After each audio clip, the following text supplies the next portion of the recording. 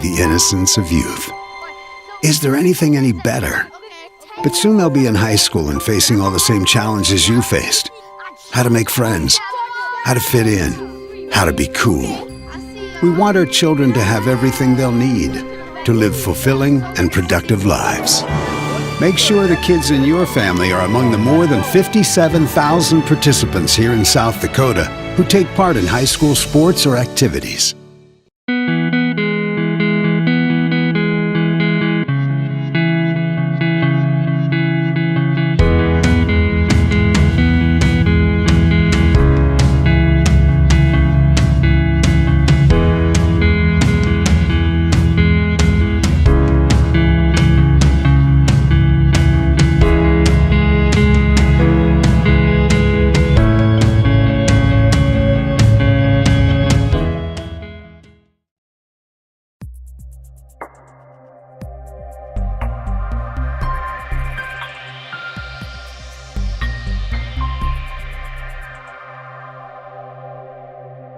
In times like these, it's good to know there's a place where people know who you are, no matter how long you've been gone. A place where the smells of home cooking are still in the air, where a simple wave warms your heart, and sharing stories is just a way of life. It's good to be home. Agraria Insurance Company, protecting what's important in life. Contact your local Agraria Insurance Company agent. Let's be real. You work. You worry. You wait. You wonder. These are the challenges of life on the farm. As a community bank, First Bank & Trust understands this rural reality. They're big enough to help ag producers grow for the future and small enough to get to know you right now.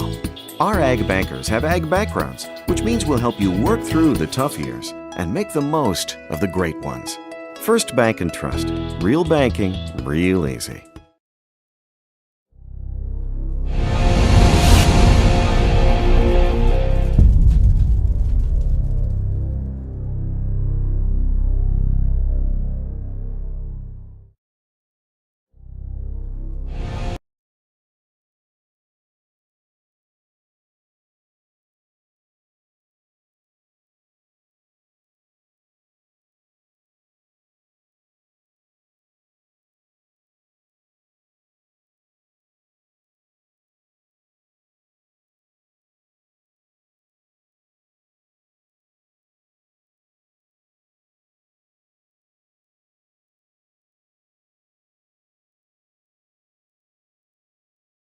Advertising can be a struggle. Where to spend your money? Are you reaching the right audience? If you are looking for an effective method that reaches a large fan base at once, then here is your spot with Live Ticket TV. With over 65 schools in the state of South Dakota, we can help you find the right market. Plus, you can work with me, Heath, and a portion of all sales made go right back to the school. Get a hold of me today and let's get started in helping build your brand with Live Ticket TV. There's no better organization that gives back to the student athletes than the Booster Club. The Vermillion Booster Club is committed to helping all student athletes grow. Join the Tanager faithful today by becoming a member at gotanagers.com. While you're there, check out team apparel for your favorite sports team. Like them on Facebook to stay up to date on all the latest information and sports games. Join the Vermillion Boosters today and go Tanagers!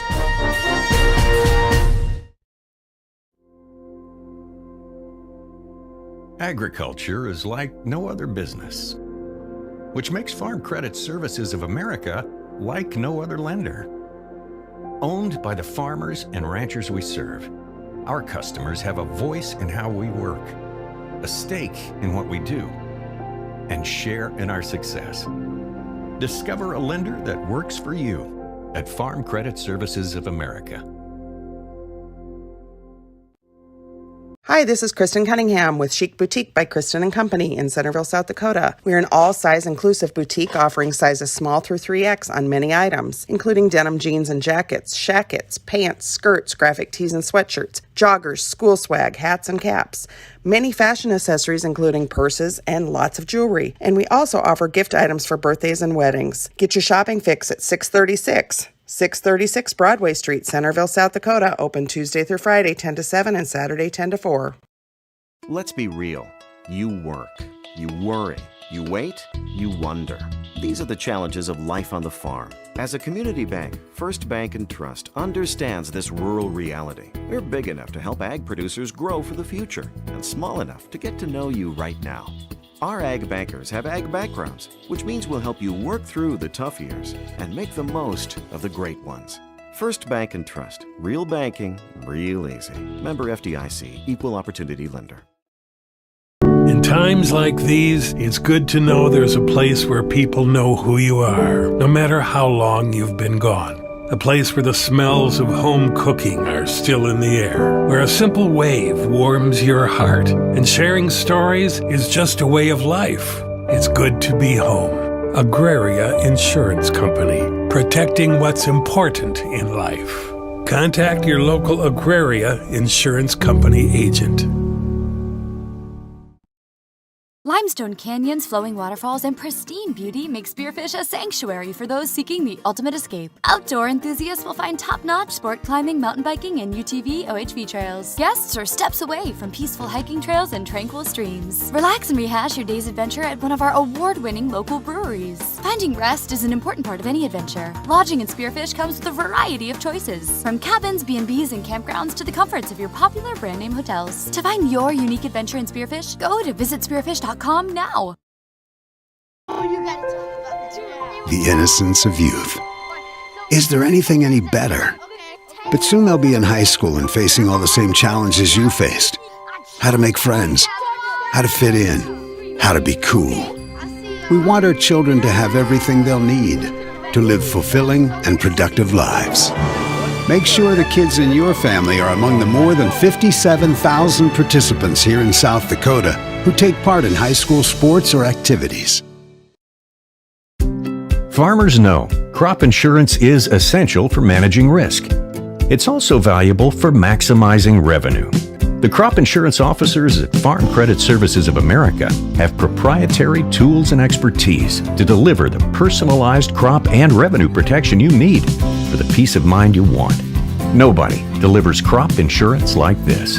Discover the difference by calling 800-884-FARM. Agriculture works here.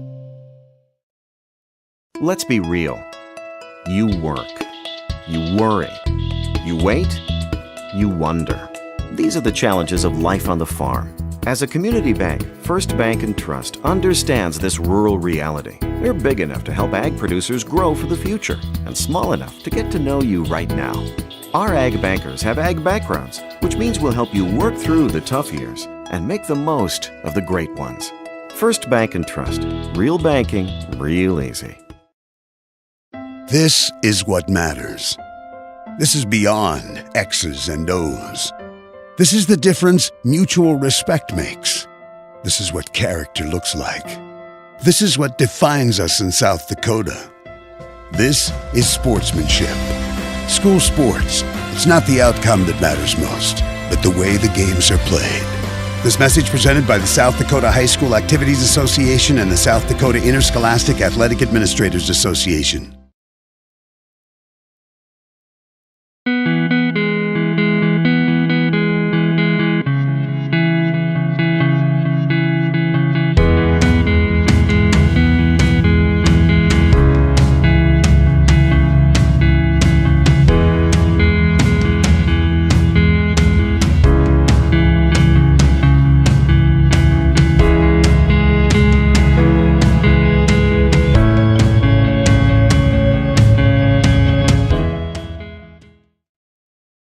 Times like these, it's good to know there's a place where people know who you are, no matter how long you've been gone. A place where the smells of home cooking are still in the air, where a simple wave warms your heart, and sharing stories is just a way of life. It's good to be home.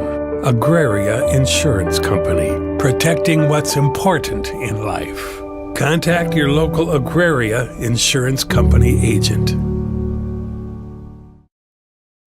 Advertising can be a struggle. Where to spend your money? Are you reaching the right audience? If you are looking for an effective method that reaches a large fan base at once, then here is your spot with Live Ticket TV. With over 65 schools in the state of South Dakota, we can help you find the right market. Plus, you can work with me, Heath, and a portion of all sales made go right back to the school. Get a hold of me today and let's get started in helping build your brand with Live Ticket TV.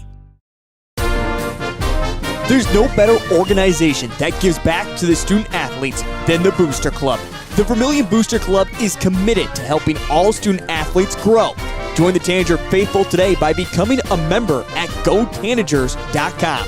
While you're there, check out team apparel for your favorite sports team. Like them on Facebook to stay up to date on all the latest information and sports games. Join the Vermillion Boosters today and go Tanagers.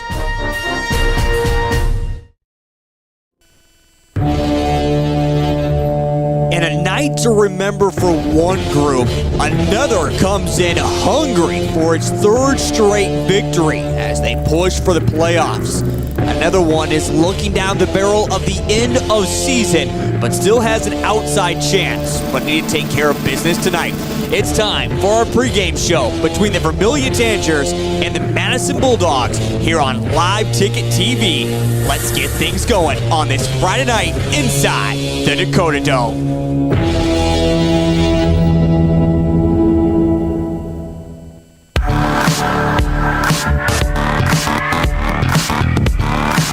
Well, happy senior night to the Vermillion Tanager football team as we look back on this chance to remember a lot of great talent that has made its way through the hallways and on the gridiron for the past 4 years for the Vermillion Tanagers. And on the opposite side, it's the Madison Bulldogs that looking overall 3-4, you would say, all right, they're a middle-of-the-road team, but this has certainly been a team that could be, I mean, you look at it, maybe even 6-1 on their season. Yes, last year's champions that won their championship game right here inside the Dakota Dome have had their growing pains so far this season with not only a much younger team, but also a first-year head coach. But now when things have needed to click just exactly right, you can even say when Vermillion needed everything to go right, the puzzle has kind of fallen apart. But for the Madison Bulldogs, the puzzle has come together nicely, and they find themselves on a good track. Well, I'm Heath Nimke along with our producer, Cole Larson. Larsh, we're getting you set for this big matchup between the Vermillion Tanagers and the Madison Bulldogs. As we mentioned, it is senior night. Before we talk any more football, let's go back to some news that was surrounding yesterday when it came to at the Bluffs Golf Course. And no, I'm not talking about the golf team that won themselves a championship, but instead the Vermillion cross-country teams, both the boys and the girls, as they both walked away as Region 3A champions. The boys and girls both did so. Congratulations to them on going to state. Their success they've had, of course, both teams being extremely young this season. But even looking back to last week, you looked at what happened inside the DAC 12. You said, hey, the Vermillion boys are putting themselves in a really good spot. The girls just didn't have it quite all together, but turned everything around. And again, Vermillion walked away with that that title in Region 3A, beating the Lennox by just 1 point on the girls' side of things, and the boys able to get it done yesterday as well. Super excited to see them. The boys won by a total of just 3 points over Dakota Valley. So good to see that for the cross-country team, and can't wait for next week when they're competing in state and seeing if they can't make a little bit of noise at state as well. We mentioned it is also senior night. We'll talk more about it, but a lot of great seniors when you look at this squad for the Vermillion boys. A lot of injuries as well, talking about some key pieces. You have Ty Hertz, who's not going to be able to finish out his season. Connor Larson, who has been huge in the receiving game this season. Luke Knutson, who came on last year as a kicker, has provided big minutes, not only just in the kicking game, but of course defensively, and also getting some offense in there as well. Jeremy Crow just been an outstanding running back for the past few years. You look at Michaela Walker on there. He's been huge, just helping out his squad. Cutter Skogsberg, of course, a great offense and defensive lineman for the past few years. Eric Solzy helping out tremendously on the offensive line this year. Roz Baylor getting it done defensively, and also Wyatt Gestring, of course. He had a big knee surgery last year. Hasn't really got a whole lot into the rotation, but it's always great to say congratulations to these boys on a phenomenal football season. Certainly hasn't gone the way that they were hoping, but trying to finish things off strong and see if they can't still make a late push for the playoffs. All right, here on our pregame show, there is a lot to dive into. I know I'm kind of going on here, but there's a lot to talk about for the Madison Bulldogs. As I mentioned it just a moment ago, Coach Bundy, his first year at the helm. This has been a team 3-4 overall that has lost a lot of close games so far this season, but they still find themselves in the playoff hunt. But when you take a look at this Bulldogs team, it has really been helped out by Ben Brooks, their sophomore quarterback, who didn't even play last year due to an ankle injury. He's been able to come on phenomenal, get it done through the passing and also using his feet. In total, he's gotten over 1,400 yards of offense so far this season for the Madison Bulldogs. He'll be a key piece to shut down. And as I mentioned it earlier, 3-4 overall, but 2 huge victories the past 2 weeks for the Madison Bulldogs, including last week against the Lennox Orioles as they beat up on Lennox 41-19, trying to finish off their season, trying to get to 5-4, taking on Vermillion tonight, and then finishing up their season against Custer next Thursday. For Vermillion, as we mentioned, senior night 2-5. Things have certainly not gone the right way that Vermillion was hoping so after a 28-0 homecoming victory over Custer. It was a surprising loss to the Chamberlain Cubs, and then really couldn't find their offense against the Canton Seahawks last week after an explosion from the Seahawks in that first half. This team is still trying to find kind of their complete game of finding the offense and defense together. We'll see if they can't get that done tonight. Coming up here on our pregame show, we are going to be talking a little bit more about the playoffs, where both teams find themselves at, what needs to go right for Vermillion, what needs to go right for Madison. Plus, we'll catch up with both head coaches, Tom O'Boyle and also Coach Bundy of the Madison Bulldogs. Get to our starting lineups, talk about the key role players, and by that time, it will be kickoff, which is coming up just past 7 o'clock right here on Live Ticket TV. I'm Heath Nimke. It's time for our first time out, and when we come back, it's a look at where we find ourselves at in the Class 11A standings and the postseason that is now less than 2 weeks away. That is all on the way next here on Live Ticket TV.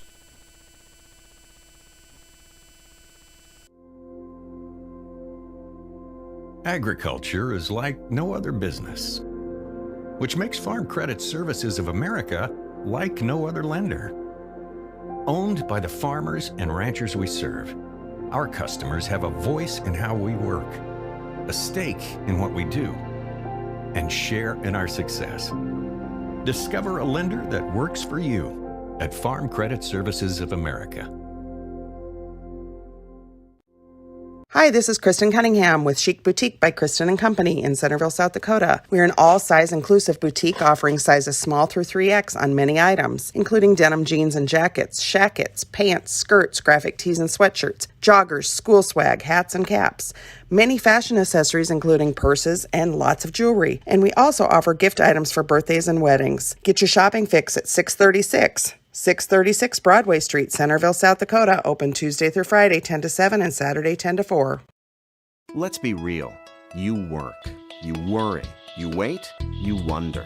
These are the challenges of life on the farm. As a community bank, First Bank & Trust understands this rural reality. We're big enough to help ag producers grow for the future and small enough to get to know you right now. Our ag bankers have ag backgrounds, which means we'll help you work through the tough years and make the most of the great ones. First Bank & Trust. Real banking, real easy. Member FDIC. Equal Opportunity Lender. In times like these, it's good to know there's a place where people know who you are, no matter how long you've been gone. A place where the smells of home cooking are still in the air, where a simple wave warms your heart, and sharing stories is just a way of life. It's good to be home. Agraria Insurance Company, protecting what's important in life. Contact your local Agraria Insurance Company agent.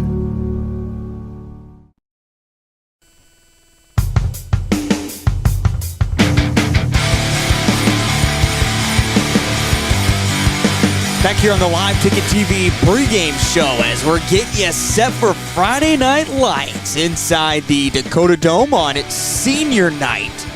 Also some pregame festivities going on outside as the Vermillion Public Foundation is having their fundraiser currently going off, including free will donation as they're serving up chili. I know the Pep Band was out there earlier, also serenading all the fans that have come out for a great night. What has been kind of a cooler week with a lot of high winds, kind of seeing that outside once again, not as bad as it has been the past couple of days, but of course always nice, sunny, and 72 when it comes to inside the dome. Of course, the Vermillion boys will be wrapping up their season back outside on the road coming up next Thursday, 6 days away. Back here on the pregame show, our pregame show is brought to you by our Vermillion sponsors, including First Bank & Trust. Enjoy the convenience of digital banking from anywhere, including fast and secure mobile and online options. Customized features let you streamline banking tasks across all platforms, even other financial institutions. Banking has never been easier with First Bank & Trust. Well, it's always time to get into this segment of our pregame show. And certainly we were hoping that it would be a little bit different this year for the Vermillion boys and looking at what could still be playoffs. Now, technically, according to the way things break down, Vermillion does still have a chance at making the playoffs, but a lot of different things would need to go right. And as we pull up the graphic here, you can kind of see where Vermillion finds themselves at. And as we get closer to the playoffs and how everything is breaking down, of course, out of the 14 teams, the top 8 will make it into the playoffs, and then they'll be seeded 1 through 8. And also, before we get into that, let's get into the official media polls and what they believe is what the media says is number 1 through number 5, and who's also receiving votes. Now, after the loss last week for West Central, and Del Rapids still remaining undefeated. Del Rapids has always been number one seed points-wise, but after winning, Del Rapids being 7-0 overall, they're finally number one according to the media. West Central is number 2. Dakota Valley is number 3. Beersford is number 4. Sioux Falls Christian is number 5. And receiving votes is the Canton Seahawks. So literally, basically, besides Dakota Valley and Beersford, the media has gone with exactly the standings. The only thing, again, we talk about is the flip-flop between Beersford and Dakota Valley. But again, when it comes to the playoffs, it all comes down to what we see with seed points. And there you can see Del Rapids is not only number 1, but they're number 1 by over 2 seed points. And when you talk about getting towards the latter part of the season, that is very impressive to be that far ahead. At number 2 is West Central. Beersford 5-2 overall. Right now, currently in that 3rd spot, they're sitting .571 in front of Dakota Valley. It will be interesting tonight between Dakota Valley and Beersford, as those two teams are meeting up in Beersford. Kind of two totally different teams. One that really likes to pound the rock with the Beersford Watchdogs, where Dakota Valley really likes to open it up and throw the football. Going to be exciting. Certainly going to be keeping our eye on that game tonight. Down in 5th place is Sioux Falls Christian. Canton at 6th. Madison is right now at 7th, trying to better themselves now when it comes to the head-to-head matchup. I know on the standings there it has Canton above Madison. It would actually be Madison who is in 6th and Canton who's in 7th if the playoffs started today, because Madison has won that head-to-head matchup. Now, this is just according to Varsity Bound and yet to have the season officially come to its conclusion.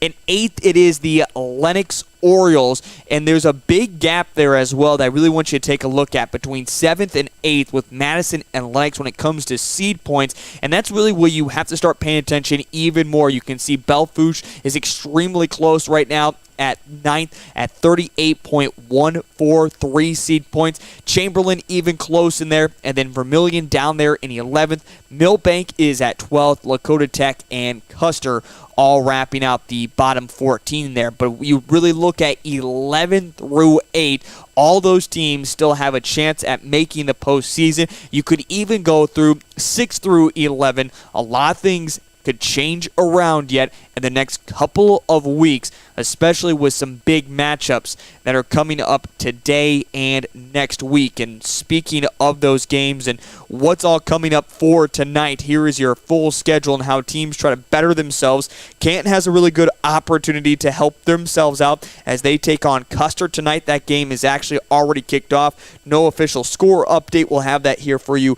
in just a little bit. Also coming up tonight, West Central takes on Lenox. Again, if Lenox wants to help themselves out, they need a big upset victory. That game is happening in West Central this evening. Lee Deadwood takes on Lakota Tech. As I mentioned, 3 versus 4. 3 versus 4. Depends on how you look at it. Beersford and Dakota Valley take each other on. Again, that kicks off at 7 in Beersford. Otherwise, Sioux Falls Christian is taking on Belle-Fourche. Yes, Sioux Falls Christian has made the long trip out to Belle-Fourche, South Dakota. Again, that game is getting kicked off coming up here in just a little bit. Del Rapids takes on St. Thomas More. That is going to be an interesting game as well. St. Thomas More not ranked inside the top 5, but 5-2 overall in Class B. And finally, Millbank and Chamberlain taking on each other. That's in Chamberlain coming up at 7 o'clock as well this evening. Chamberlain could help themselves out. Millbank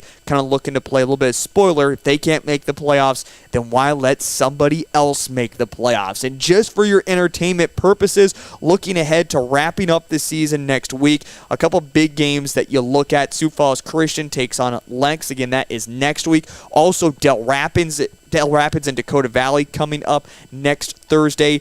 and those could really determine a lot more in the playoffs as well. Otherwise, kind of the games get a little bit easier, at least when it comes to the matchups. Of course, the Vermillion Belfouche game is going to be a good one no matter what. But you have Beersford that takes on Lakota Tech. Otherwise, next week, Madison takes on Custer, and even Canton takes on Chamberlain. That could be an interesting game in there as well. But certainly, a lot of big games coming up to tonight that could determine a lot more going into the postseason as the official season wraps up next Thursday. And when it comes to Class 11B, more games coming up tonight, and even 9-man as they wrap up their regular season tonight and get ready for the official playoffs beginning next Thursday. For them, of course, 16 teams go from Class B through 9-man, where it's only 8 teams for A, AA, and AAA. All right, it's time for another timeout here on Live Ticket TV, as tonight's broadcast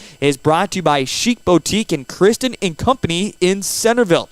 Treat Kristen's Closet like your own. Enjoy refreshments while shopping and relaxing with your gal pals. They'd love to have you. You can always text Kristen or message them on Facebook to book your private shopping events and find out more by visiting them on Facebook. You'll receive host rewards for inviting your friends too. And be sure to let Christian know you heard it on Live Ticket TV with the Vermillion Tanagers. And don't forget, if you're big into fall festivals, they'll have theirs big festival coming up in Centerville next Saturday. Have a lot of great host activities. The school is putting on a lot of different things. Of course, Chic Boutique and Kristen & Company will also be there as well, right outside of their building, of course, happening all downtown Centerville. So make sure you check that out coming up next weekend. All right, time for another timeout. When we come back, it's time for our coaches' interviews as we catch up with first-year head coach Bundy of the Madison Bulldogs, and head coach Tom O'Boyle is also on the way. That's all on the way on Live Ticket TV.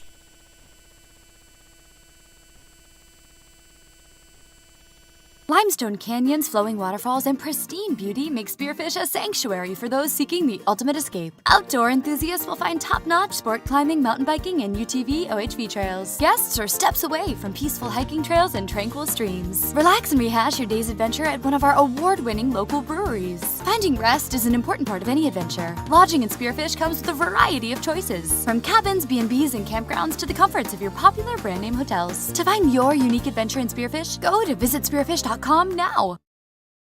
The innocence of youth.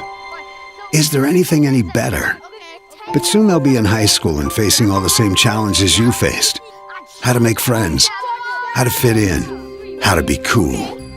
We want our children to have everything they'll need to live fulfilling and productive lives. Make sure the kids in your family are among the more than 57,000 participants here in South Dakota who take part in high school sports or activities. Farmers know crop insurance is essential for managing risk. It's also valuable for maximizing revenue. The crop insurance officers at Farm Credit Services of America have proprietary tools and expertise to deliver the personalized crop and revenue protection you need for the peace of mind you want. Nobody delivers crop insurance like this. Discover the difference by calling 800-884-FARM. Agriculture works here. Let's be real. You work. You worry. You wait. You wonder. These are the challenges of life on the farm. As a community bank, First Bank & Trust understands this rural reality. They're big enough to help ag producers grow for the future and small enough to get to know you right now. Our ag bankers have ag backgrounds, which means we'll help you work through the tough years and make the most of the great ones. First Bank & Trust. Real banking, real easy.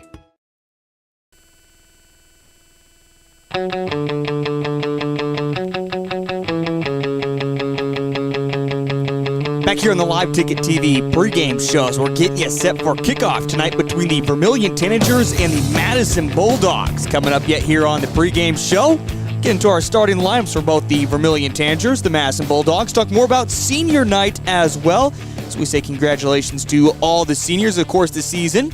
Hasn't quite gone the way the Vermillion boys were hoping, but still have a great opportunity to take on some great opponents yet to wrap up their season. Of course, the long trip out to Belfouche, South Dakota, coming up next Thursday, but tonight it is the Madison Bulldogs, and it's time to focus a little bit more on the Bulldogs, a team coming in at 3-4 overall. But one thing is for certain about Madison is you can't necessarily look at their 3-4 record and say, well, okay, they're a team that is right there in the middle of the road, because they're not necessarily that team. They have really been kind of maybe the underdog story of a lot of younger players. After winning a state title a year ago, they lost a lot of great senior talent. How were they going to replace that? And they went through the growing pains, and it seemed like when their backs were up against the wall, 1-4 overall, they need to change something around, or more importantly, they just need to find wins, and that's exactly what they have been able to do, including the past 2 weeks. They were able to beat Canton Seahawks back on September 30th, 21-14, and then last week, 41-19 over the Lennox Orioles. I'll bring those two games up in particular because those are two opponents that Vermillion has already lost to this season. Other common opponents you look at, Madison lost to West Central by 3 points. Of course, Vermillion lost to the Trojans by 33. So definitely not a Bulldogs team you can overlook and say, hey, we have an opportunity, because they are coming in here hungry at 3-4. They're still in the spot in the playoffs, and all they can really do at this point is either knock themselves out or better their position. So they're trying to come into the Dome and get a big victory over the Tanagers tonight. And all doing it, of course, is also first-year head coach Mr. Bundy, who I caught up with earlier today, talking about where his team was at with this season and also the growing pains that he's had to go with as a coach as well. Here he is on our pregame show. It's Coach Bundy of the Madison Bulldogs. Well, Coach, getting ready for this big matchup against the Vermillion Tanagers. We'll talk more about that here in just a moment. But if we could, I want to go back to the very beginning of this season and kind of to this point where you're at right now. You're coming in as a new head coach, a team that graduated a lot of seniors last year. It was going to be a big task for your group to repeat as champions. How was the task? How has it been so far? And what have you gotten from this younger squad this year for your team? Yeah, with a younger group, you got to, change your expectations a little bit. But, our thing has always been, let's get some experience, and then at the end of the season, let's see where we're at. Get in the playoffs, and then see if we can make a run. So, as crazy as it sounds, it's according to plan, hopefully we can get a couple more wins here and end up in a decent seed for the playoffs and, see what happens. Well, you talk about your younger squad as well. There are, of course, those seniors out there. There is that leadership. Has there really been any problems blending together as a team with kind of some younger guys in key role positions, or how has the relationship been with all of your squad? Yeah, it's been really good. I mean, we knew that we were going to have, some of these sophomores play a lot for us. And so, starting in the summer, they were coming to our 7-on-7 stuff and coming to camps and, put into those starting positions. And so it's been going on for a long time, and the seniors did a great job of just incorporating them into the group. And, our juniors have too. And, we really have blended, better than, you probably hoped for. And so that's been really nice. And a lot of that is on the seniors. We just got, great senior leadership with that group. 3, 6, and 7. In fact, 3 games in a row. Those are the scores that you lost by. It kind of felt like maybe your season, it wasn't necessarily over with, but your backs were against the wall after the loss against Dakota Valley. And ever since then, you've been able to find your mojo. You've been able to find your steam, getting big wins against Canton and Lennox. Has the team felt like their backs are up against the wall after that Dakota Valley game, knowing that wins were needed if you wanted to make the playoffs? What has kind of that starting point been for your squad after DV and just getting right back on that right track? Yeah, we've been talking about that and, talking about how our team is dangerous, but, when we're right there, we just need to finish. But, after that Dakota Valley game, practice has been more focused. I think the kids feel the sense of urgency that, if we're gonna do this, we got to do it now. And so they've really responded well to that, and that's been exciting to see as coaches. Well, you continue to just kind of find that strength and those wins as well against Lennox last week, a big victory. Did it feel like your team finally had found all the right pieces, that your team was finally playing together, and that you're in the right spot that you want to be heading towards the end of the season? Yeah, I mean, obviously there are things to clean up and things we've been working on in practice, but that was probably our best game that we played so far. Against a pretty quality opponent in Lennox, it was nice to see that the offense was clicking. We had a couple of guys go over 100 yards rushing and had some success in the air, and defense really did play well. Gave up some big pass plays, but we're right in position, and so we're doing a lot of things well, and so that's exciting to see at this point. Well, getting ready for this game against the Vermillion Tanagers, you talk about the running game. I feel like maybe it's been a lot of Ben Brooks who's been able to get it done, of course, with throwing the football, but he's also been a big part of this rushing attack as well. Have you liked to see him through his progression so far this season, or going into this game against the Vermillion Tanagers, where really is that strength of the offense that you would like to see tonight? Yeah, with Ben, it's just about gaining confidence and gaining experience. He broke his ankle at the beginning of last season, so he didn't even get a freshman season. And so, this is his real, first high school football. And so, early in the year, playing a little timid or, not wanting to, take that role on necessarily. But now he's really embraced it. He's done a really good job of kind of leading us there. And, has been a pretty dynamic player for us. Bruce Goldie's done a great job running the ball in these last couple games too. That just makes things easier for us. If we have our running back going, then that opens things up for Ben a little bit more too. So that's been good to see those guys clicking like that. Defensively, you've seen it kind of on film. Vermillion has struggled offensively, sometimes with finding their passing game in the opening part of the first half, even in the running game. If there's not the big play that's going to happen, it seems like the run game just really hasn't gotten going. What have you seen on film, and how important is it for your team to jump out to a quick start over the Vermillion Tanagers?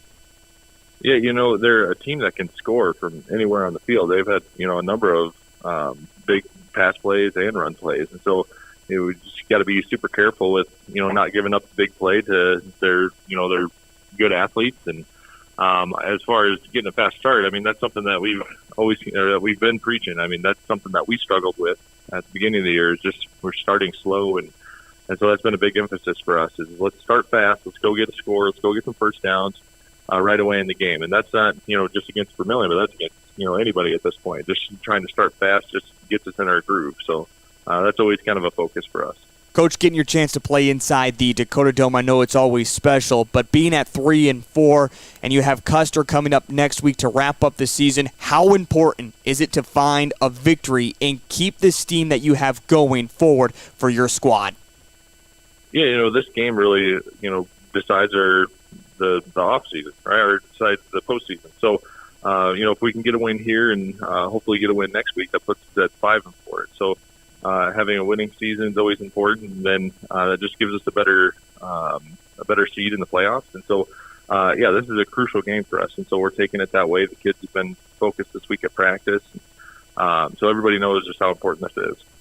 Once again, that is first-year head coach Bundy here on the pregame show for the Madison Bulldogs, talking about where his team is at with their season so far and just trying to finish everything off on the right note. Again, coming into this game, the Madison Bulldogs at 3-4 overall, but they have had so many close games so far this season. I mentioned it during the interview, and just going back and looking at the Madison Bulldogs here for a quick moment and what they've been able to do this season. Again, you look at 3-4. Last year they were state champions. We know they had kind of a younger team that was coming forward again this season, but they've been in so many close games. I mean, they lost their season opener at home against Del Rapids, 33-14. In fact, that was Del Rapids in the second half, pulling away in that one. Otherwise, got the big victory against Millbank, 41-6. Then lost to West Central by 3 points. Lost to Sioux Falls Christian by 6. Went on the road to Dakota Valley and lost by 7. Before it was back on the end of September, they beat Canton on the road, 21-14. And as we mentioned last week at home against the Lennox Orioles, 41-19. So this team has lost some close games against some great teams, like, as I mentioned, West Central, and even just to open up the season against Del Rapids and Dakota Valley.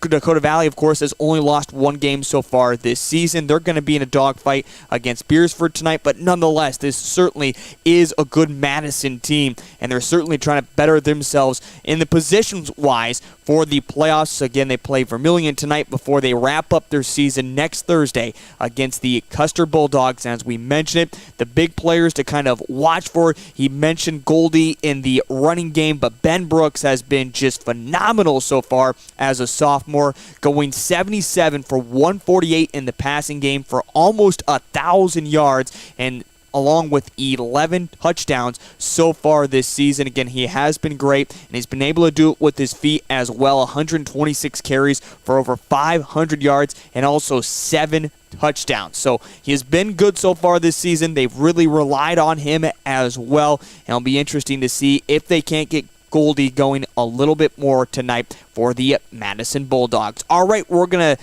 take a timeout. When we come back, it's time to get into our next coach's interview, as we're going to catch up with head coach Tom O'Boyle of the Vermillion Tanagers. That's on the way next here on Live Ticket TV.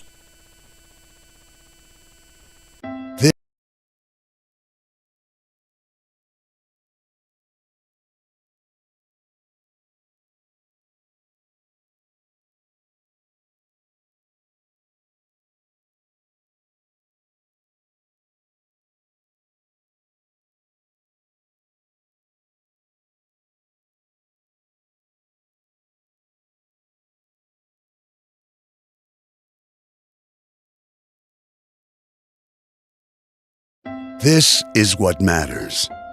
This is beyond X's and O's. This is the difference mutual respect makes. This is what character looks like. This is what defines us in South Dakota. This is sportsmanship. School sports, it's not the outcome that matters most, but the way the games are played. This message presented by the South Dakota High School Activities Association and the South Dakota Interscholastic Athletic Administrators Association.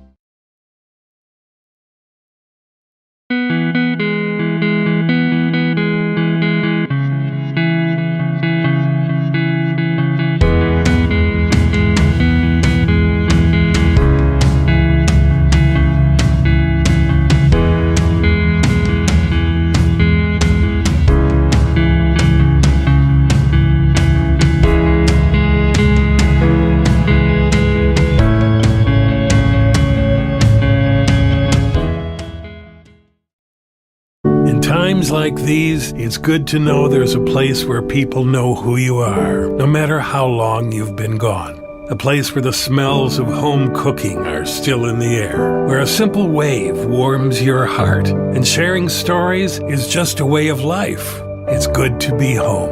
Agraria Insurance Company, protecting what's important in life. Contact your local Agraria Insurance Company agent.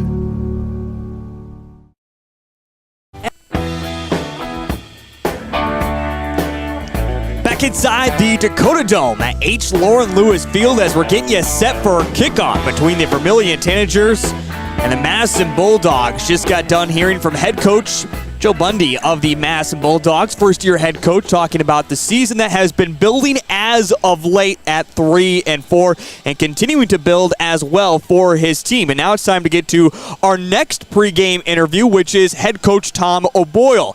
And if you haven't heard the news about Coach O'Boyle yet so far this season and what happened more recently in the past week, we'll get to that here in just a moment. But right now, I caught up with Coach OB earlier this week to talk about this matchup and getting ready for the Madison Bulldogs. You might recognize this to be a little bit more generic than it usually is. The reason for that will be coming up here in just a moment. But right now on our pregame show, it's head coach of the Vermillion Tanagers, Tom O'Boyle.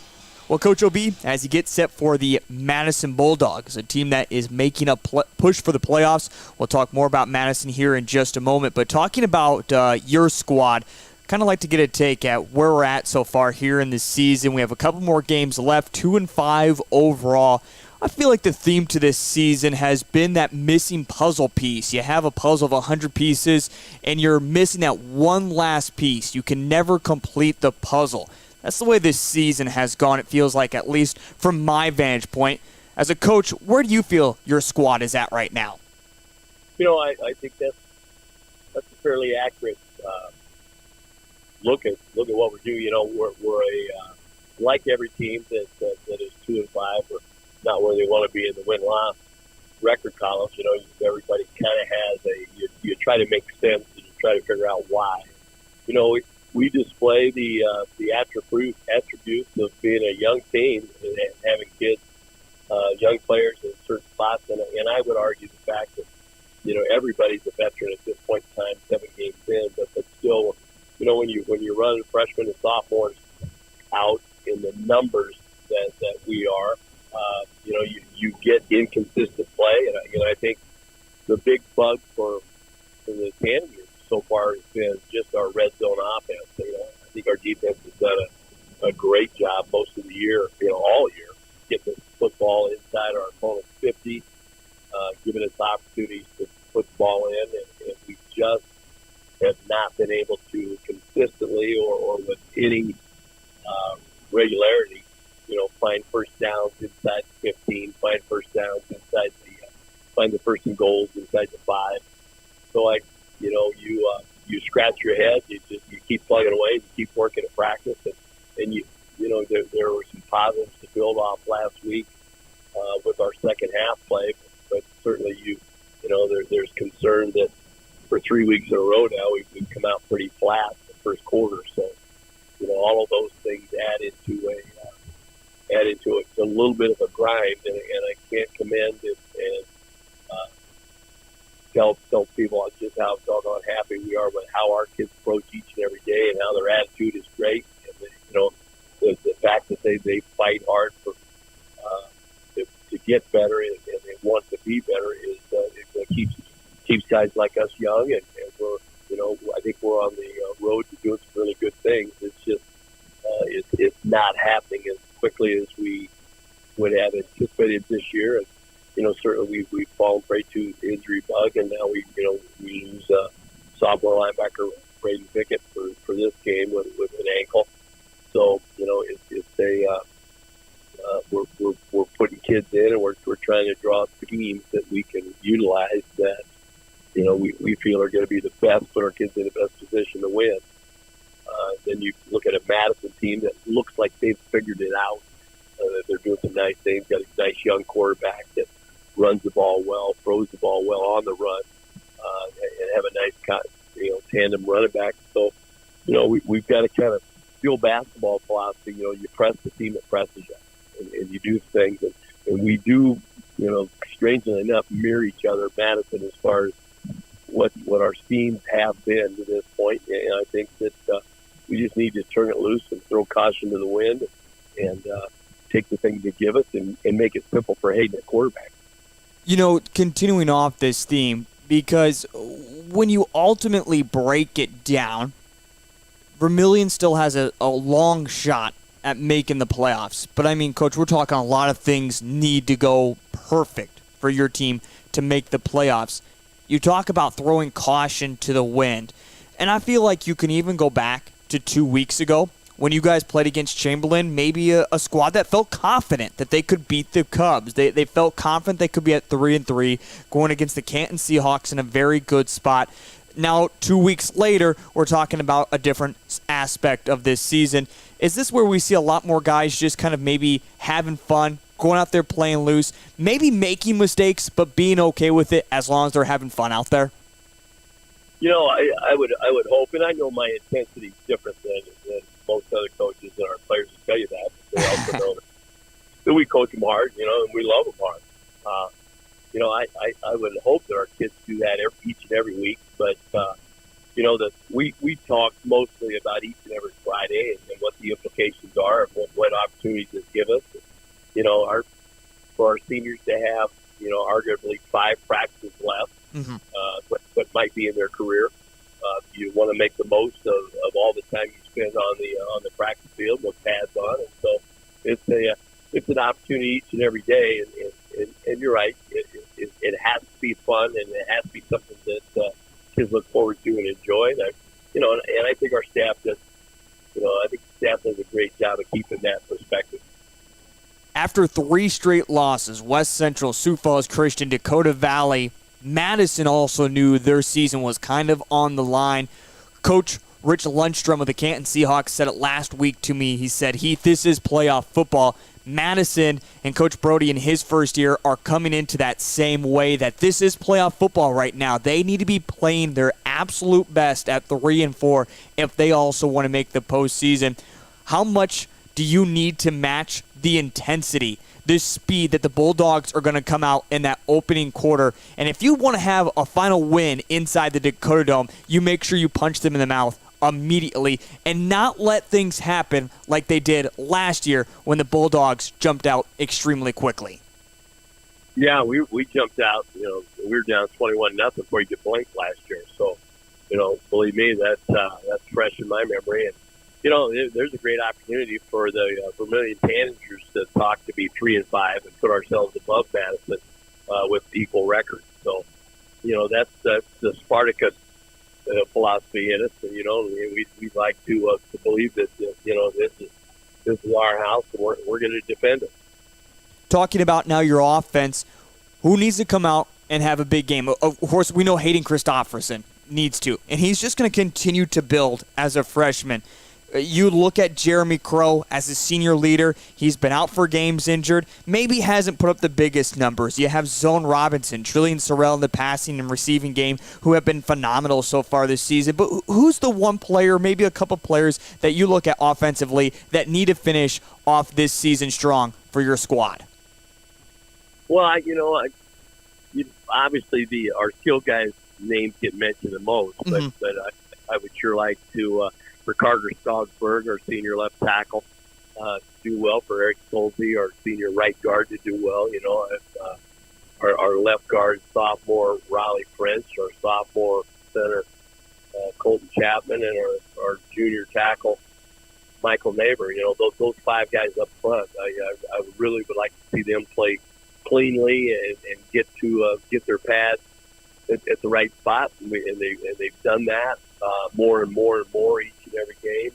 And pass protection has cleaned up. So I'd like to see those 5 guys up front play a clean football game, 4 quarters, and feel good about what it does for the offense. Going into this game, as we mentioned, it has certainly not gone the way, but you just said it. You could be tied with Madison when it comes to records by the end of this. The pregame speech before you head out of the locker room to kick this one off, is it anything special? Does it remain the same? Take us behind what you're going to say to the guys before the opening kickoff against the Bulldogs. Well, I think, it's senior night, so relish the moment. Absolutely look back on your career and see where you were and see where you are now, and take it in. See the big picture. Feel good about where you are. Feel good about what you're doing as a young man, a young athlete representing Vermillion. So, it's it's lay it on the line and get after it. The competition is not going to be different, but certainly the opportunities are numbered coming up. And so don't waste time on things. Don't waste things that you don't control, and you control where you have to be each and every play, where your pad levels are, what your intensity is. So, we'll tell them to roll damn Tanagers and feel good about who you are and where you are. Well, I had that conversation with him on Wednesday morning. However, he won't be saying roll damn Tanagers tonight, as Coach OB will no longer be with the football team due to an injury that he sustained this past week, and he hasn't been able to come inside the dome, and as of right now, he's been instructed to stay home as well when it comes to the trip out to Belfouche. So again, head coach Tom O'Boyle, with our pregame conversation, won't truly be with the Vermillion Tanagers on the sidelines, which now asks the question, who will be the interim head coach for tonight? Well, of course, no other than a state title winner himself. Gary Culver will take over the head reins and be the head coach tonight for the Vermillion Tanagers. Now, Coach Culver did catch up with him before the game. He said everything remains the same. We know exactly what OB wants to do. We're going to keep on doing that, and we're just going to have fun tonight and try to beat the Vermillion Tanagers. We'll see how it shapes up. Our starting lineups are on the way next here on Live Ticket TV. Advertising can be a struggle. Where to spend your money? Are you reaching the right audience? If you are looking for an effective method that reaches a large fan base at once, then here is your spot with Live Ticket TV. With over 65 schools in the state of South Dakota, we can help you find the right market. Plus, you can work with me, Heath, and a portion of all sales made go right back to the school. Get a hold of me today and let's get started in helping build your brand with Live Ticket TV. There's no better organization that gives back to the student athletes than the Booster Club. The Vermillion Booster Club is committed to helping all student athletes grow. Join the Tanager faithful today by becoming a member at gotanagers.com. While you're there, check out team apparel for your favorite sports team. Like them on Facebook to stay up to date on all the latest information and sports games. Join the Vermillion Boosters today and go Tanagers.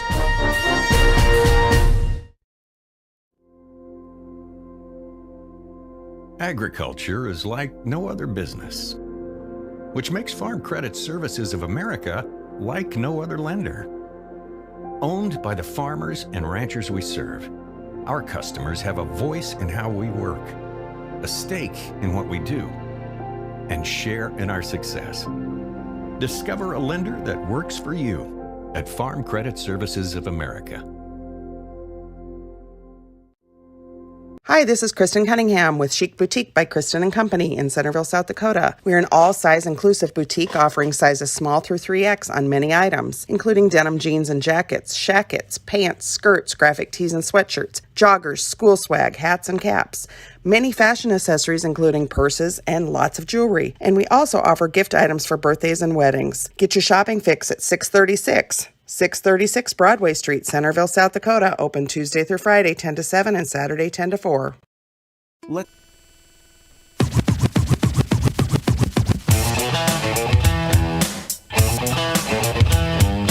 Welcome back to the Live Ticket TV pregame show as we're getting you set for kickoff between the Vermillion Tanagers and the Madison Bulldogs. I'm Heath Nimke. Just got done hearing from head coach Tom O'Boyle. And now it's time to get into our starting lineups, and we'll talk about some injuries as Coach OB mentioned, and also there is another big key injury that the Vermillion Tanagers have suffered from this past weekend that Coach OB didn't mention, and we're going to have to get into that and where he'll be found at tonight. But let's get into our starting lineups for both the Vermillion and the Madison Bulldogs. We'll also take a look at our seniors here in just a moment, but let's dive on in, and let's begin with the Vermillion starting offense. As you look from where they were at a week ago, everything remains the same besides a couple different spots, or I should say one. Connor Rohrig is going to get the main wide receiver spot tonight. Of course, left tackle Carter Skogsberg, the left guard Riley French, center Colton Chapman, right guard Eric Solzy, and the right tackle Michael Neighbor. Quarterback, as always, Hayden Christopherson and Jeremy Crow, after he had a big 73-yard touchdown run, just over another 100 yards for him last week. He has done that now twice this season. Otherwise, again, the wide receivers, Connor Larson, Zone Robinson, Connor Rohrig, and Trillian Sorrell. Trillian Sorrell has come on late, of course, defensively and also offensively in the wide receiver game. Going up against them tonight will be the Madison Bulldogs in a 4-4 formation. We will probably see a little bit more help in the secondary and a switch in linebacker positions, which is how much Vermillion likes to throw the football at the defensive line there. You'll see Braxton Borkland along with the defensive tackles of Gavin Hoff and Parker Johnson, and right next to Parker, his brother Lucas Johnson at the other defensive end position. The linebackers tonight will be Joe Gores, Eli Barger, Jordan Peterson, and Caden DeVries. Watch for Eli a little bit more to help out in the secondary, which at the cornerback positions will be Carson Wolf along with Quinn Fleming. And finally, at that safety position, it is Andrew Combs. Speaking of Madison offensively, we talked about it just a little bit ago, but he's going to be the main target that really Madison has relied on all season. Again, over 1,300 total offensive yards so far. Ben Brooks has been able to get it done with his feet and with his arm, just under 1,000 yards passing so far this season, over 500 rushing the football. Watch for Ben Brooks to be big. And also mentioned it earlier, Coach Bundy said he really wanted to see Bruce Goldie continue his hot streak that he has had as of late. And speaking of the Madison Bulldogs, when it comes to their wide receiver crew, Carson Wolf, Andrew Combs, Eli Barger, and Quinn Fleming, all in the receiving game. And for the Madison Bulldogs, they have been able to spread it out, but the main target that Brooks is going to look for will be one that doesn't even right now pop up on the starting lineup. That will be Sean Venhoff. He has been the main target with 31 receptions for 402 yards, but again, not a part of the starting 11 tonight. Otherwise, Wolf has had 15 receptions for 151 yards, and Combs 11 receptions for 102, and also Goldie, of course, out of the backfield, 9 receptions for 121 yards as well. So watch for Carson Wolf tonight in the receiving game. And when you look at defensively for the Vermillion Tanagers, a lot is the same besides that one injury that we heard about earlier. Carter Skogsberg, Riley French, Ross Baylor, Brandon Walker, all controlling the defensive line. Sean Doan is going to get the start tonight in the linebacker position, filling in for Bickett, who is injured. Jeremy Crow, Jackson Heine, also your other linebackers. And then out in the secondary zone, Robinson and Connor Peterson. Of course, Peterson has had a huge game with interceptions. I should say a huge season with interceptions so far, and Luke Knutson and Trillian Sorrell running the safety positions. But I mentioned Bickett, of course. Ty Hertz has been also hurt at that linebacker position. But one other key injury that happened this past weekend, and as of right now, he has been told to stay home. That is head coach Tom O'Boyle. We just mentioned it a moment ago. As of right now, he is not going to be with the team after he picked up a knee injury this past weekend. The University of South Dakota team head doctor, actually, who he sees, told him that he's not supposed to be with the team this evening, and that's all I'm going to say about that. Again, OB's not supposed to be even at the Dome, supposed to be staying at home tonight, but if you know Tom O'Boyle, that let's leave it there. And that, of course, is a look at your starting lineups, but once again, it is senior night for the Vermillion boys. We mentioned them earlier, but a lot of great talent as they're wrapping up their final home season, or I should say home game of the season. Ty Hertz, that starting quarterback, never really got his season going. Of course, injured halfway through the season after missing the first 2 games of the season. Phenomenal to see what Ty was able to do over his career playing for the Vermillion Tanagers. Of course, got plenty of playing time last year as well. Just unfortunate with his ACL injury that we didn't get to see more of him this year. Other seniors include Connor Larson. As we mentioned, he has been big in the receiving game this season and been phenomenal to watch him really grow over the past couple of years. Luke Knutson, who joined last year halfway through the season as a kicker, he has been helpful on the defense, and of course his kicking game is always something fun to watch and what he has been able to do. Of course, you can't forget about Jeremy Crow and what he has been able to do over the past few seasons in the running game. Has really been a featured running back since his sophomore year. Had a huge season last year and at times has struggled to run the football, even missing a game this year, but is looking to come on late, and he's been explosive and exciting once again this year. Michaela Walker has been huge for the Vermillion Tanagers. Other seniors include at the tackle positions, Carter Skogsberg. Of course, Carter is another player that has been featured a part of this offense and defense for the past couple of seasons for the Vermillion Tanagers. Eric Solzy really being a big help on the offensive line, filling in those key gaps from a year ago. Ross Baylor, who's also dealt with injuries so far this season, also homecoming king. He's back out there once again tonight, and he has just been phenomenal to watch defensively so far this season. And finally, Wyatt Gestrine, again coming in with a knee injury that lingered on from last year. Really haven't been able to see him much this season, but I know he's always been just so helpful when it comes to the scout teams and always just being a part of this team for the Vermillion Tanagers. And that is a look at your starting offense and defensive lineups for Vermillion and Madison, and as we celebrate on senior night, recognizing the seniors for Vermillion. We're going to step aside here on Live Ticket TV, and when we come back, it's closer to kickoff time as we take a look at the key players. That's on the way next, and recap what we have coming up for games tonight across the state of South Dakota. That's all on the way on Live Ticket TV.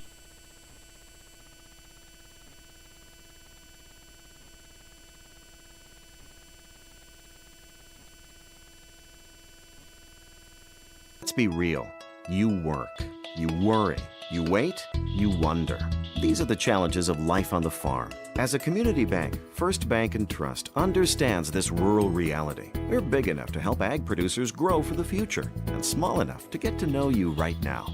Our ag bankers have ag backgrounds, which means we'll help you work through the tough years and make the most of the great ones. First Bank and Trust. Real banking, real easy. Member FDIC, Equal Opportunity Lender.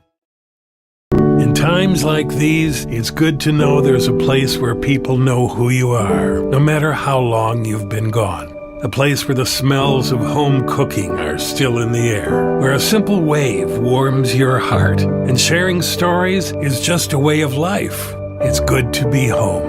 Agraria Insurance Company, protecting what's important in life. Contact your local Agraria Insurance Company agent.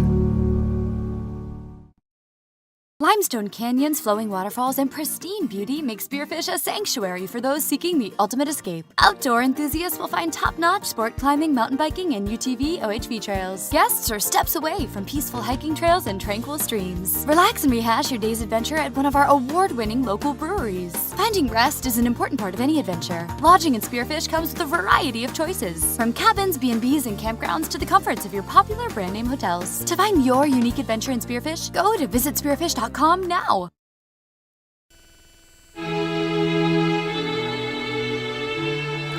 On senior night, it certainly is a packed house inside the Dakota Dome as we get you set for kickoff between the Vermillion Tanagers and the Madison Bulldogs. As we just went through our starting lineups, Vermillion football team being introduced right now. Before we get to our kickoff and coin toss for tonight, our national anthem coming up here in just a moment. Let's quickly, if you're just tuning into the broadcast, go over a few different things that have been kind of more breaking news over the past a few hours and also earlier this week. Again, if you're just tuning in, no head coach Tom O'Boyle tonight as he suffered an injury this past week at his house. He is doing absolutely fine. He is back home right now enjoying the game, but he will not be available for head coaching duties tonight for the Vermillion Tanagers. Instead, taking over as head coach, it will be longtime head coach for Vermillion Tanagers, Gary Culver. Also, when it comes to scores from across the state of South Dakota, announced a little bit ago, Custer did not make the trip to Canton tonight due to what was cited as injuries and sickness. They have forfeited the game, and Canton has beat Custer for tonight. Other games all getting set to kick off at 7 o'clock this evening, and a lot of big games across Class 11A and throughout the state of South Dakota. Jacob Wartz and Cole Larsh along with me. I'm Heath Nimke. Kickoff between the Madison Bulldogs and the Vermillion Tanagers comes up next here on Live Ticket TV. The innocence of youth.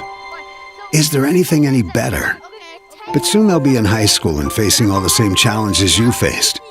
How to make friends, how to fit in, how to be cool. We want our children to have everything they'll need to live fulfilling and productive lives.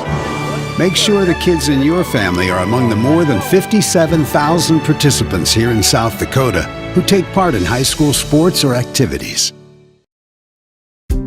Farmers know crop insurance is essential for managing risk. It's also valuable for maximizing revenue. The crop insurance officers at Farm Credit Services of America have proprietary tools and expertise to deliver the personalized crop and revenue protection you need for the peace of mind you want. Nobody delivers crop insurance like this.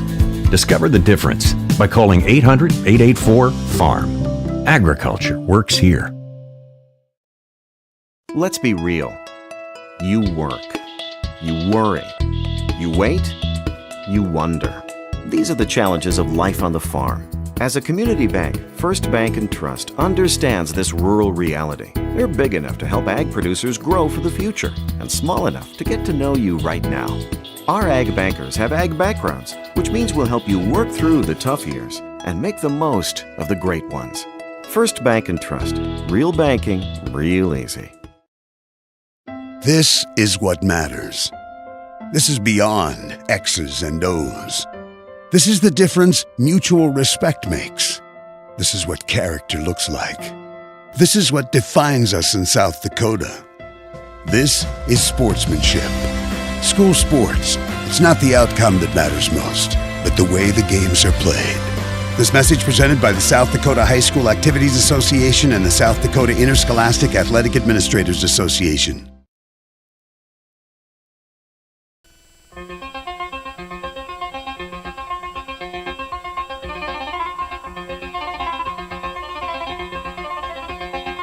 As the captains meet at the South Dakota logo, it's Madison versus Vermillion. Playoff implications still on the line for both.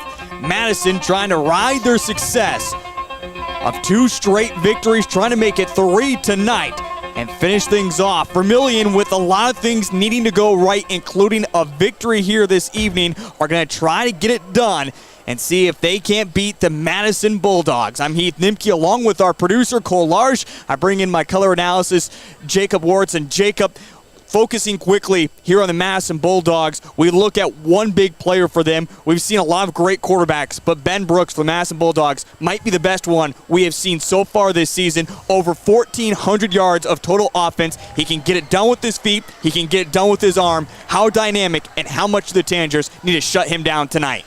Well, he's a very dynamic player, Heath. This is a kid that has almost thrown for 1,000 yards this year, and he's ran for just over 500 yards. He's got 15 total touchdowns on the year, 8 passing, 7 rushing, and he can do it all with his legs and with his arm. And he's a very slender quarterback. He's 6'7", 195 pounds, so he's a tall, slender quarterback. He can see over his offensive line. He can distribute the football with his arm, but he doesn't look like the typical running quarterback that you might see. And because he's 6'7", but he can run the ball very well. He's very nimble with his feet as well. So he's going to be a handful tonight for this Vermillion Tanagers team. And Shane Venhoff, his main wide receiver, who is a freshman in of himself, is out this game. He suffered a concussion a couple weeks ago. They tried to bring him back last week. He just didn't look like his usual self, so they held him back. He has been cleared to play, but they said we're just going to hold him off until playoffs come around. Good decision there, as again, a freshman wide receiver, but plenty of other great targets for Ben to find on the football field tonight. Thomas Michaels, the junior kicker, has it teed up for the Madison Bulldogs in their all-white uniforms. It's kickoff time between Madison and Vermillion as this kick bounces into the Coyotes' end zone, who USD is on the road this week, trying to find their second victory of the season. Back here inside the dome, Hayden Christofferson will take over. Hayden so far this season, 40 of 95 in the passing game for 654 yards, 5 touchdowns. His main target has been Trillian Sorrell, followed by Zone Robinson. Jeremy Crow, the running back with 355 yards himself, 2 touchdowns, is in motion on the very first play of the game. As back to pass will be Hayden Christofferson as he goes to Zone Robinson. And what has been a theme so far this season is wide receivers that have been open for Christofferson but haven't been able to hold on to it. We see it very first play. And that time he had time to throw the ball. Christofferson did, and receiver was there and just couldn't make the catch. 3 wide receivers set to the far side. Hayden Christofferson in shotgun formation standing at the 15-yard line. Pump fakes once. Now we'll throw it over to Connor Rohrig. This one batted up in the air, and it's going to be caught by Rohrig just for a yard, and it's going to bring up 3rd down and 9. That was an interesting play there, Heath. It looked like the ball was just going to get tipped and batted down, but a nice play there by the receiver to haul that one in. So on 3rd down and 9, 11:32, first quarter, Vermillion on the very first drive of the night, trying to pick up a first down. Claps his hands together. Christopherson with 2 wide receivers set to either side. Finds his target, this time open, and trying to get some space is Trillian Sorrell. Punching away at it is Eli Barger trying to get it loose. Now Trillian Sorrell able to hold on to it, get up to the 38. A pitch and catch of 17 yards. And also Trillian Sorrell back this season for the first time in 3 weeks without wearing a cast on his right arm after he picked up an injury halfway through the season. Back quickly to the offensive line. Ball spot at the 38. First down and 10. Another quick pass over to Trillian Sorrell. Finds some space over the middle as he dances around and prances his way up to the 44. And on Breast Cancer Awareness Night, they have pink flags instead of yellow, and we see some pink laundry on the field. Officials get together. Head official tonight is Kevin Ball. It was Kyle Brunsma who threw the penalty at the far side at the numbers. They now bring it up to right now spotted at the 44. They are going to call a penalty against the Madison Bulldogs, so count the completion of 6 yards and now tack off some more penalty yardage, and it's going to bring it past the 50 and all the way down to the 41-yard line for the Vermillion Tanagers. A great job there so far on this drive. Christopherson has time to throw. He's getting the ball out quickly, and his receivers are open too, so this is a good, successful drive so far for this Tanagers team. Trips to the near side as Christopherson claps his hands together. This time, it's going to be the read option. So rare that Christopherson actually holds on to it. Usually he just hands it off to Jeremy Crow. Saw the good read option this time, kept it himself, and picks up 9.5, second down and 1. So Hayden Christopherson coming into this game just a total of 2 yards in the running game, and now the quarterback sneak as he tries to chug his legs forward. The pile continues to move, and he's in front of it all the way down to the 26. That's a pickup of 5 yards and a first down and 10 for the Vermillion Tanagers. So Vermillion on the opening drive after it was 3rd down and 9 is quickly moving down the field. 10:07 first quarter. 3 wide receivers split over to the near side, 2 off the far side. Christopherson back to pass, looking at the near side. He's got fun as wide receiver, wide open, touchdown, Connor Larson. Larson beat his defender and found some room up the near hashes, and Vermillion strikes just 2:03 into this first quarter. They lead it 6-0 over the Madison Bulldogs. Well, that was quite the pass there by Christopherson. Again, he had time to throw on this drive, pretty much every play. That was a great job there. He read the route perfectly, and Larson was wide open. 4 of 5 for 50 yards and a touchdown on that opening drive for Hayden Christopherson. He hasn't had that much time all season long, and when he does get time, they've been high on Christopherson of what he is capable of doing, and you saw it exactly right there on that drive. And now the extra point of false start is called, so move it back 5 yards, but don't have to worry too much with the leg of Luke Knudsen, who can really put a boot into it. So they track back 5 yards. Teed up at the 15. Luke Knudsen, as I mentioned, the leg puts it just off to the left. Plenty of leg into it, but again, the curve, no good. 6-0, 9:57 first quarter. We're back in just a moment here on Live Ticket TV.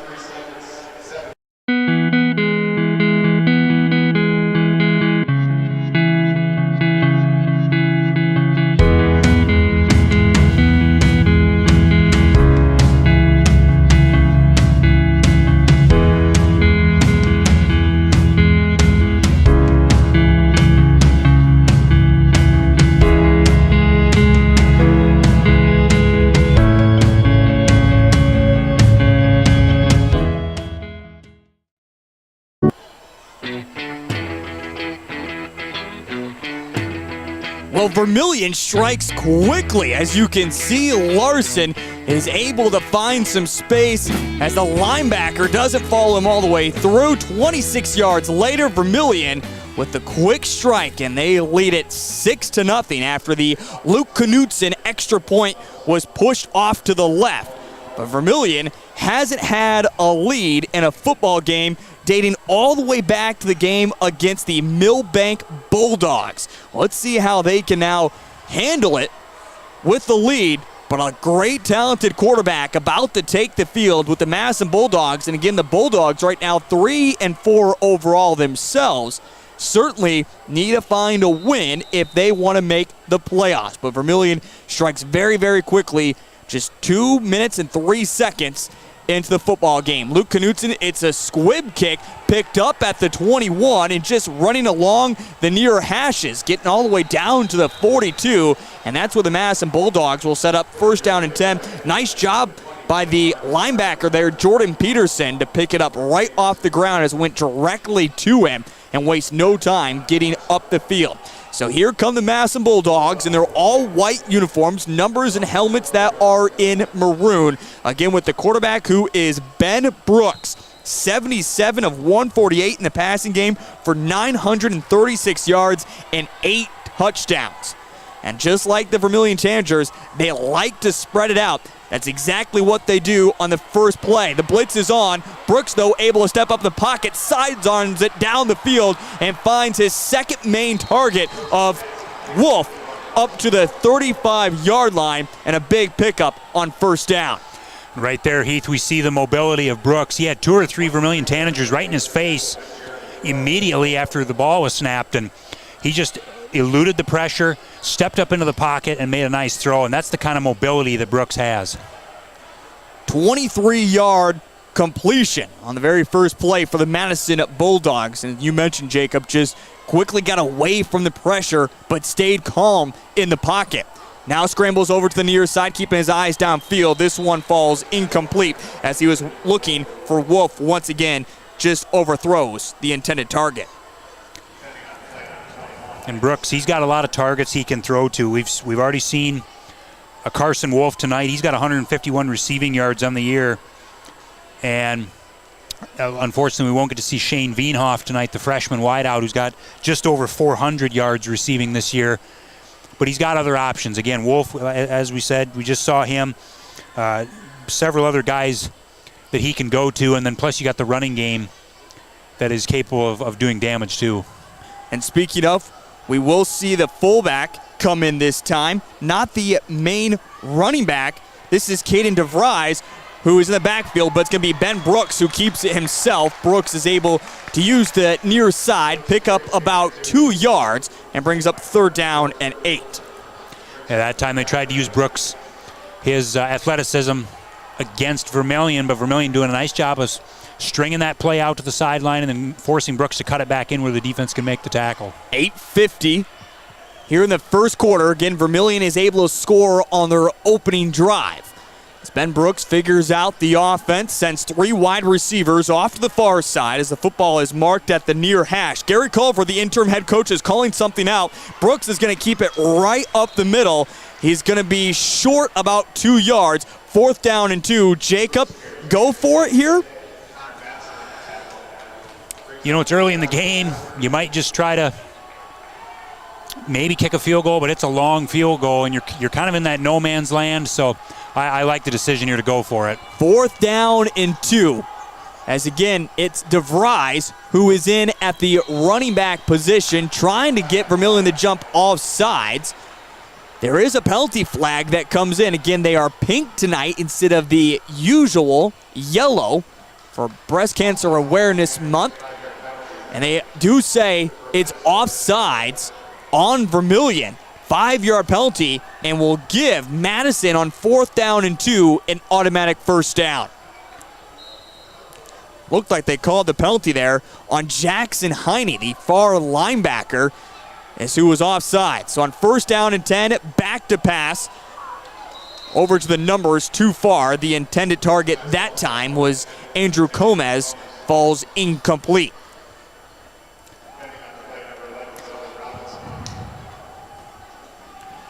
So on second down and 10, 7:59 here in the first quarter. Two wide receivers split to either side. And now in at running back, and they're going to go right to him, is Bruce Goldie. His first carry of the night gets inside the red zone and brings it all the way down to the 3-yard line, a pickup of 18 yards. And there's the other part of that backfield that we talked about before the game. Bruce Goldie, 428 rushing yards, 6 rushing touchdowns. He's also got 2 touchdown catches on the year. He's a load. Go right back to Bruce as he tries to find some space up the middle, but this time it's Carter Skogsberg. Big tackle in the backfield. A loss of 2 brings up second down and goal. And that time, just as I say that, Heath, that is saying that he's a load at 5'9", 185. Vermillion stuffed him there for a loss. Personnel changes. Now, the Madison Bulldogs, maybe something I did not mention, doesn't play a lot of guys 2 ways. They really like to spread things out. 7 different guys that will play just one single way. Right now, holding up the number on the far side that indicates number 10. Now, of course, Brooks will look down at his left wrist and call out the play. Fullback running back in. It's DeVries. They hand it off to him, and he has it stripped loose as making the first contact in there was Jeremy Crow, who stripped it loose, and Vermillion is able to get back on top of it. Falling on top of it was Landon Kearney, the quarterback for Vermillion, and a big turnover and a big stop for the Vermillion Tanagers. That's a huge play for this Vermillion team. Gives them a big boost in morale. And they already had that boost scoring the touchdown right away on the first drive of the game. But, man, now your defense gets a huge stop after Madison went down the field and you gave them some yardage on some penalties. That is a huge stop for this team. First down and 10. Now ball at the 7-yard line. Hayden Christopherson is going to hand it off to the man who just stripped the football loose, Jeremy Crow. Again, going back to that forced fumble, Crow slipped the tackle, but as he went by, just reached in and punched it loose. Again, Vermillion able to get back on top of it. Big, big play for them. Again, we know this defense has been phenomenal so far for them this season, but that was a huge stop when they needed it the most. So second down and 10 after Crow was only able to get back to the line of scrimmage. Now 3 wide receivers stacked on top of each other. They're going to hand it off to Crow this time as he follows those blockers of the wide receivers, gets up to the 20, a pickup of 13 yards and a first down. A great job by Crow there, bursting through the hole, breaking a couple of tackles. That's the Jeremy Crow we saw earlier in the year. Of course, he was hurt a few weeks ago. But he's back, and he looked strong there. Now on first down and 10, ball at the 20-yard line, 3 wide receivers to the near side. Back to Jeremy Crow they go. He puts his head down. He's going to have his legs picked up from behind. A loss of a yard. Jacob, that time, of course, you love having the running back hit the hole hard, but you got to make sure your head stays up. Yeah, exactly. You can't be looking at the ground when you're running the football. And a nice job by Madison. They're getting penetration up front and just stuffing that play from the very beginning. Again, 3 defensive linemen that are fresh. Only 1 defensive lineman, Lucas Johnson, that goes both ways for the Madison Bulldogs. Quick little pass. This time they're going to find it over to Larson as he stretches, trying to get to the 30. The first down looks like he's going to be just short and bring up third down in inches. A great job again. Christopherson's getting the ball out quickly. It seems like they've kind of simplified the scheme where they want to get the ball out of his hands quickly. They don't want him to go through 2, 3, 4 reads before he makes a throw. And that's really helped open up this offense a little bit. It's simplified things for Christopherson, and he's making good reads. And they also gave him a very, very generous spot. They will give him the first down. He did not make it to the 30-yard line, but the officials give it to him right at the 30. Hand off to Jeremy Crow as he slips 1 tackle. Is going to get gang tackled by the thigh and falls forward to the 34-yard line. A pickup of 3 yards. To the 33. Pickup of 3 brings up second down and 7. So Vermillion gets back to the line of scrimmage quickly. This time they're going to open it up with 3 wide receivers off to the far side. Jeremy Crow, the wide receiver to the near side. Zone Robinson at the numbers on the near side. Back to pass Christopherson once again. Finds Trillian Sorrell. Sorrell tries to bring it back, and boom! Here comes the hit as Caden DeVries lays the lumber. Boy, that was a nice hit there by the linebacker. He came in and lowered the boom, didn't he? My goodness. Luckily, Trillian Sorrell got up very, very quickly. Good to see there. And now brings up 3rd down and 3. Ball at the 37. 4:09 first quarter. Christopherson claps his hands together. They're going to have a swing pass out to Jeremy Crow. He needs to get to the 40. He's dancing around and finally pushes his way forward as he's able to run over Wolf. A pickup of 5 yards in the first down. Great job there by Crow. He stayed patient after he caught the ball. He could have just went running straight upfield, but he had ran right into a wall. He was patient. He let the blocks set up, and he was able to get outside and get the first down. Vermillion, more importantly, so far to open up this game, is now 3 of 3 on 3rd down conversions, something they haven't done yet this season. Fake handoff. Hayden Christopherson's going to try to run it. He slipped himself, and then trying to get the takedown in wrestling style. Jackson Lumke there with the big tackle on Hayden Christopherson as he flipped him over. A loss of a yard, 2nd down and 11. But Hayden Christopherson already in the football game, 3 carries for 13 yards. Now, when you count sacks in there as well, which do work against him in the rushing category, Christopherson only came in with 2 positive yards so far, but 3 carries for 13 yards he has had tonight. And now we're going to get a timeout by... Was it called by Gary Culver, or are they going to give an official's timeout because there's something wrong with Jeremy Crow? Yeah, the head official, he stopped the game, and it must have been, I don't know if there's blood on Jeremy Crow or what the deal is there, but he had to go out of the game for some reason. So Jackson Heine will now come in at the running back position, lined up to the left side of Hayden Christopherson. The quick pass, as always, to Zone Robinson, dancing around at the 45 as he tries to skirt his way through up to the 49, a pickup of 7 yards, and that's Zone Robinson's first completion of the night. So Zone Robinson on his first reception, able to pick up 7 yards. It's been the 2nd time he's been targeted so far. He dropped the very first pass. In fact, you go back to that, Hayden Christopherson is now 8 of 8 in the passing game since that opening drop by Zone Robinson, in total 8 of 9. Twin split to either side as Crow is in motion. Back to pass is Christopherson, finds Connor Roehrig. Roehrig breaks one tackle, up to the 35, dances his way past another, and ripped down at the 30. It's a pickup of 20 yards and a first down for the Vermillion Tanagers. Great job again. Christopherson just seeing where the defense was, reading the defense, and then making the throw, and he's just putting the ball on the money so far tonight. 9 of 10 for 97 yards and a touchdown. Vermillion just going right down the throat of the Madison Bulldogs. Back to pass once again is Christopherson over the middle. He gets hit as he throws, and this one is going to be intercepted. It's going to be intercepted. Give the interception, though, to Braxton Borkland, who laid the hit on Hayden Christopherson as he threw it. That ends a streak of 9 straight completions, and there's nothing you can say against Hayden Christopherson on that interception. Absolutely, yeah. That was just a great job by the defensive player there for Madison, just getting around the edge. Good pass rush there by Madison, and he was able to get there and hit Christopherson as he was throwing the ball. The ball kind of fluttered, and as a result, it was an interception for Madison. Coming away with it officially was Eli Barger, who came away with that interception for the Madison Bulldogs. And now a run will pick up 9 yards. That time running the football was Carson Wolf, just his 8th carry of the season, but again picks up 9 yards, brings up 2nd down and 1. Now, if you're Vermillion, you just got to shake that off. You got to go out and get a stop. You got the turnover earlier. You gave one back, but now you just got to go out and play ball. Ben Brooks back to pass. This one is low. The officials say incomplete. So now Ben Brooks opening up his passing game.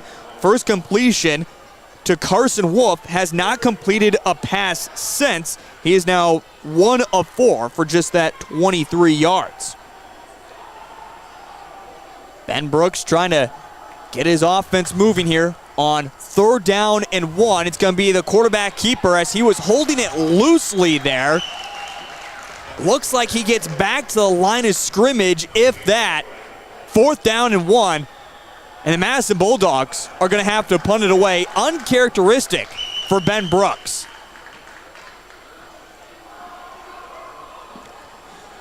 So back to punt it away now will be Braxton Borkland, standing at his own 7-yard line. With the clock rolling inside 60 seconds and now under, as back to return is Zone Robinson for the Vermillion Tanagers. Clean snap, the pressure is on. Braxton just gets it away, takes a bounce at the 47. Zone Robinson will get away from it, will bounce all the way down to the 42, and Vermillion will set up 1st down and 10. A turnover and a big 3 and out right away for the defense for the Vermillion Tanagers. That was a great answer there by Vermillion after giving up the interception, and they just came out, played good defense, and really pinched Madison on a couple of plays on that 2nd and 3rd down plays, and they weren't able to get the 1st down. So a great answer there by this Vermillion team. Stacked once again with 3 wide receivers on the far side. They're going to hand it off to Jeremy Crow as he tries to spin past one defender, picks up a yard as he's able to get up to the 43-yard line. Jeremy Crow now 5 carries for 16 yards this evening. 30 seconds and rolling. Again, it is new head coach Gary Culver down there tonight. Again, Tom O'Boyle not able to be with his squad after picking up his own injury this past week. The doctor told him to stay home. He's not able to make the trip, and Vermillion will call it quarter, leading it 6-0 over the Madison Bulldogs. A quick look around the state. West Central leads over Lennox 6-0, and Dakota Valley leads it over Beersford 7-6 in the 2nd quarter. Speaking of the 2nd quarter, it comes up next here on Live Ticket TV. In times like these, it's good to know there's a place where people know who you are, no matter how long you've been gone. A place where the smells of home cooking are still in the air, where a simple wave warms your heart, and sharing stories is just a way of life. It's good to be home. Agraria Insurance Company, protecting what's important in life. Contact your local Agraria Insurance Company agent.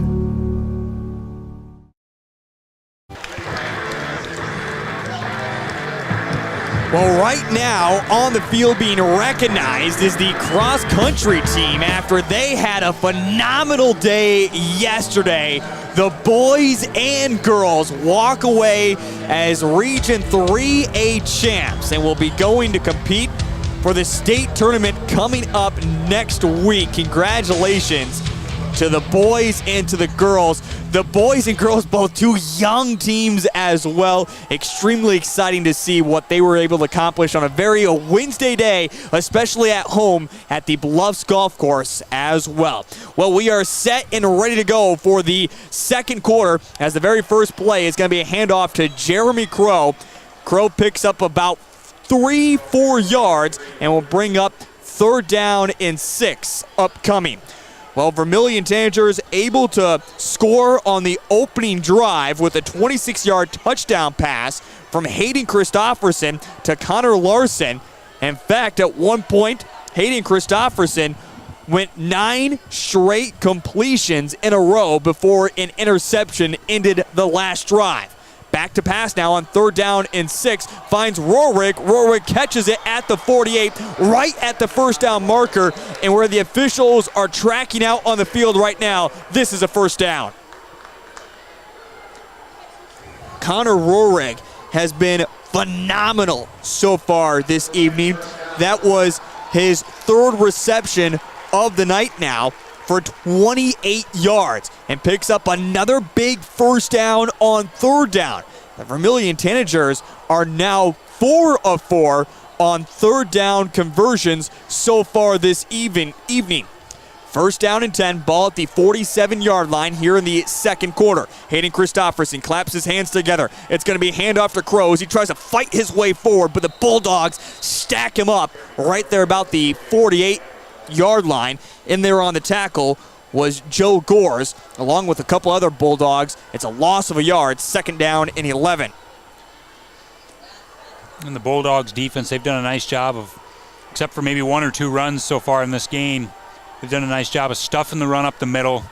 Crow has been able to get a few decent runs, especially bouncing it to the outside off tackle, but Madison's been able to stuff the run up the middle for the most part. Back to pass once again is Hayden Christopherson, looking at near side, going to the ground, and catching it is the running back, Jeremy Crow, up to the 37. It's a completion of 10 yards and a 1st down.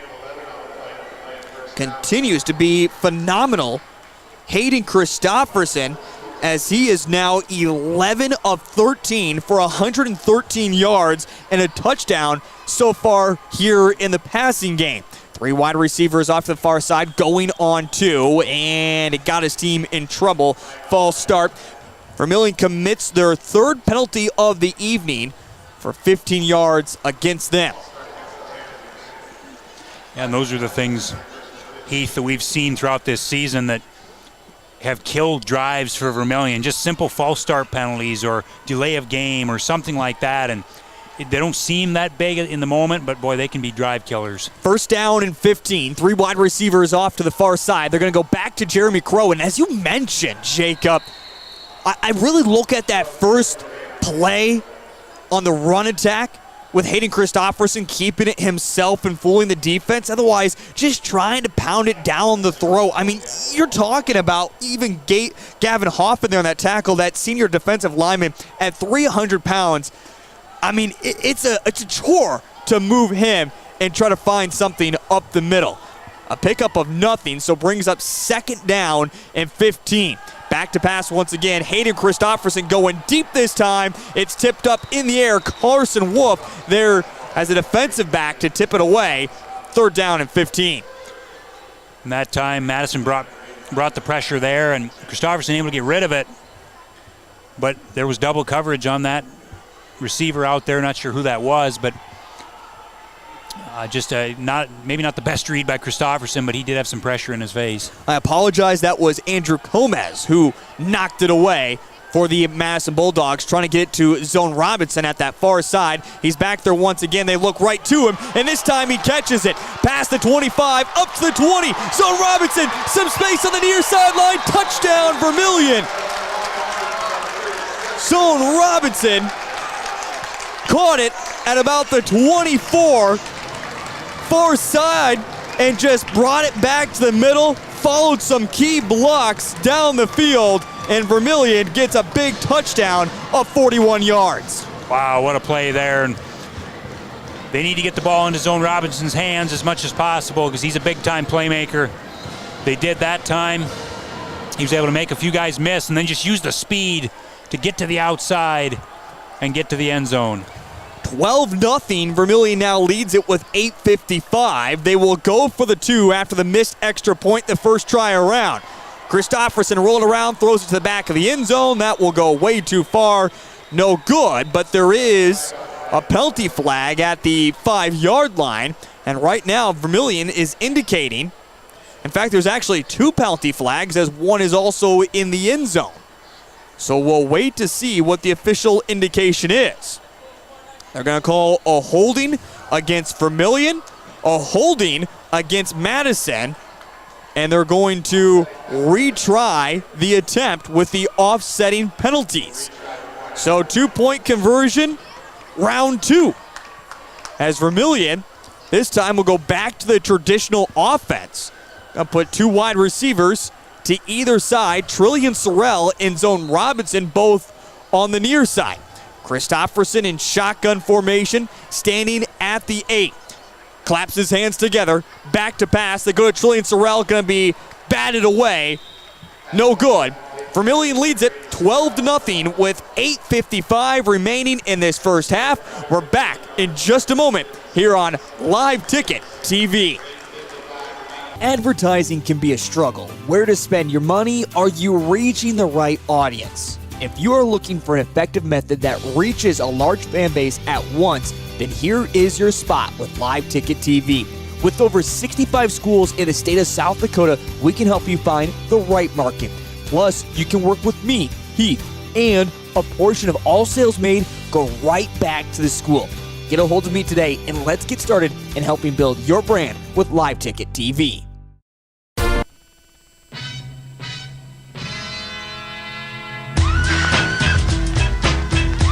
41-26. Vermillion has been phenomenal so far in the passing game as Zone Robinson just hauled it in about the 27-yard line on the far hashes, bounced it over to the near sideline, and Vermillion able to strike once again in the passing game. Hayden Christopherson now 2 touchdowns on the evening. The only bad thing for Vermillion so far tonight has been an extra point and a 2-point conversion. Otherwise, their defense is playing lights out. Again, they lead it with 8:55 remaining in this first half, 12-0 over the Madison Bulldogs. But surely, Jacob, you can't count out Madison and what they're able to do offensively. I feel like we haven't even seen the true skills yet of Ben Brooks. Well, absolutely. Vermillion's done a nice job of kind of bottling him up. We've seen him kind of get out of the pocket a few times. We've seen him move around in the pocket quite a bit and be able to step up and make throws. But, well, I think we could be in for some more points tonight, definitely. Low kick once again, as this one's going to be picked up by DeVries. And DeVries, the big man with some speed, up to the 45 and tossed down at the 46. First down and 10. Great starting field position for the Madison Bulldogs. It's a great return there, and they can set up shop with good field position. And if you're Madison now, you just got to come back. You know you got a really good quarterback that can throw the ball and run the ball. They've got a running back that's a bruiser, and got athletes all over the field. So I'm sure Madison's not panicking at this point. But if you're Vermillion, you got to keep putting pressure on Brooks. Brooks, speaking of the pressure, he has it in his face as he tried to step up in the pocket. Nowhere to go. Jeremy Crow in there on the sack. It's going to be a loss of just 5 yards and brings up 2nd down and 15. He fell down about the 40, but they gave him forward progress up to the 42. So actually a loss of 4 yards for Ben Brooks. Bring up 2nd down and 14. 3 wide receivers off to the near side. Brooks all alone in the backfield. He's going to go deep to his target downfield, but overthrows his intended target of Eli Barger, who's getting a little bit of playing time offensively, falls incomplete, and now 3rd down and 14. He had him out there one-on-one, just overthrew him a little bit, but he's going to try to take those one-on-one matchups if he can get them and look for a little bit more of that tonight. And Brooks just looks maybe a touch uncomfortable back there. Vermillion's been able to get pressure on him. We saw it on the last play. They tried a quarterback keeper, and he got stuffed for a loss of 4 yards. So a little bit uncomfortable back there from this Vermillion defense. Back to pass once again is Ben Brooks. He wants the home run ball once again, and you're trying to go up against Peterson. And, of course, Connor Peterson has been the lockdown defensive back all season long with 6 interceptions. That was never going to be completed, and it falls incomplete. 4th down and 14. And Madison goes 3 and out for the 2nd time this evening and has to punt it away once again. Yeah, not sure what the strategy was there for Madison. Throw 2 deep balls on 2nd and 3rd down instead of trying to maybe get yardage back on 2nd down and then make it a 3rd and manageable. I'm not sure what they were doing there. And back to punt it. Plenty of time this time. A clean boot by Borkland will bounce at about the 28-yard line, continue to roll deeper into Tanager territory, and down at about the 23, where Vermillion will set up 1st down and 10. It is 112-0, according to one scoreboard here inside the Dakota Dome. I like that score. I think Vermillion will take that every week.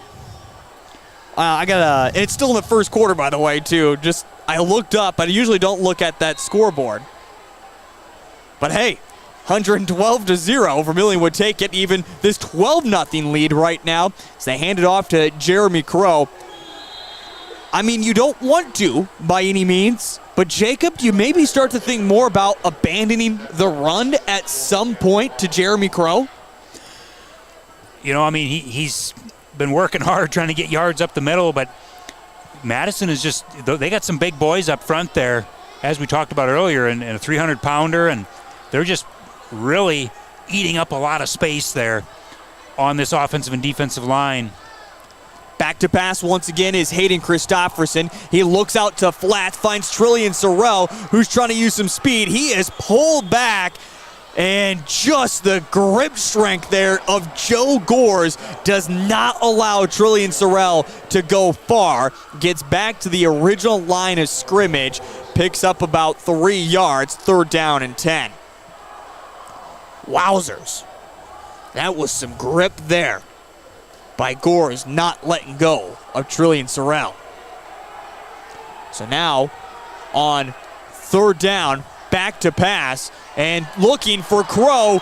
Crow went the wrong way and turned around late, intercepted, this time by Eli Barger. That's just the beanbag that confused me.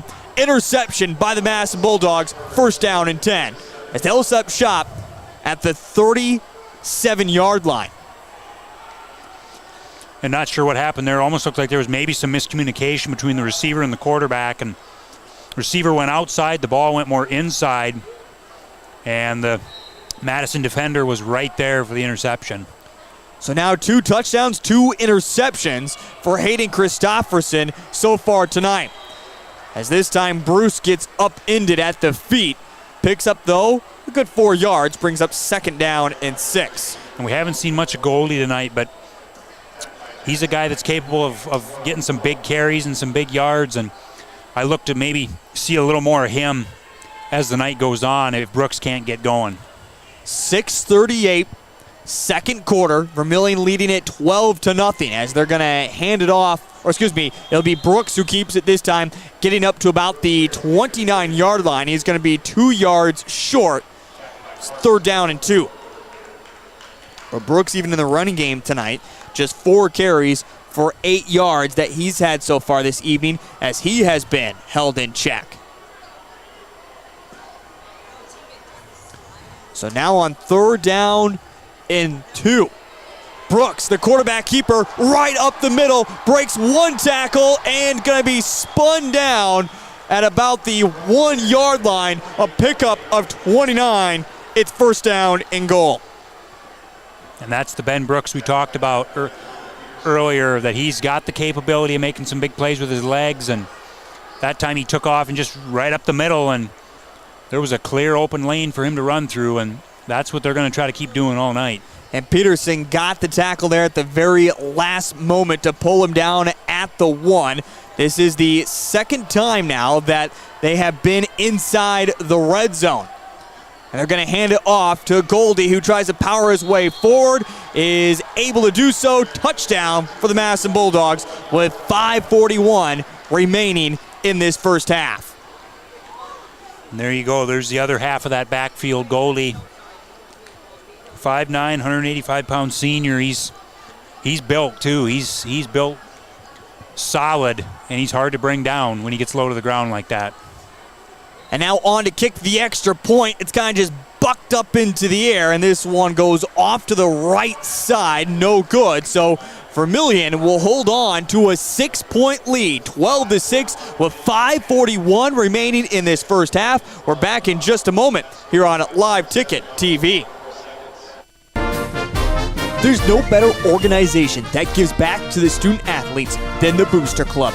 The Vermillion Booster Club is committed to helping all student athletes grow. Join the Tanager faithful today by becoming a member at GoTanagers.com. While you're there, check out team apparel for your favorite sports team. Like them on Facebook to stay up to date on all the latest information and sports games. Join the Vermillion Boosters today and go Tanagers.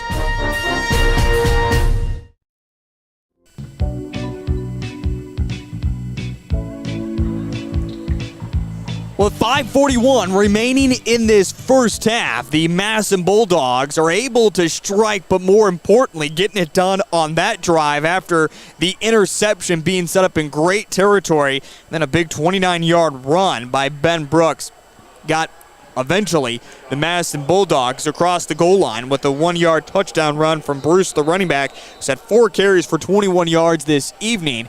And Madison back within 6, as this time it's kicked deep.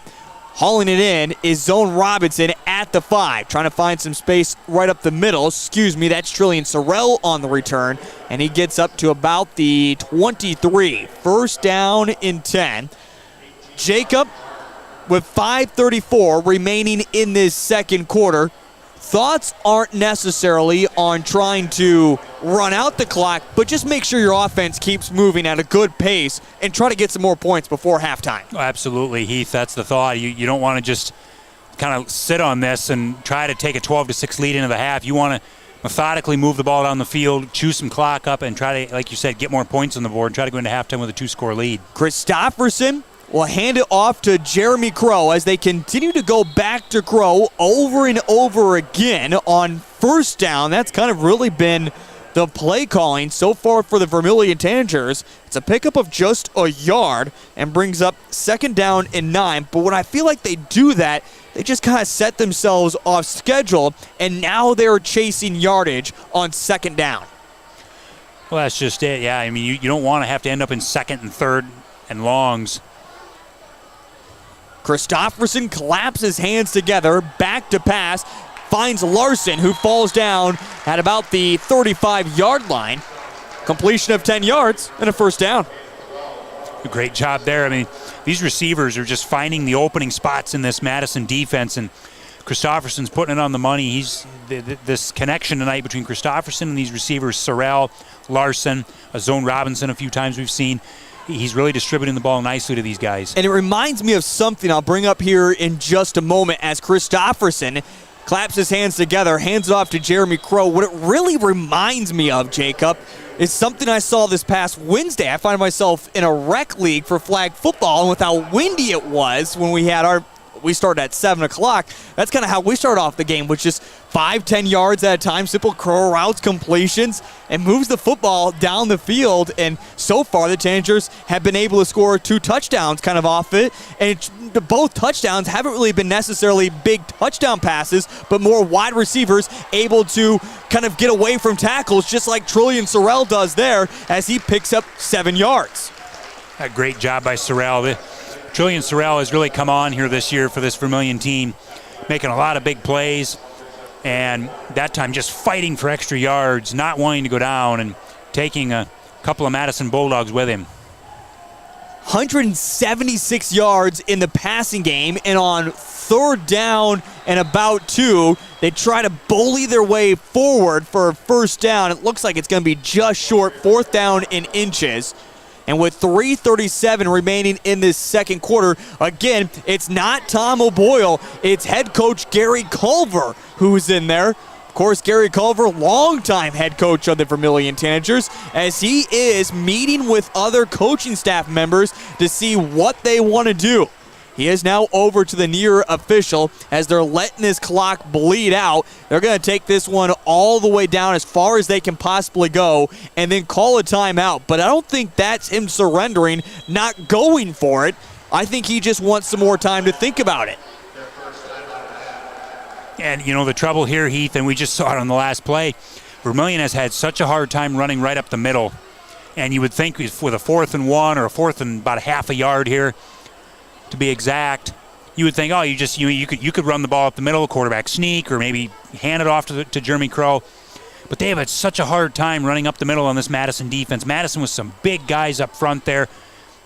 And Madison has really kind of owned the line of scrimmage as far as against the run is concerned. Christopherson has had time to throw the ball, but this running game for Vermillion has almost been just non-existent tonight, except for a few runs here and there. But Madison has done a nice job of plugging up the middle, playing really gap-sound defense, and taking away those running lanes for Jeremy Crow. Well, we'll see what is going to be called here, as it looks like Culver was in there for a moment. He kind of gave the rah-rah speech, and the Vermillion offense, as of right now, is heading back out there on 4th down in inches with the ball at the 44.5. Vermillion needs to get it to the 45. Christopherson will go underneath center once again, as Madison is going to bring the pressure and the house. They got the stop. but was it a timeout that was called? No, a penalty flag came out first, and this one's a false start on the Vermillion Tanagers. We'll move it back 5 yards, so after all that dilemma, we will see Luke Knutson come out and punt it away. Oh, and I imagine Coach Gary Culver, he has got to be just beside himself. You just called a timeout. You got your team together.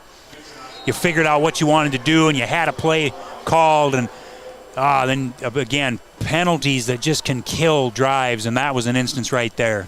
Luke Knutson now standing at the 28-yard line, gets a huge boot into this one as it sends Wolf all the way back to the 10. He does catch it on the run, turns around, and tries to find some space up the far hashes, able to churn his legs up to the 24-yard line. It will be first down and 10. 2:51 remaining in this second quarter. Madison does have all 3 timeouts. You have the arm of Ben Brooks. You have to feel confident where you're at. The only side note that makes me a little nervous for the Madison Bulldogs is what Ben Brooks has been able to do in the passing game. He's just 1 of 6 for 23 yards so far this evening, and now a timeout called by the Vermillion Tanagers as they use their second of the half. Yeah, they might want to be discussing some defensive strategy here to try to make sure that this Madison Bulldogs offense doesn't get going here before the half and try to get more points on the board. As this offense for Madison, they have the potential to go down the field in a hurry. Like you said, with Ben Brooks' arm, his legs, his scrambling ability definitely comes into play here as well, especially when you got all 3 timeouts, just less than 3 minutes to go. There's plenty of time to run the ball, throw the ball. The whole playbook's open here if you're Madison because of what Brooks can do. Goldie, we've seen him run the ball a little bit this evening. Not as much as I thought we maybe would, but he's definitely a factor as well. And, of course, all these receivers that Madison has, guys like Barger and Wolf and Comas, these guys can get the ball in their hands at any time. Well, at 2:51 remaining in this first half, Brooks is back to pass. He's going to find his target at the 35. A big completion of 11 yards. It's first down and 10, as this time he's able to find Andrew Comas for a first down, but there is a penalty flag back at the 20. It's going to be a holding that will go against the Madison Bulldogs.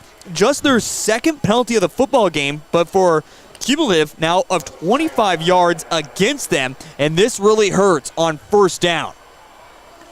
Yeah, that's a big one there because you got a nice play to start the drive, a good pass to Comas, and boy, that's again, we talked about it with Vermillion, but even with Madison, this can be a drive killer here when you have to back up 10 yards. And it's on a spot foul, so you have to actually move it back from where the holding happened at the 20.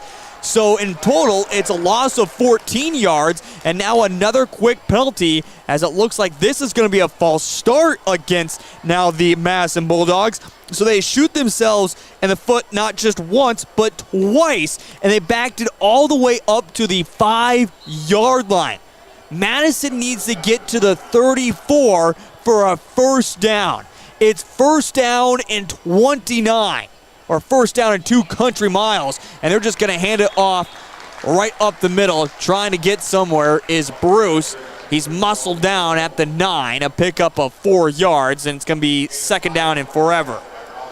And a play there that Madison's just trying to get some breathing room a little bit, get out of that end zone, and picked up about 4 or 5 yards there to kind of get some more breathing room, and then you try to make a manageable second down play here. Second down and 25 is what it's going to be, 2:04. And now Madison is really using the clock. They look back down at the wrist. Play 41 is what it is. And it's going to be a handoff once again to Bruce, who picks up about 3 yards or so. Give him 4, and it's going to bring up now third down and 21. And Vermillion looks like they're going to use their last timeout with 1:50 remaining in this first half. Coach Gary Culver and the Tanagers want some more points before halftime. And why not? You know, you're going to get pretty good field position here, depending on how this third down play goes. You should be, and you've got, well, they don't have any timeouts anymore. They just used their last one, but you've got you still got to, if you get good field position off this, depending on how the punt goes, you still got a chance here. You still got a chance with, the clock will run, but you'll have a minute and 20 seconds or so by the time you get the ball back and get your offense out there. So plenty of time. You get the ball deep in your own territory or even into Madison territory after the punt, assuming you stop this third down and 21. But you got to like where Vermillion's at right now in this position late in the half. Coach Jensen has made her way up here. She'll be our halftime entertainment, talking about what happened a couple weeks ago for the girls tennis team. Of course, we caught up with Vermillion boys golf last week, talking about a state title. And now it's time to get to Coach Jensen and talk about the tennis and how they finished 6th at state, a very young team. She is on the way for our halftime entertainment. Well, on 3rd down and 21, Brooks is looking deep downfield, but he is going to be sacked back at the 9-yard line by Jeremy Crow, who gets his 2nd sack of the evening. It's a loss of 4 yards. The clock is rolling, but it's going to be a big punt. Vermillion going to be bringing the house. An interesting play call there, too. Brooks kind of just rolled out, didn't see anything, and kind of just laid down and took the loss there. And this Vermillion team going to get good field position off this punt. And, of course, you got Zone Robinson back there who's always capable of taking one to the house. A lot of speed that Zone Robinson has. He's standing right now at the 40. Standing in the back of his own end zone is Braxton Borkland, as they're letting as much time go down as they possibly can here. And, in fact, it will be a timeout called by first-year head coach Bundy along the far sideline. Well, I think Class 11A last week got the memo of score a lot of points. This week's memo was make it some close games, as we have seen some close games around the state so far in Class 11A. West Central leads over Lennox right before halftime, 17-7.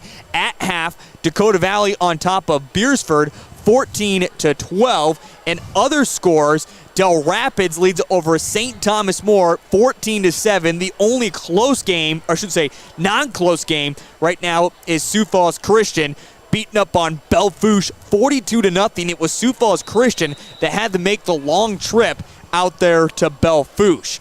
Another interesting game going on tonight as well. Number 1 versus number 2 in AAA.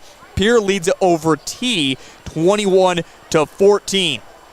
And also in other action, Elk Point Jefferson leading it over Bridgewater Emory Ethan at 21-6. And Winter beating Mount Vernon Plankinton 1 versus 3 in Class 11B 12-8.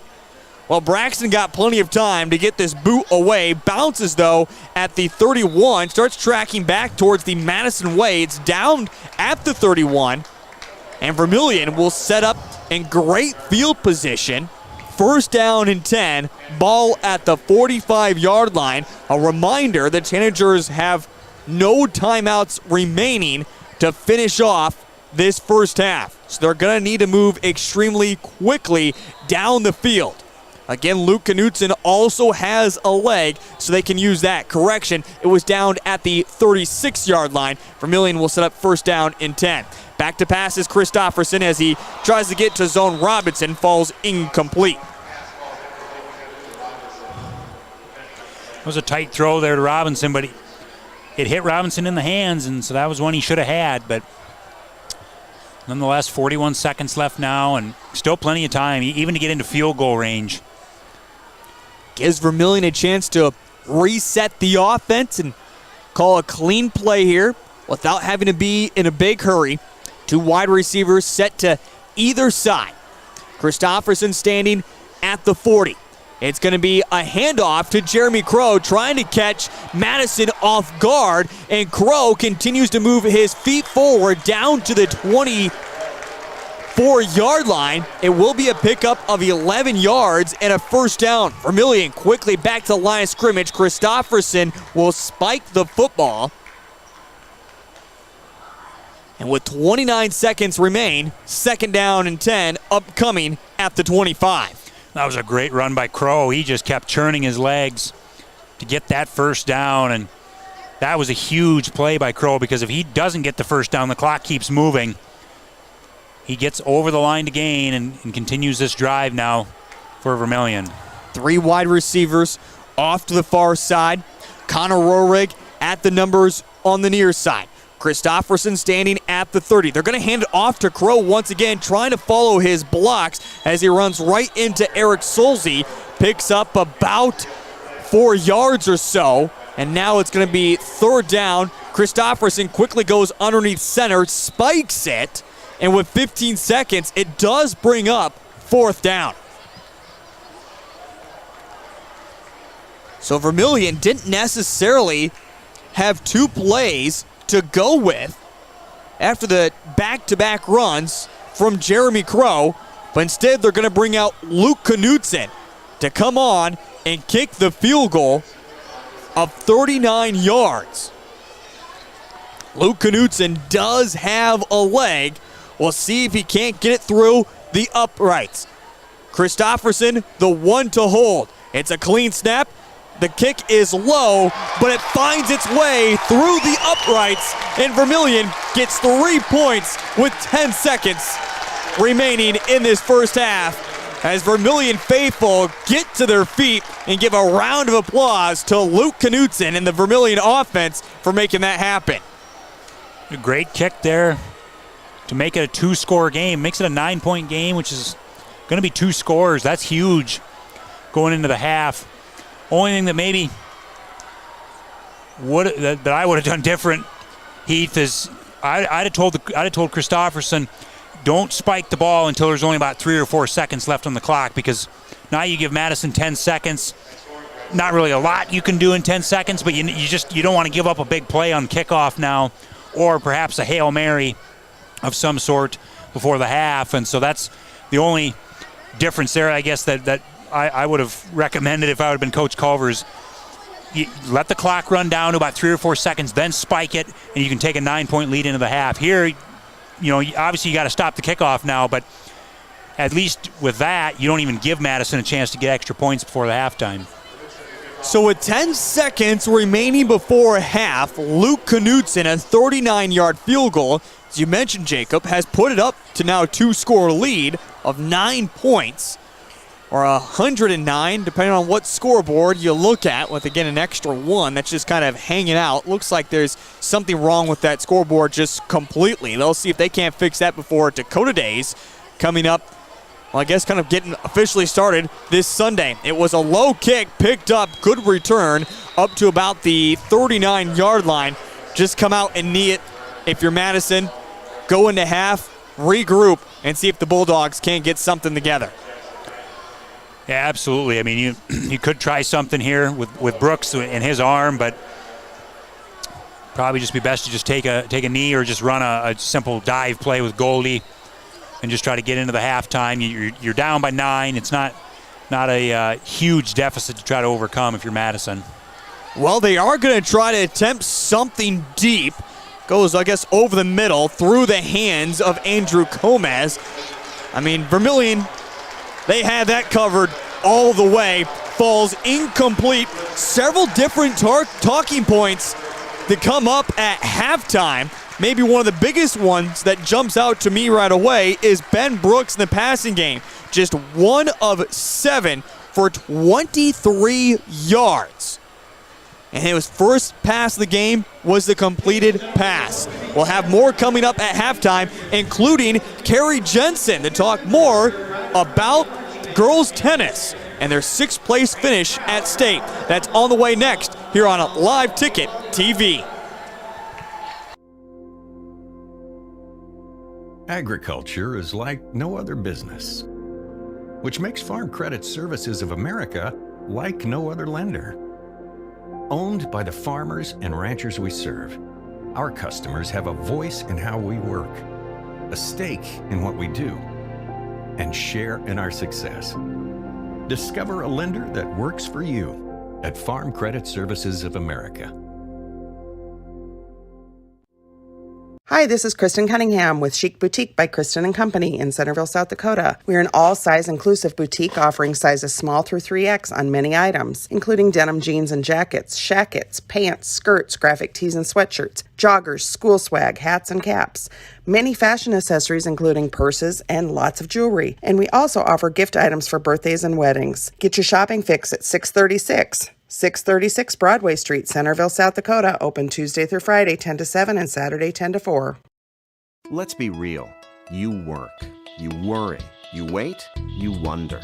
These are the challenges of life on the farm. As a community bank, First Bank and Trust understands this rural reality. We're big enough to help ag producers grow for the future and small enough to get to know you right now. Our ag bankers have ag backgrounds, which means we'll help you work through the tough years and make the most of the great ones. First Bank and Trust. Real banking, real easy. Member FDIC, Equal Opportunity Lender. In times like these, it's good to know there's a place where people know who you are, no matter how long you've been gone. A place where the smells of home cooking are still in the air, where a simple wave warms your heart, and sharing stories is just a way of life. It's good to be home. Agraria Insurance Company, protecting what's important in life. Contact your local Agraria Insurance Company agent. Limestone canyons, flowing waterfalls, and pristine beauty make Spearfish a sanctuary for those seeking the ultimate escape. Outdoor enthusiasts will find top-notch sport climbing, mountain biking, and UTV OHV trails. Guests are steps away from peaceful hiking trails and tranquil streams. Relax and rehash your day's adventure at one of our award-winning local breweries. Finding rest is an important part of any adventure. Lodging in Spearfish comes with a variety of choices, from cabins, B&Bs, and campgrounds to the comforts of your popular brand-name hotels. To find your unique adventure in Spearfish, go to visitspearfish.com now.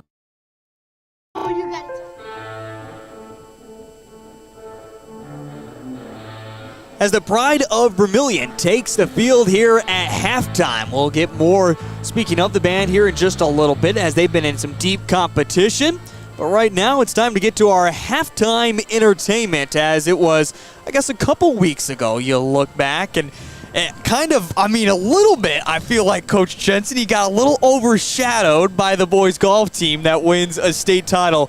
But this has been a tennis team that has really gotten the program kind of underway the past few years, and you have your best finish at state, finishing in 6th. And we were just talking about this. This is a very, very young group of girls playing tennis. Walk us through this season. What was kind of the talk? What did you want to see this season when it came to tennis, knowing you had such a young group of girls? Right, yeah. Thanks, Heath. Our girls, I have 5 sophomores that all play varsity for me, so they've been with me since the 7th grade. And our first year, we're like, okay, we're building a program. Second year, we're going to get some fundamentals, but now it's your 3rd, 4th year. We're going to start yelling at you, and we're going to have high expectations here. And they come out and play hard. They just do what they're supposed to do. They come to practice every day, and they don't want to leave practice either. They like to stay. They want to keep hitting at each other. When we started off, our goal was we're going to do well at state. And what that meant, who knows, as a team, but we knew individually we had some individuals at different flights that we knew could go far. Casey Hansen all year long defeated AA teams. She's defeating A teams. Yeah, she's beating Yankton. She's beating Mitchell. Okay, Mitchell we always lose to. Okay, this was like the Mitchell coach even said to me, "Your number 4 is beating my number 4. What's going on?" I said, "She's good." And she doesn't like to lose, and she just works her tail off. And so to see Casey Hansen, and she beat a Harrisburg team. She beat Aberdeen Central, another AA. Same with Annika Barnett at number 2 singles. Those two really outshined themselves and worked hard. And Annika Barnett at number 2 singles, she's also the starting setter for volleyball. Yep. And so she has really put in effort. She told us this year she wanted to be more committed to tennis, even though she was loves volleyball too. So she would come to half our practice, and then she'd go do the other half at volleyball. And so she really worked her tail off for that. But I was really proud of the girls so far as they went through the season. Well, the season comes to a great end. You get ready for that state tournament. What were the expectations? Again, a young team, so the expectations were, of course, win a state title. Right. But coming away at 6, I feel like you have to be extremely proud of where this team's gone. Yeah, I was really proud of the girls. a couple of them were, like Annika and Casey both got a first-round bye. But then I go to my number 6 singles girl, a 7th grader, Mia Barnett. Okay, so Annika's younger sister, Mia, we brought her up as a 7th grader, and she just continued to prove during the season. And she's going against an Aberdeen Roncalli. Private school, always good. She's down a set. She loses the first set. She's down 5-2 in the second set. You only go to 6, Heath, okay? She comes back, wins that second set, 7-5, and then wins the match tiebreaker to win that first round. That was probably the highlight. I mean, I love getting second from Casey and third from Annika and some others, but to see a little 7th grader battle back like that and win in the first round, that's good because she was the low seed in that. The Aberdeen Roncalli girl did not see that coming, so seeing that happen, and the girls, I just said, win your matches, win your points. It's not always easy, and maybe a girl you win against, you beat earlier in the season, you might lose to that one, but always battle back, and the girls did really well. I was proud of them. Well, you walk away finishing 6th. We talk about a young team, and you just mentioned it. It's been a progression throughout the seasons. Mm-hmm. So now going into next year. Oh, I have highest expectations next year. I would say no more sixth place. Yep. This is, what are the expectations, giving us just kind of a slight look of what it's going to be we want to be in the future. We want to be in the top 3. We want to be in the top 3. And here's the thing with tennis. There's only 25 teams that have tennis. There's 2 classes, AA and A. But we have some AA schools. We got Pierre, we have Huron that are both in our A. Pierre just ran away with it this year, okay? Yes. They're going to be tough to beat. Huron we can attain. Rapid City Christian, had we had a couple more wins, we could have beaten them team points-wise. So I want to be in the top 3 next year. That's our goal.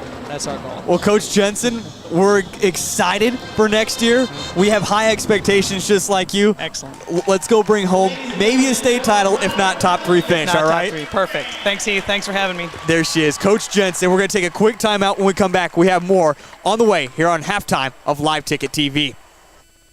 The innocence of youth. Is there anything any better? But soon they'll be in high school and facing all the same challenges you faced. How to make friends, how to fit in, how to be cool. We want our children to have everything they'll need to live fulfilling and productive lives. Make sure the kids in your family are among the more than 57,000 participants here in South Dakota who take part in high school sports or activities. Farmers know crop insurance is essential for managing risk. It's also valuable for maximizing revenue. The crop insurance officers at Farm Credit Services of America have proprietary tools and expertise to deliver the personalized crop and revenue protection you need for the peace of mind you want. Nobody delivers crop insurance like this. Discover the difference by calling 800-884-FARM. Agriculture works here. Let's be real. You work. You worry. You wait. You wonder. These are the challenges of life on the farm. As a community bank, First Bank & Trust understands this rural reality. They're big enough to help ag producers grow for the future and small enough to get to know you right now. Our ag bankers have ag backgrounds, which means we'll help you work through the tough years and make the most of the great ones. First Bank & Trust. Real banking, real easy. This is what matters. This is beyond X's and O's. This is the difference mutual respect makes. This is what character looks like. This is what defines us in South Dakota. This is sportsmanship. School sports, it's not the outcome that matters most, but the way the games are played. This message presented by the South Dakota High School Activities Association and the South Dakota Interscholastic Athletic Administrators Association.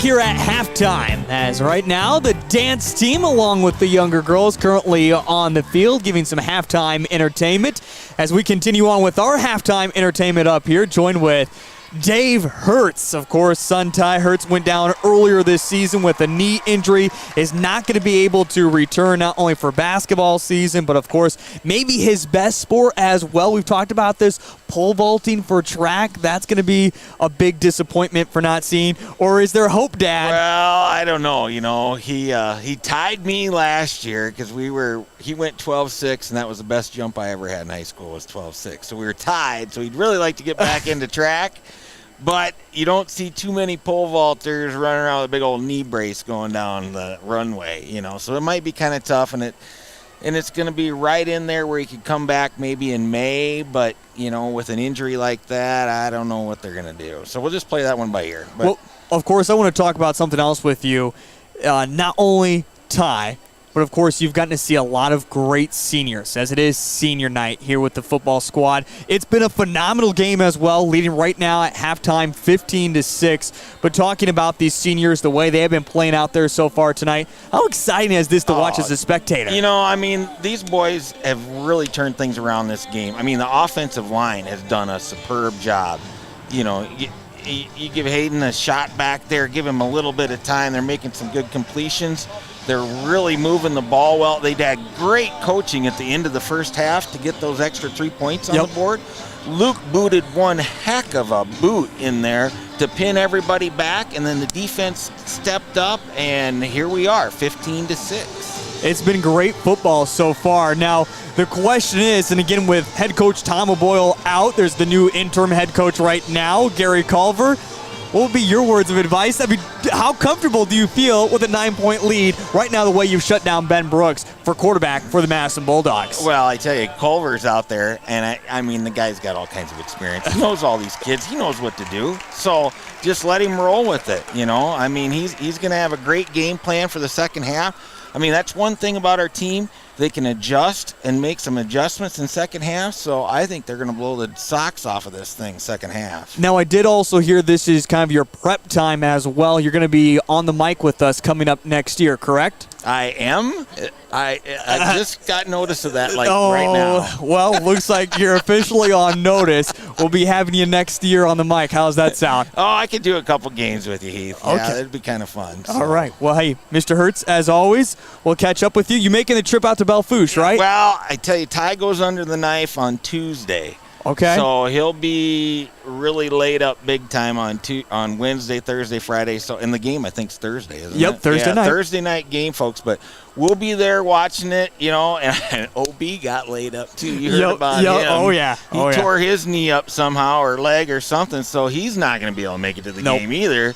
So maybe I'll go to his house and Ty and I and Hobie can watch it on the tube or something. There you go.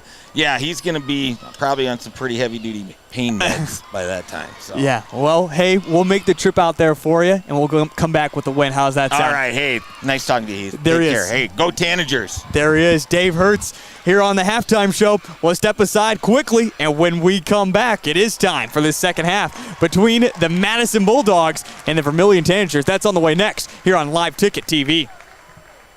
In times like these, it's good to know there's a place where people know who you are, no matter how long you've been gone. A place where the smells of home cooking are still in the air, where a simple wave warms your heart, and sharing stories is just a way of life. It's good to be home. Agraria Insurance Company, protecting what's important in life. Contact your local Agraria Insurance Company agent. Advertising can be a struggle. Where to spend your money? Are you reaching the right audience? If you are looking for an effective method that reaches a large fan base at once, then here is your spot with Live Ticket TV. With over 65 schools in the state of South Dakota, we can help you find the right market. Plus, you can work with me, Heath, and a portion of all sales made go right back to the school. Get a hold of me today and let's get started in helping build your brand with Live Ticket TV.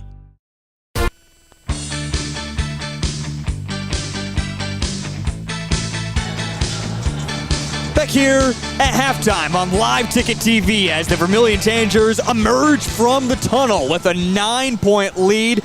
The dance team with the younger group of girls is still currently out there on the field. Of course, we need to add 3 more minutes anyways for kind of this stretch time as Vermillion comes out of the locker room late, but Madison has been out there stretching for the past couple of minutes. But while we have a chance with Dave Hertz and Carrie Jensen, we appreciate them coming up and joining us with our halftime entertainment.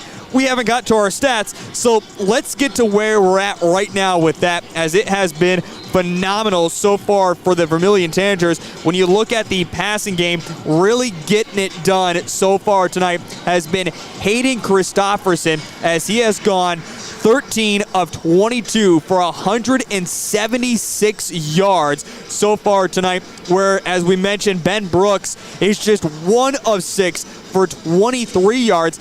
Even in the running game, Vermillion is just 2 yards shy of what Madison has been able to do. Vermillion 19 carries for 67 yards in total compared to 15 carries of 69 yards for the Madison Bulldogs. Both teams have had some turnovers, including 2 interceptions tonight for the Vermillion Tanagers by Hayden Christofferson. Also big defensive stops, a forced fumble as well for the Vermillion Tanagers when it was actually 3rd down and goal on the very first drive that Madison had. Otherwise, it has been phenomenal. And also, one other big factor that I would like to look at for tonight is time of possession. So often this season, we have seen Vermillion not just lose in that category, but lose tremendously in that category. Tonight, they have controlled the ball for just 30 seconds more than Madison. But again, that's 30 seconds more, even 7 minutes more than what we usually see. A great performance so far by the Vermillion Tanagers. As I bring back in my color analysis, Jacob Bortz. Jacob, I mean, there's a lot of different numbers you can look at. What's the biggest one that really stands out to you so far here in this first half?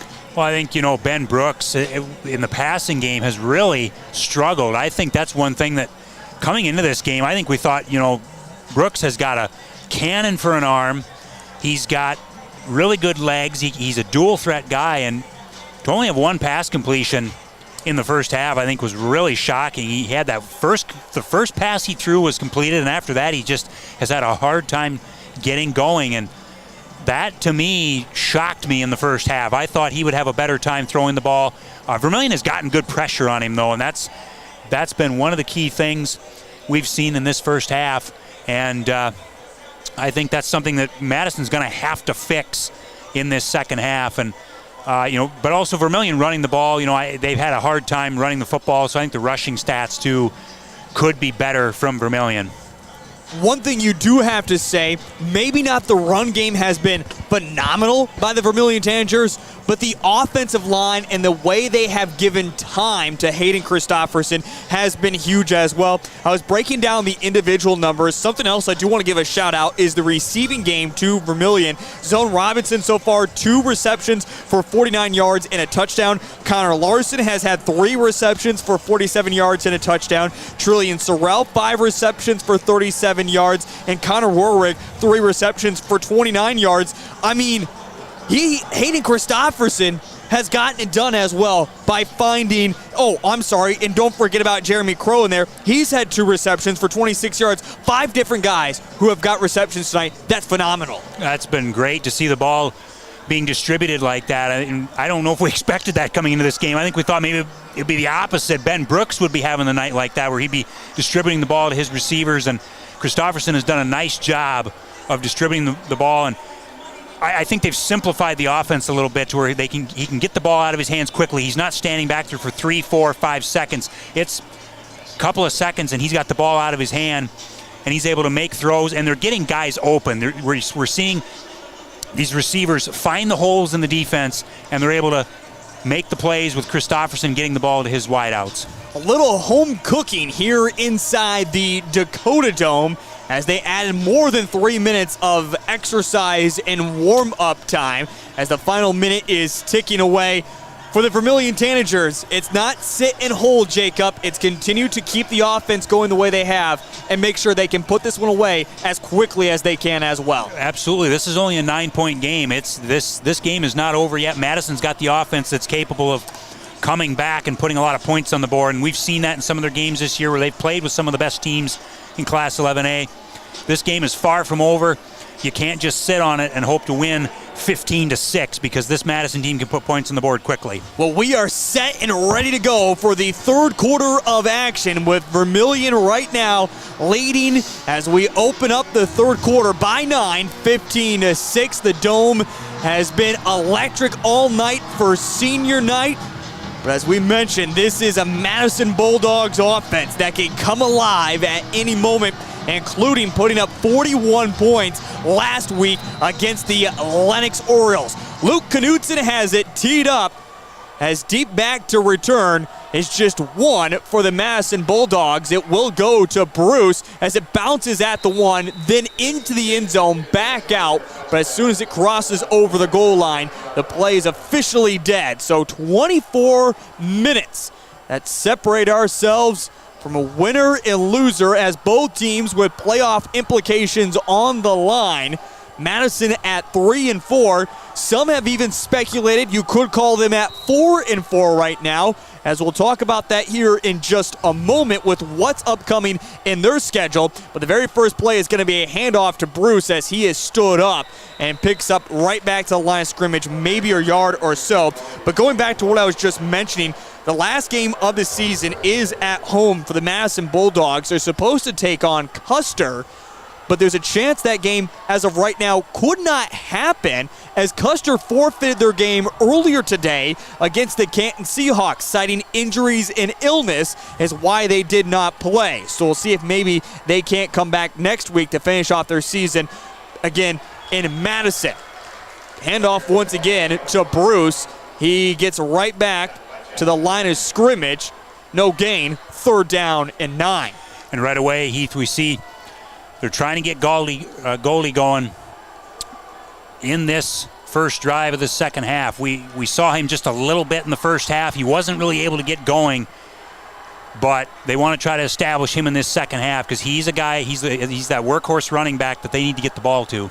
2 wide receivers split to either side as we expected. Back to pass is Brooks, but he has plenty of time and slips through his intended target of Quinn Fleming. Falls incomplete. I feel like Vermillion just caught a big break there with as much time as Ben had to throw the football. Yeah, he did have a lot of time there to throw it and had his receiver open. I mean, the receiver Fleming had a couple of steps on 2 defenders, and he tried to rifle that one in there, and it was just maybe a little too hard for the receiver to catch.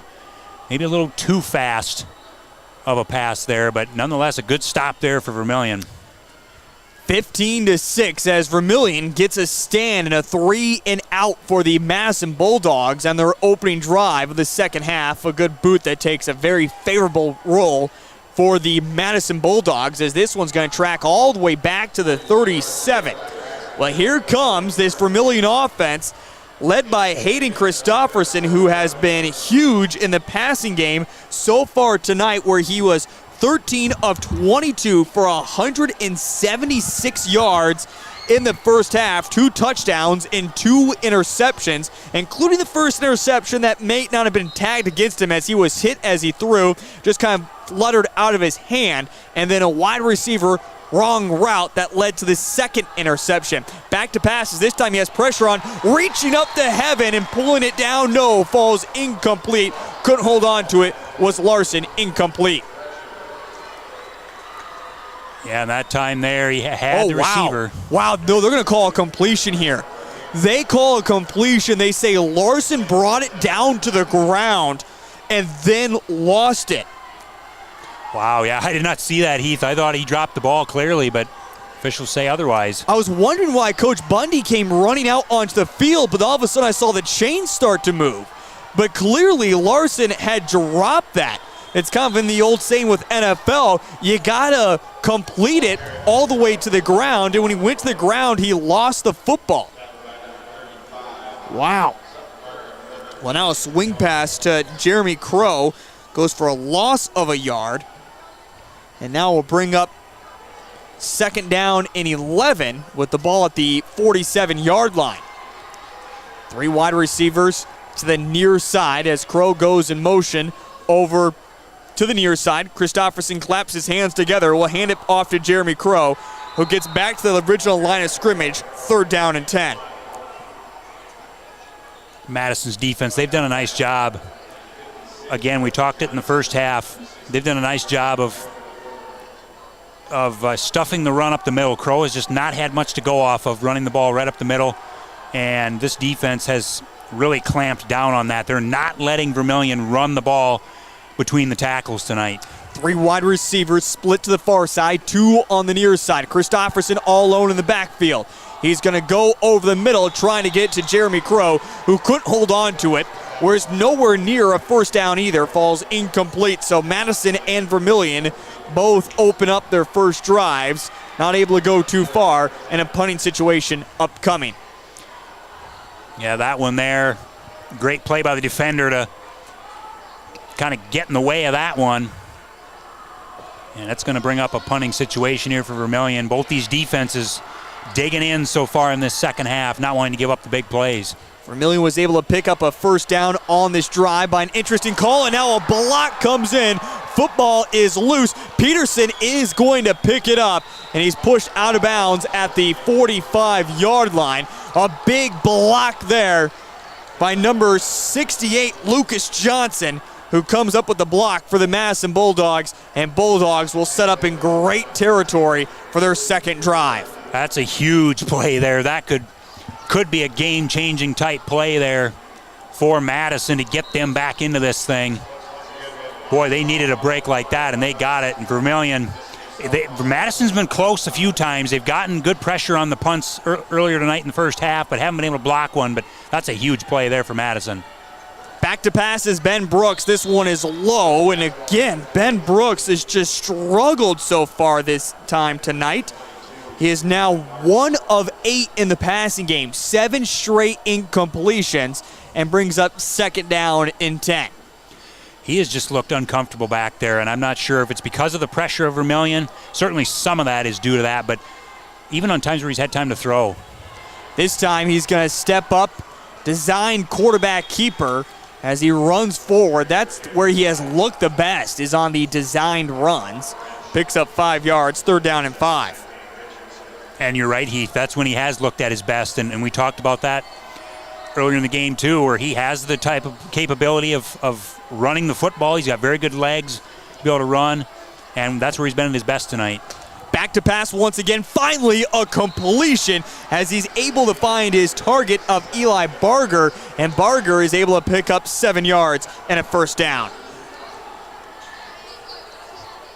If you're Ben Brooks, that's the type of completion you need. Just get one completion, even if it's just a simple play like that, just a little curl route. Get one completion and then just slowly build your confidence up on this drive. 3 wide receivers off to the near side. Back to pass once again is Brooks looking over this near side, trying to get to Andrew Gomez, and Gomez reels it in at the 2, falls into the end zone. 32-yard touchdown pass, and Madison answers quickly. And that's the Ben Brooks that we talked about in the pregame, Heath. This kid can sling the football, and he looked like he was at ease back there in the pocket. He had time to throw. It was a one-on-one matchup, and Comas just beat the defender. I'm not sure who was out there covering him, but he beat the Vermillion defender easily to get that touchdown. A nice throw by Brooks. And the extra point is up and through the uprights, which brings it within a 2-point game, 15-13, with 7:55 remaining in the third quarter. We're back in just a moment here on Live Ticket TV. There's no better organization that gives back to the student athletes than the Booster Club. The Vermillion Booster Club is committed to helping all student athletes grow. Join the Tanager faithful today by becoming a member at GoTanagers.com. While you're there, check out Team Apparel for your favorite sports team. Like them on Facebook to stay up to date on all the latest information and sports games. Join the Vermillion Boosters today and go Tanagers.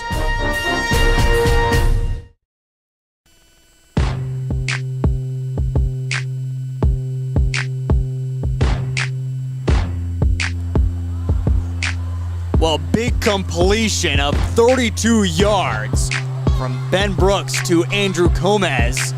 And the Madison Bulldogs have struck back. Extra point good, and they've drawn it within 2 points, 15-13 after Vermillion was holding on to a 9-point lead to start this second half. And as Jacob and I have mentioned, we knew the Bulldogs could strike quickly with their offense. That's exactly what they were able to do after their first drive went 3 and out. They make their second drive count in a big way. Zone Robinson trying to find some space as he bounces it out to the near numbers, but wrestling him down back at the 19-yard line. Joe Gores once again, and when Gores gets his hand on you, you are not going to escape. Nice job by Gores on the tackle there, and Zone Robinson kind of getting up a little slow. And Jeremy Crow right now is down at the 35-yard line with the cramp as Amy Richardson is currently out there. Vermillion, they need to get some offense now moving. As again, they picked up a first down on their first possession of this second half by an interesting call. It looked like it was an incompletion that the officials say it was completed, then Larson lost it. Crow is continuing to be worked on right now as Amy Richardson is out there, looks like trying to relieve a cramp. Gary Culver also out there at the moment. 7:44 remaining in this third quarter. Again, Vermillion with a 2-point lead. Again, wrapping up the season next week, the Madison Bulldogs are supposed to take on Custer. Again, Custer forfeited against Canton earlier today. I guess it was actually official news 2 days ago. And also, Vermillion wrapping up their season coming up next Thursday against Belfouche. Will be making the far trip all the way out to Belfouche, South Dakota, as Crow is going to get up, but he's not putting any pressure on that left foot. And he'll have to come out for a little bit of time, but he is in good spirits as he claps his hands together. Coming out and being the new running back for actually the second time tonight will be Jackson Heine. You know, Crow hasn't had the best night running the football, but that's still a loss there for Vermillion. He's been he's been a factor in the passing game. He's caught a few passes tonight, and we've seen him deal with injuries already this year. So, not what you want to see of your Vermillion. 3 wide receivers over to the near side as we'll wait for the officials to get into play.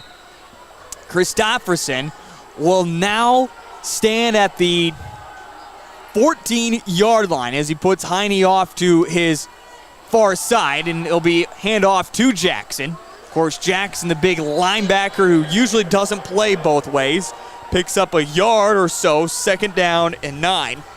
But again, Jacob, that really has been what it's going to be. 1st down and 10. It's usually a run right up the middle. And Madison has done a nice job, like we said. They have just stuffed that run up the middle in between the tackles all night. And again, it's kind of like a broken record tonight with running up the middle. 7-11, third quarter. Back to pass is Hayden Christofferson as he looks over the middle, completes it to Trillian Sorrell up to the 40-yard line. A completion of 20 yards, 1st down and 10. Man, Sorrell has just been big at times this season, and tonight's no different. He's just been making plays for this team, and again, just distributing the ball to multiple guys. That's kind of been the theme tonight. The running game just has not been there, and so you got to get these guys involved. They got athletes on the outside. And now over 200 yards passing the football tonight is Hayden Christofferson. They're going to hand it back off to Jackson Heine as he runs over his own offensive lineman, telling Michael Neighbor to get out the way. Here comes the train. A pickup of 6 yards, 2nd down and 4. That's probably one of the bigger runs we've seen tonight, Heath, and good run there by Heine on 1st down, and that's something they're going to have to keep trying to work in is this running attack, and maybe try to get outside on some plays if it's not working up the middle. 2nd down and now 3 is what they call it, with 3 wide receivers off to the near side. Hand it back off to Jackson Heine once again, as this time he follows Neighbor up to the 40. Pickup of 13 yards and a 1st down. And again, they kind of run that same play. They're just running off that left tackle, between the left guard and the left tackle, and that's what's working. So maybe this Vermillion coaching staff sees something on this defensive line. They maybe found the right hole, and they're using it. First down and 10. Ball at the 40-yard line. 5:42 with the clock rolling in the third quarter. 3 wide receivers stacked on top on the near side. They go this way to Trillian Sorrell, who reels it in at the 20, up to the 13 as he's ripped down by Andrew Komos. It's inside the red zone for the Vermillion Tanagers. Another great play there. Christofferson had a guy right in his face as he threw it, but he was able to complete that pass. What a play there. Sorrell has been big tonight. Now 240 yards in the passing game, Hayden Christofferson, as it's first down and 10 inside the red zone. Jackson Heine remains the running back as well. Christofferson claps his hands together. They're going to give it off to Jackson, who kind of stutter steps in the backfield, not able to get anywhere. Back to the line of scrimmage, no, a loss of 1. Brings up second down and 11. So now, Vermillion inside the red zone. Again, they do have a kicking game. We've already seen a 39-yard field goal, but a field goal at this point really wouldn't help anything. Just make it a 5-point lead if they could get it. But right now, Vermillion is looking more specifically for a touchdown. 2 wide receivers to either side. Back to passes, Christofferson. Pressure. It is going to be a holding penalty. Christofferson is going to take off with it as he's able to get up to the 7-yard line. But it's going to be a holding penalty, and this one is coming back. Yeah, that was pretty obvious there as the Madison defender was right in Christofferson's face, and the defender got turned around a little bit. He got hooked a little bit by the offensive lineman for Vermillion, so this is an easy call for the official to make. And this one's really going to pin Vermillion back. Now, there is one other question, as there was a second penalty flag at the 10-yard line. Again, there is a holding, and I wonder if it was just the official here on the near sideline that saw that as well and thought he would throw his penalty flag. Which, again, you're trying to throw the penalty flag where the penalty occurred. So if that was a throw, that was not the greatest of throws. But again, a holding penalty with the spot foul is going to push it all the way back to the 33 and now makes it second down and 30 upcoming for the Vermillion Tanagers. Back to passes, Christofferson over the middle. This one intercepted by Caden DeVries. Caden returns it back to the 45, still on his feet across the 50 and pushed out of bounds. Big interception by the Madison Bulldogs and Caden DeVries. And again, Heath, pressure from this Madison defensive line. We've seen it this whole drive. And again, a defensive lineman right in Christofferson's face as he's throwing the ball. That just makes it so much tougher for a quarterback to throw the ball.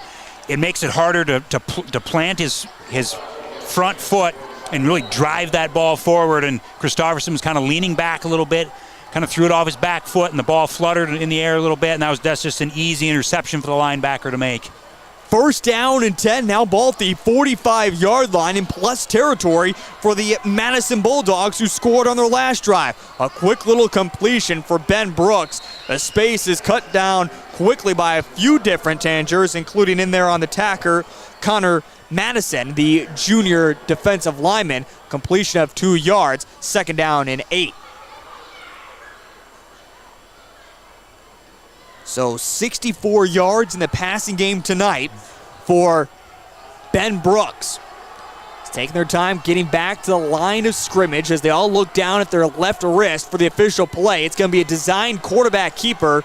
Brooks just falls forward to the 39-yard line, a pickup of 5 yards, and bring up third down and 4.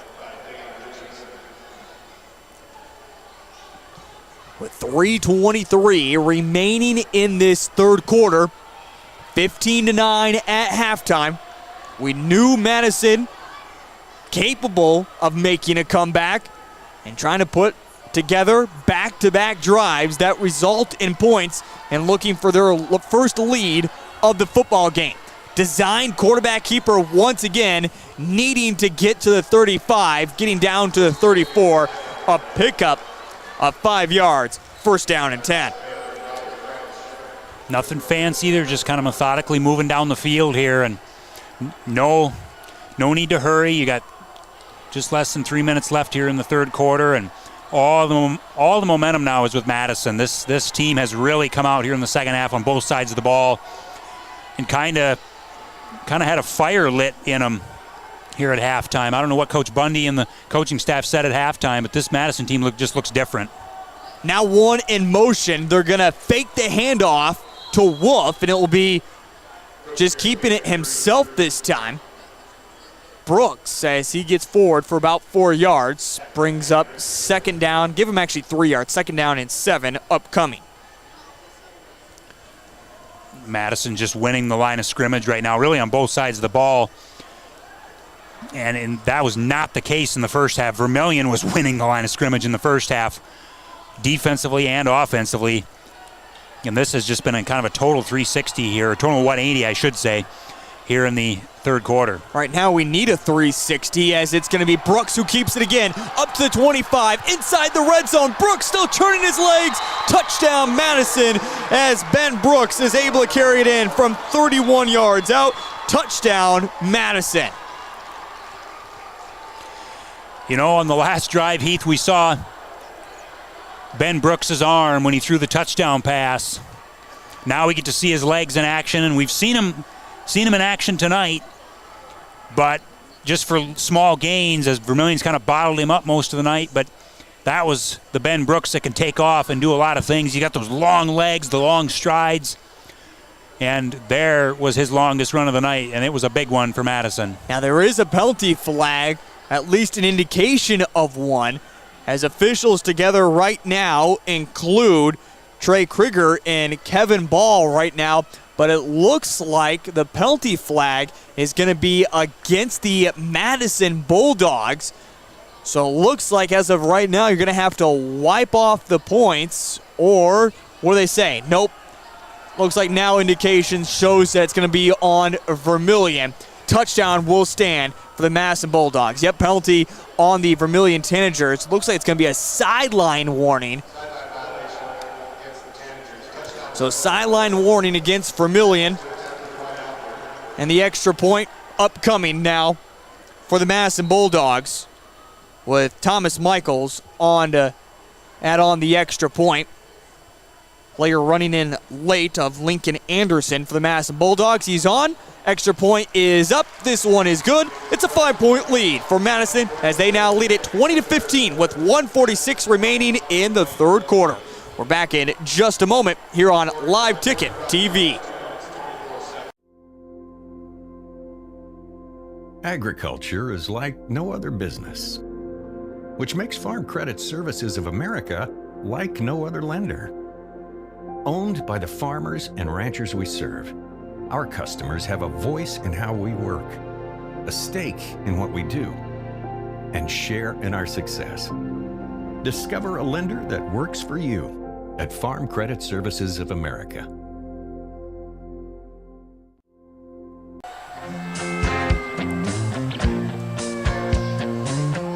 It's been 14 points for the Madison Bulldogs here in this third quarter, and they have their first lead of the football game, 20-15 over the Vermillion Tanagers, as Vermillion has been able to move the ball offensively, but an interception on their last drive. That was a great return by Caden DeVries, set Madison up in their own territory, and they were able to finish it off from there. Now, a sideline warning. Was there actually a penalty that came with it? They say there is. So it's going to move all the way up to the 45, and that's where it can be booted at for the Madison Bulldogs. So we'll see if they actually kick it through the back of the end zone, or if we don't see some kind of just short kick. That will be the smart move to take if you're the Madison Bulldogs. No need to kick it through the end zone. Yeah, it's cool to do, but in the end, it really doesn't help you out a whole lot. We'll see, though, as Thomas Michaels has it teed up. Again, ball at the 45. It's a low soccer kick, as it will still roll through the back of the end zone. Good idea, just a little bit too much power. Vermillion will set up first down and 10. So a cumulative kick of just 25 yards in the end. But Vermillion will start at first down and 10 at the 20-yard line. Need to continue to keep this offense rolling. And Jeremy Crow back out there in the running game as well. As the last drive, he was not featured as he went down with a cramp. And Jackson Heine remained out there, but he's back out there once again. Hayden Christopherson with 3 interceptions tonight, back to pass. He's looking over to the far sideline. His wide receiver never turned around, falls incomplete. Luckily for him, it's in the last moment, almost intercepted there by Jordan Peterson. This Vermillion offense just looks a little out of sync right now, and the thing they got to remember is they're not out of this yet. They've given up 2 Madison scoring drives in this quarter, but you're still in this game. There's still a lot of time left to try to make something happen. Trips off to the far side. Connor Rohrig alone at the numbers near side, and there is going to be a penalty flag before we officially get the play underway, as this one comes in from Trey Krieger. False start against the Tanagers. Move it back 5 yards. 2nd down and 15. So now 6 penalties against the Tanagers so far this evening for 40 yards against them. Ball now at the 15-yard line with 1:39 or 99 seconds remaining in this third quarter. Handed off to Jeremy Crow, who's able to get forward for about a yard, maybe 2, and brings up now 3rd down and 13. And an obvious passing situation upcoming. See what the Vermillion coaching staff dials up here. Need to try to get something here on this drive and not try to give the ball back to Madison with all the momentum they have. Christopherson still looking over to the near sideline. Now gets set as he puts Jackson Heine in motion, putting 4 targets off to that far side. Pump fakes once, now off his back foot. Christopherson was never settled, falls incomplete, and will bring up 4th down and 13. A punting situation upcoming, and for the first time tonight, it's been 3 straight incompletions for Hayden Christopherson. And Christopherson, in the first half, he had time to throw. He looked comfortable in the pocket. He was 8 of 8 or 9 of 9 at one point. He had 9 straight completions at one point, and this third quarter here, he just looks uncomfortable back there, but Madison's been able to get pressure on him and kind of make him uncomfortable. Back to punt it away. Luke Knutson reeling it in is Carson Wolf at the 38. He's trying to find some space up the middle across the 50, but he lost the football. And Vermillion is able to get back on top of it. Wolf got extended out, and as he did so, dropped the football. Jackson Heine able to get on top of it, and outcoming once again will be the Vermillion offense. What a break for Vermillion, as that was a pretty good return by Carson Wolf, and that is a huge break for this Tanagers football team. They needed something like that, as this third quarter has just went all Madison's way. Basically a play of 27 yards, and it makes it 1st down and 10 for the Vermillion Tanagers, as they'll hand it off to Heine as he gets ripped down from behind. Big tackle there for Lucas Johnson. It's a loss of 2 yards, and it looks like Vermillion, they're going to send this one to the 4th quarter, trailing by 5. That's been the theme of this third quarter, is Madison dominating the line of scrimmage on both sides of the ball, and that play right there by Lucas Johnson, that just kind of demonstrates what this third quarter has been about. Vermillion has had a hard time winning the line of scrimmage. Madison has made adjustments, and Madison, as a result, leads at the end of this third quarter. 20-15 as we head to the 4th quarter. That comes up here in just a moment on Live Ticket TV. Hi, this is Kristen Cunningham with Chic Boutique by Kristen & Company in Centerville, South Dakota. We're an all-size inclusive boutique offering sizes small through 3X on many items, including denim jeans and jackets, shackets, pants, skirts, graphic tees and sweatshirts, joggers, school swag, hats and caps, many fashion accessories including purses and lots of jewelry. And we also offer gift items for birthdays and weddings. Get your shopping fix at 636 Broadway Street, Centerville, South Dakota. Open Tuesday through Friday, 10 to 7, and Saturday, 10 to 4.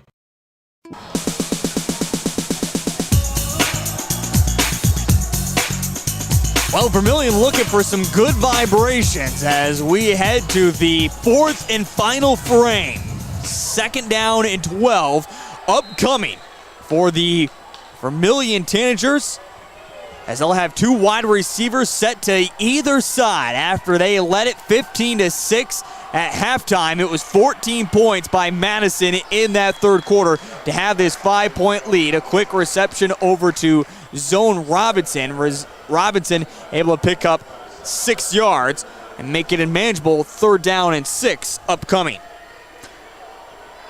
Great job getting the ball to Robinson again. He's that big playmaker. Going to have to try to find him in this quarter on several occasions if they're going to try to get back into this game and take the lead. Scores close around the state of South Dakota as well, especially in Class 11A. We'll bring those up here for you in just a moment. As over the middle, this one is intercepted. The 4th INT of the night for Hayden Christofferson. A big return as well by Andrew Gomez as he's able to get it up to the 41-yard line. 1st down and 10 for Madison with all the momentum on their side. And that time it looked like Christofferson had time to throw back there and just threw it right into coverage. There were 2 or 3 Madison defenders right around the receiver, and that was just just an errant throw there. Maybe just didn't see the defender coming up to make the play there, but nonetheless, that's, like you said, the 4th interception thrown tonight. And now they're just going to hand it off to Bruce as he turns his legs past the 45 and up to the 47. Pick up 4 yards and brings down 2nd down and 6. And now Jacob, this is kind of what you can do if you're the Madison Bulldogs. Yes, you're only leading by 5, but the way your offense has been moving this second half, you have to feel comfortable the way you are, and you can start to use more and more of this clock. And they're going to hand it off to Bruce once again as he bounces it off to the far side. Gets close to the 1st down marker. We'll see where they spot him at. Looks like it's going to be 3rd down and inches. Well, that's exactly right. He's going back to your point. Madison has not been flashy tonight, so to speak, but they've moved the ball methodically, and they're starting to do that on this drive now.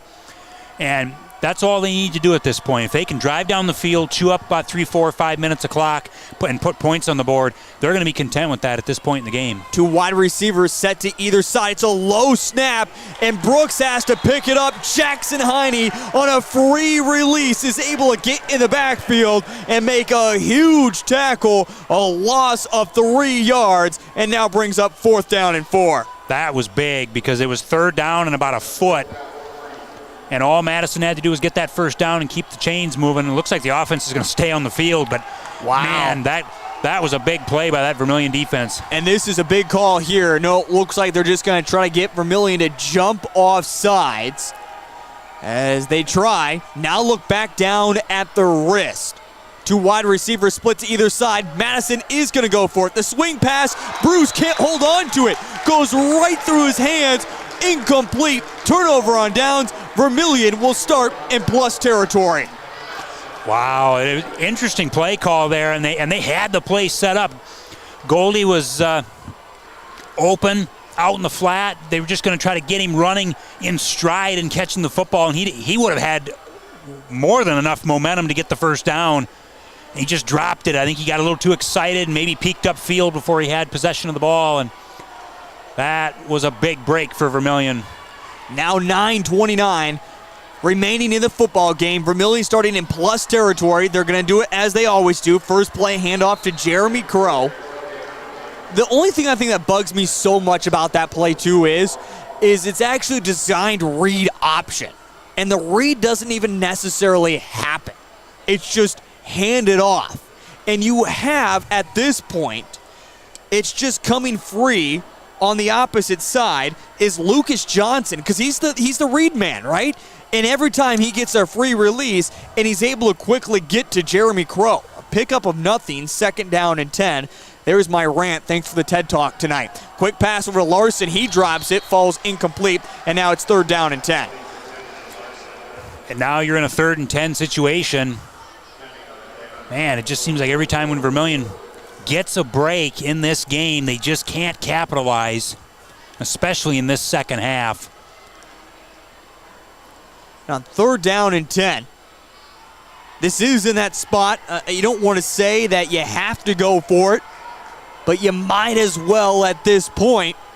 With 8:49, the way the offense is moving, Christopherson keeping his eyes downfield, able to complete it. A big completion to Zone Robinson up to the 37-yard line. A completion of 12 yards and a 1st down.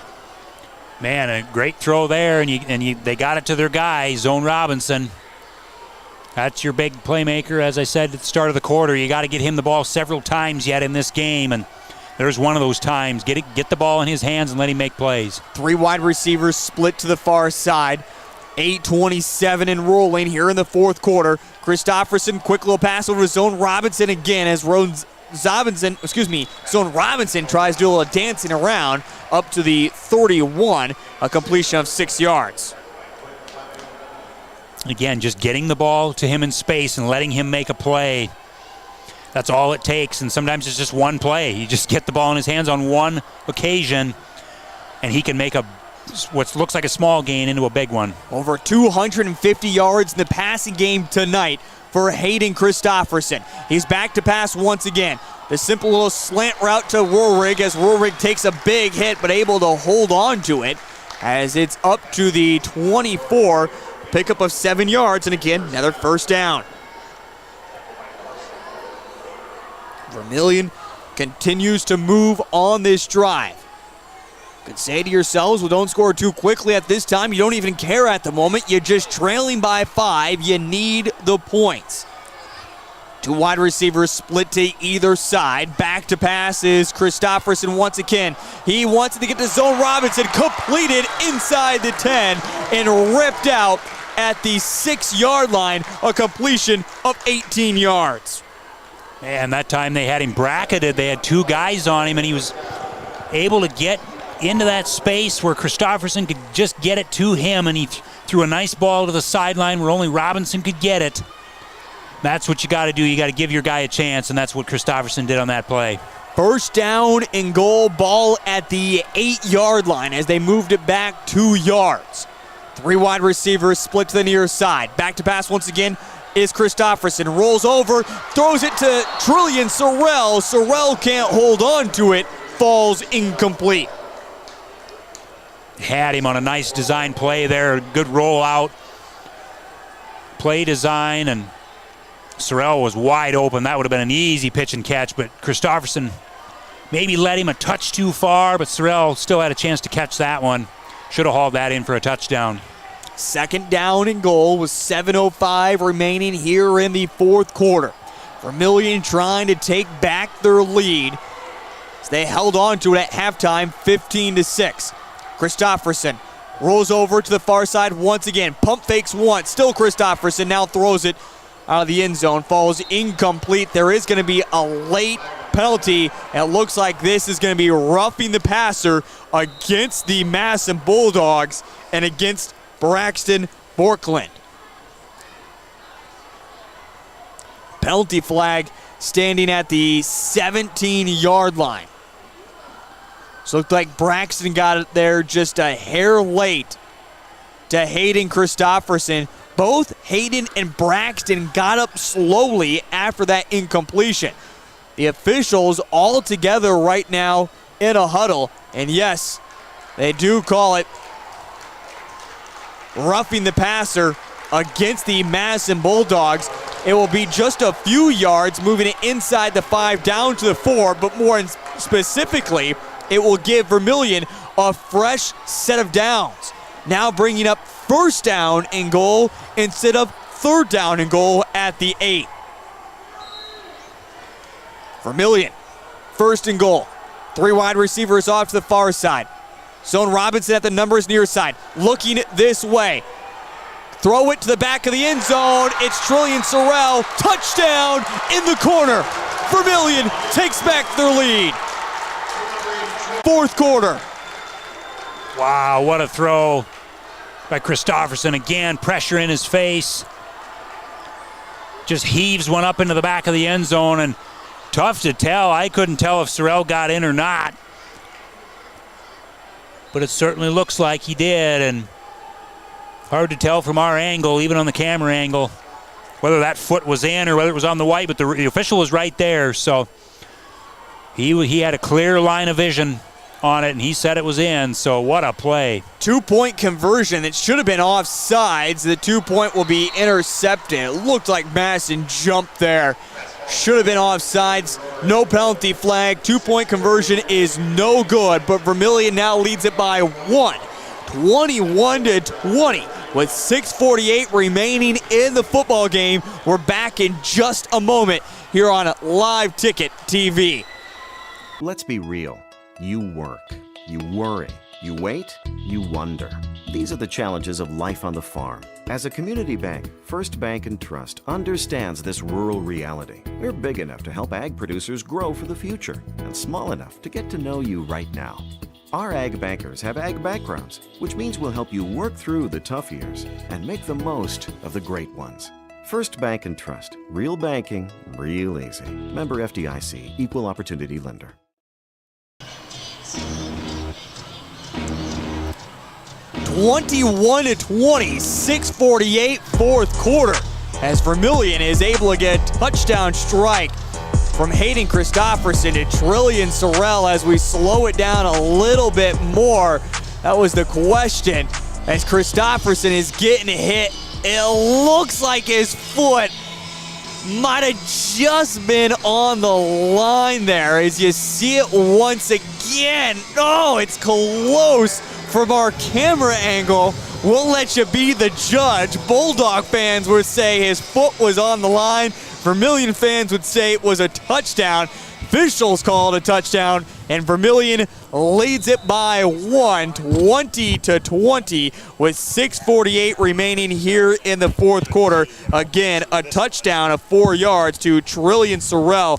I have Hayden Christofferson for now over 300 yards in the passing game this evening, as it was hauled in with the feet on the goal line. Again, that means the play is automatically over with. So now Madison, trailing by 1, will come on out trying to get back into it. Or at least I should say, take back their lead, as they have had a majority of the momentum here in this second half. So first down and 10, and plenty of time as well. 6:46 remaining in this fourth quarter. Ben Brooks, tight formation, back to pass. Plenty of time, sidearms it as he finds Andrew Gomez at the 35, a completion of 15 yards and a first down. That time Brooks had a lot of time in the pocket to complete that one, and good first play in this drive for Madison. Vermillion's going to have to try to stiffen up this defense. You're only up by 1, so a field goal can take the lead back for Madison. Quick other score update here in just a moment, as Brooks is back to pass. Now he's just going to take off with his feet. He's wrestled down at the 40. There is a penalty flag back at the 30, which would indicate a hold against the Madison Bulldogs. And a quick look as well at this score. I was looking at 22-20. Beersford on top of Dakota Valley. And it looks like right now it is Sioux Falls Christian with the football late in the fourth quarter. No, excuse me, it is Beersford who has it late in the fourth quarter, as they are driving actually. So they're trying to finish it off. Again, a 1-point game here. Other scores, as West Central has blown it open against Lennox 30-13. And also Belle-Fourche has been down by Sioux Falls Christian tonight, 48-7, the final there. Of course, Cole Larsh and myself will be out to Belle-Fourche, South Dakota, coming up next Thursday, less than a week away. It's going to be a fun trip, Cole. I'm looking forward to it. Back to pass is Brooks. He flings it. No, intercepted. 7th interception of the season. Accounted for a touchdown. Connor Peterson, his 7th interception on the season, results in a pick 6. Vermillion goes up by 7 here in the 4th quarter. Peterson read it perfectly, jumped all over it, and Vermillion extends it to a 7-point lead, 27-20, 6:16 remaining in this 4th quarter. And now on to kick the extra point to try to make it an 8-point game. Luke Knudsen is on. It's a high snap, pulled down nicely, and the extra point is up, and it's good. 28-20. 6:16 remaining in the 4th quarter. A Connor Peterson pick 6, and Vermillion is in the lead. We're back here in just a moment on Live Ticket TV. In times like these, it's good to know there's a place where people know who you are, no matter how long you've been gone. A place where the smells of home cooking are still in the air, where a simple wave warms your heart, and sharing stories is just a way of life. It's good to be home. Agraria Insurance Company, protecting what's important in life. Contact your local Agraria Insurance Company agent.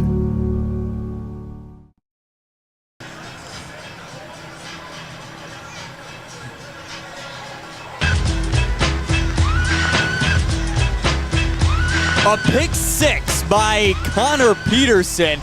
As you see it here again on Live Ticket. Just look at Peterson. He was reading the play all along. Gets his 7th interception of the season.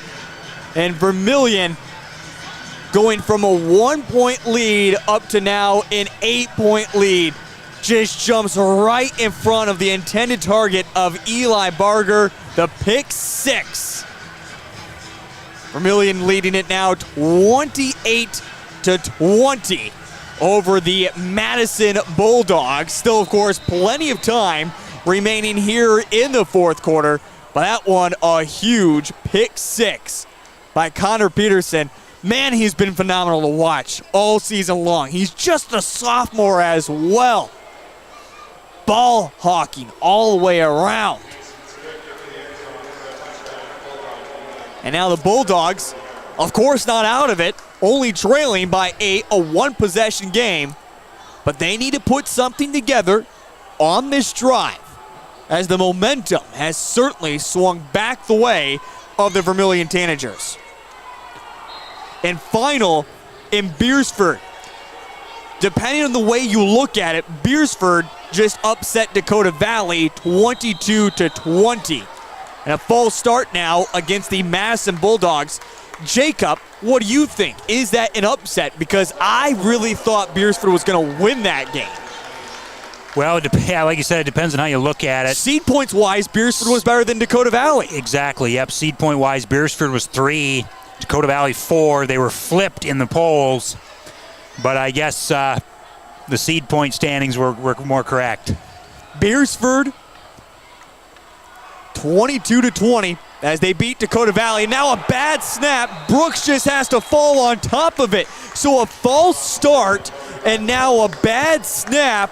The football is all the way back to the 5-yard line, where it's going to be now 2nd down and forever for the Madison Bulldogs. Oh my goodness, this is just falling apart all of a sudden.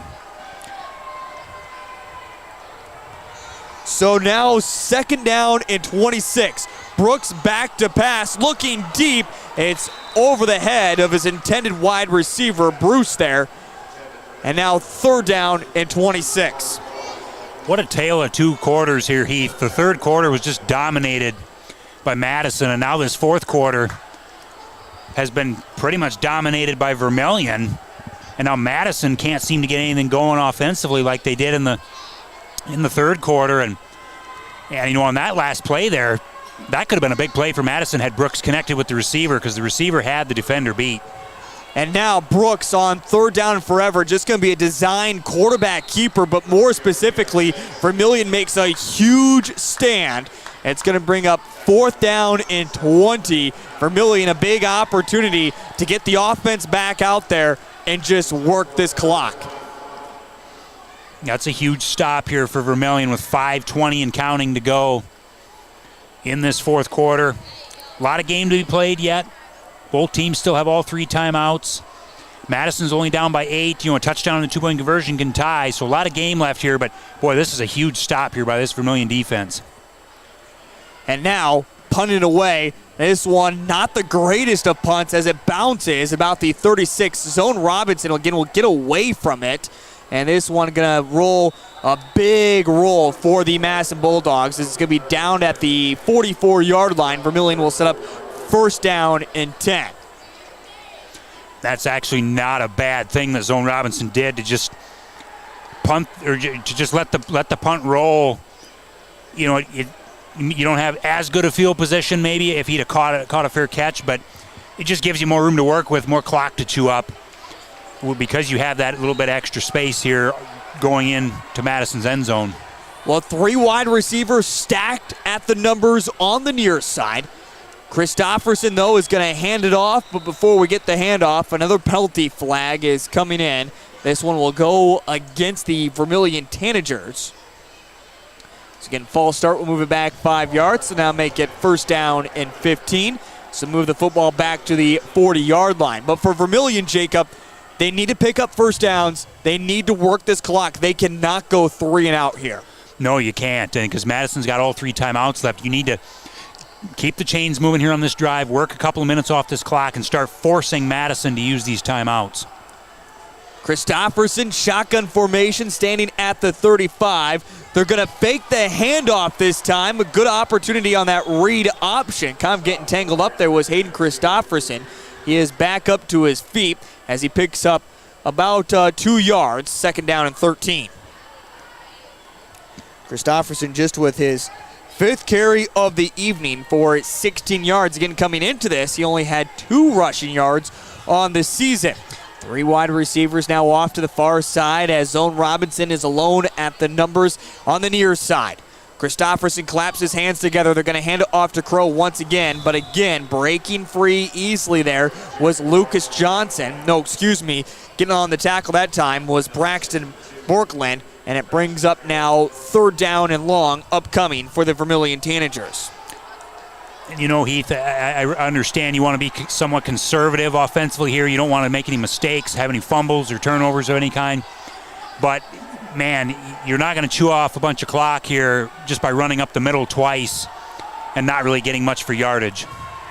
2 wide receivers to either side. Christofferson claps his hands together. They're going to hand it off to Jeremy Crow as he needs quite a bit of yards, and he's going to get right there to the 45-yard line. He needed 13. He gets exactly that. First down for Vermillion. Jeremy Crow just got his biggest run of the night, and it comes at the most opportune time for the Vermillion Tanagers. And again, like I just said, you don't want to be too conservative, and that time it was just another handoff to Crow, but he was able to bounce that one outside, and you still got to be aggressive at this point offensively in your play calling, and that was maybe not the most aggressive play call, but it turned into a big play, and that was a huge run by Crow because that gets you a first down. The clock's going to keep running here with 3.5 minutes to go as they're going to take and measure this now to see if he actually got the first down. Interesting to see. It was Coach Bundy who just started screaming that he wanted the chains out there. They have been spotting it like this all night but have not brought out the chains. Now they do so, and the chains only confirm what we just said. A first down by Jeremy Crow as he picks up 13 yards on third down and 13. First down and 10 at the 45-yard line. 3:31 remaining here in the football game. Vermillion just an opportunity to keep working more of this clock. And now Hayden Christofferson's got to be aware here. Start watching the back official and start working this clock at this moment. They hand it off to Jeremy Crow, who just gets back to the line of scrimmage. No gain. Second down and 10. Again, you got to be aware of the clock situation if you're the Vermillion Tanagers. Make sure you use as much clock as you possibly can. And Madison and Coach Bundy, aware of the situation, will burn a timeout here. So bring up 2nd down and 10 here in just a moment as we get a little bit older into the night. And while we have a chance, let's take a look at some scores from across the state of South Dakota. As, again, in a forfeit earlier today, Canton defeats Custer. Other games, a close one just wrapping up. Beersford beat Dakota Valley 22-20. As we mentioned earlier, Beersford was ranked 4th according to the media, Dakota Valley number 3, but those two teams were flipped when it comes to seed points, so maybe a little bit of an upset, maybe not, but certainly helps out a Beersford team when it comes to the postseason. Also, Sioux Falls Christian dominated over Belfouche 48-7. In other scores from Class 11A, West Central all over Lennox 38-13 as that game is getting closer to wrapping up. Lee Deadwood on top of Lakota Tech 47-18.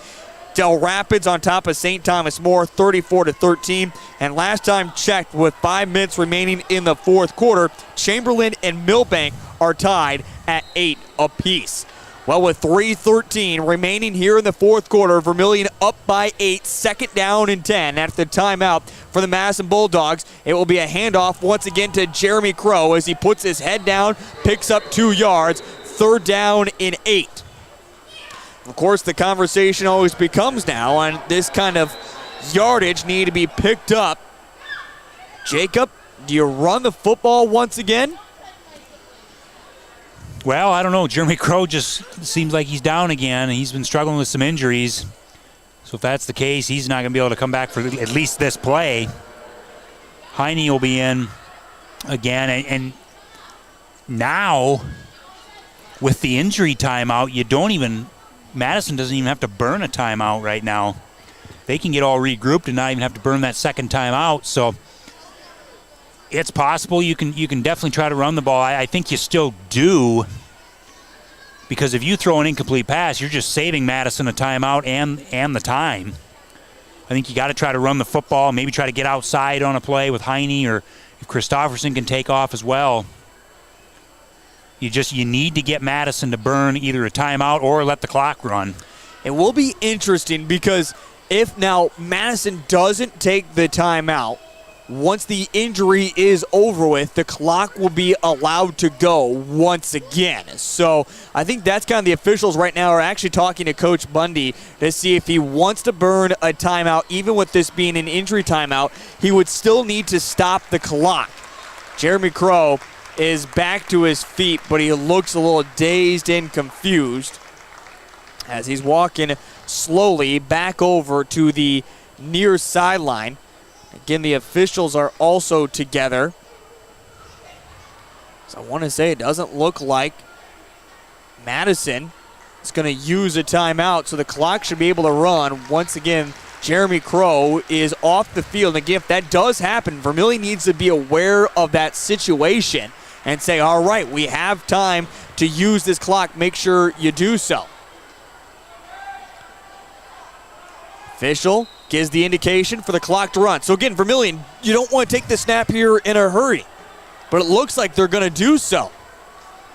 Wow.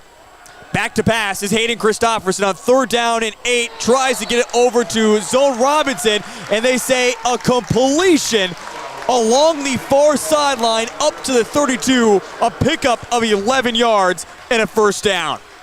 Wow, what a catch by Robinson along that far sideline. And yeah, again, I agree with you, Heath. I don't know why they snapped the ball so soon, but they did anyway. But I guess it paid off. They got a 1st down out of it, but I wouldn't have snapped the ball that quickly either.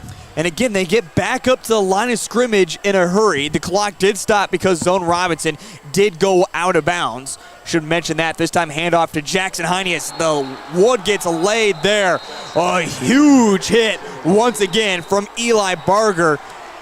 And we're going to see a penalty flag as coming up and flexing his muscles there was Eli Barger. They're going to call it unsportsmanlike conduct on the play. Now, this penalty flag did come back at the 34-yard line. I'd be shocked if this was an unsportsmanlike conduct. celebrate a play like that, a nice, clean hit. And he didn't make any motions to the Vermillion Tanager sidelines, didn't make any motions to the Vermillion players, just flexed his muscles to his own team. The officials are still gathered together. Like I said, it looks like it might even be an indication of a hold against the Vermillion Tanagers. Penalty that will go against Vermillion and move it backwards. Heath, I didn't see a Vermillion player do anything, but it could have been some words exchanged possibly that caused that penalty would be my guess. But and it's a 15-yard penalty as well, moving it all the way back to the 46-yard line. So now going to bring up first down and 25, and now a timeout as well from Coach Bundy and the Madison Bulldogs with 2:42 remaining in the football game. Well, as you see it go across the bottom of your screen, some scores from across the state of South Dakota. Other interesting games that are currently ongoing with 5 minutes left in the fourth quarter. Elk Point Jefferson and Bridgewater Emory Ethan 28-14. Elk Point Jefferson on top. Final as well. Winner, number 1, beat Mount Vernon Plankinton, number 3, 34-8. And that couple of scores from Class 11B. Up to 11AA we go. Another interesting game. It looks like it's going to be Pierre that gets the win over T Area, 35-24. And other interesting games, it was Aberdeen Central that laid the beat down to the Yankton Bucks by a final score of 29-7. And it's going to be the big victory right now for Aberdeen Central, as I mentioned. But 2:42 remaining here in this fourth quarter. It's second down and 24, or first down 24, for the Vermillion Tanagers. And again, a timeout called by Coach Bundy. You just have to keep running the football, though, if you're the Vermillion Tanagers, Jacob. Absolutely, yeah. You need to try to do that. And Madison's down to one timeout now, so it's second down and 24, and they're going to have to burn that last timeout, and then you're going to be able to run some clock on either second or third down here. So I wouldn't throw the ball if you're Vermillion. They might try to do that, but I guess I'd keep it in the running back or the quarterback's hands and just make Madison burn that last timeout. And then, like I said, either on second or third down, Madison's got to choose that they're gonna have to run clock on one of those downs. First down and 10. Or excuse me. Yes, first down, or no, it is going to be second down and 24 is what they officially call it. Hand it off to Jackson Heine as he gets bottled up in the backfield. A loss of a yard, so third down and 25. And Madison is going to use their last timeout with 2:42 remaining here in the football game. So Madison will use that timeout now. And then here on this third down, whatever Vermillion decides to do, the clock's going to run after this. So Madison will get the ball back if they can hold them here on third down and 25. But it will be with about 2 minutes left, roughly, by the time they get the ball back. So unless Vermillion happens to get this third and 25. But all indications are that if Vermillion can't get this first down, the clock's going to run, and Madison will get the ball back with about 2 minutes left to go. Third down and 25 upcoming. With, again, the ball spotted at the 47-yard line. An 8-point lead for the Vermillion Tanagers, 28-20, with 2:42 remaining here in the football game. And now it will be a handoff to Jackson Heine.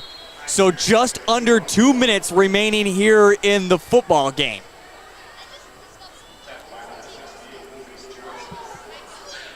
And again, Vermillion will just let this clock run down as far as they can.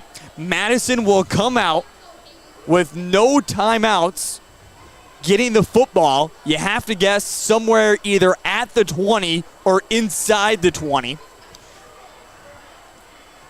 as they're going to let this clock run down, and you might as well take the delay of game if you're the Vermillion Tanagers as well. Just give Luke Knutson more room in the punting game. Well, absolutely, yeah. That's not a bad decision at all. This clock will run down under 2 minutes. I figured it'd be right at about 2 minutes, but it's going to be under 2. He's going to take the timeout, Coach Culver will, and 1:53 left, and Madison won't have any timeouts, but the way this offense can strike, Heath, this is an offense that can go down the field and basically run a 2-minute drill if they need to. We've seen that at times tonight where they've had big plays, but it's been few and far between for Madison. They have really struggled at times, other than this third quarter where they were able to put together 2 good scoring drives.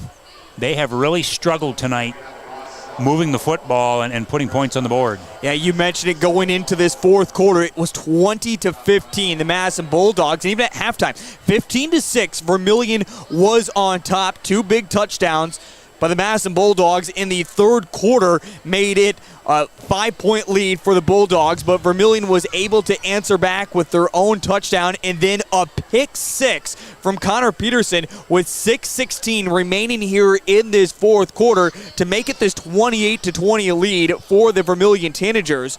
And now with 1:53, a timeout from Vermillion, they'll punt it away, giving Madison the football back and a chance to tie up the football game. And that's the thing, too, is we're not saying this is going to be a victory. Madison has a chance at winning this football game. The best they can do at this moment is tie it up. So Madison, more of anything, has the odds stacked against them than the Vermillion Tanagers do. Because Madison not only needs the touchdown, but also needs the 2-point conversion. Luke Knutson is on to boot it away with Wolf back deep to return for Madison. And it's not the biggest of boots from Luke Knutson. Smart move, but it takes an unfavorable roll. You could see Luke Knutson took a lot off that punt, but just did not get the roll to go the Vermillion way. So it'll be 1st down and 10, needing 80 yards for a score with 105 seconds remaining here in the football game. It doesn't get any better than this, than the last Friday night football game of the regular season, as it will be Ben Brooks and the Madison Bulldogs offense who is on to the field.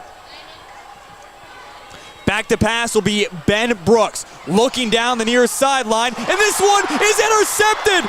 Intercepted at the 27-yard line! Landon Kearney intercepts it. Vermillion on senior night is gonna get the victory.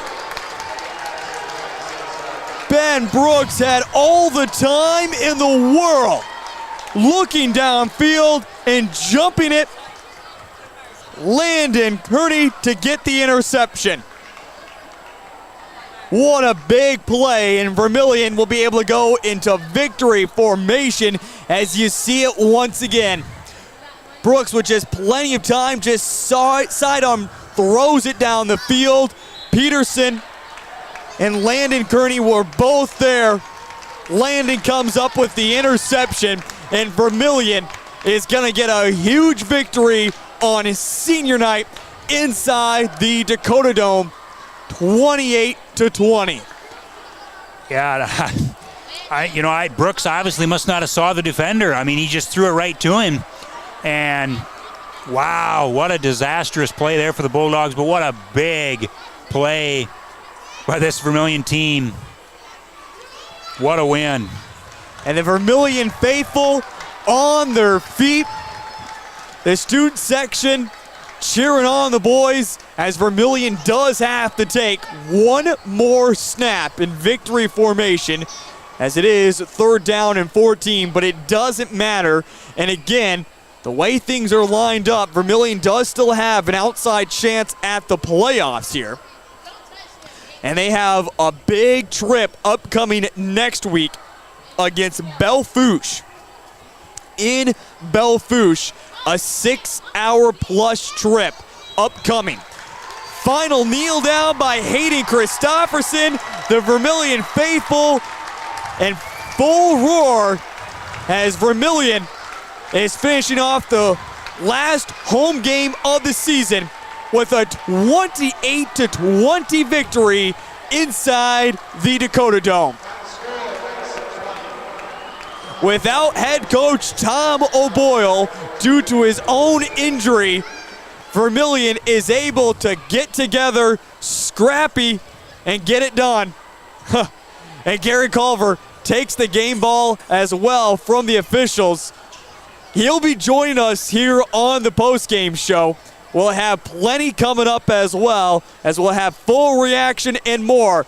But Tanager fans, celebrate as this one is final inside the Dome. Vermillion 28, Madison 20. We're back in just a little bit here on Live Ticket TV.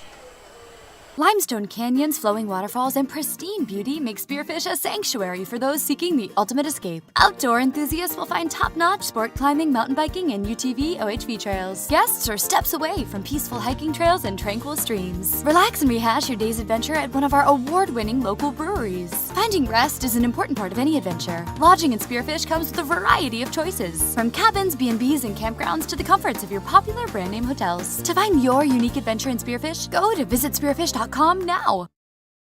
The innocence of youth. Is there anything any better? But soon they'll be in high school and facing all the same challenges you faced. How to make friends, how to fit in, how to be cool.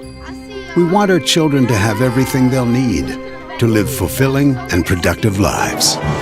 Make sure the kids in your family are among the more than 57,000 participants here in South Dakota who take part in high school sports or activities.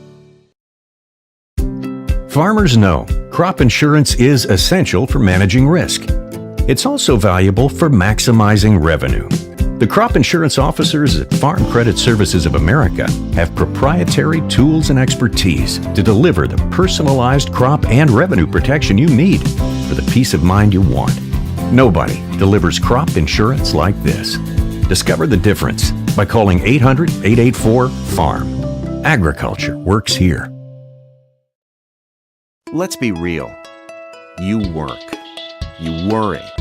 You wait. You wonder. These are the challenges of life on the farm. As a community bank, First Bank & Trust understands this rural reality. They're big enough to help ag producers grow for the future and small enough to get to know you right now. Our ag bankers have ag backgrounds, which means we'll help you work through the tough years and make the most of the great ones. First Bank & Trust. Real banking, real easy. This is what matters. This is beyond X's and O's. This is the difference mutual respect makes. This is what character looks like. This is what defines us in South Dakota. This is sportsmanship.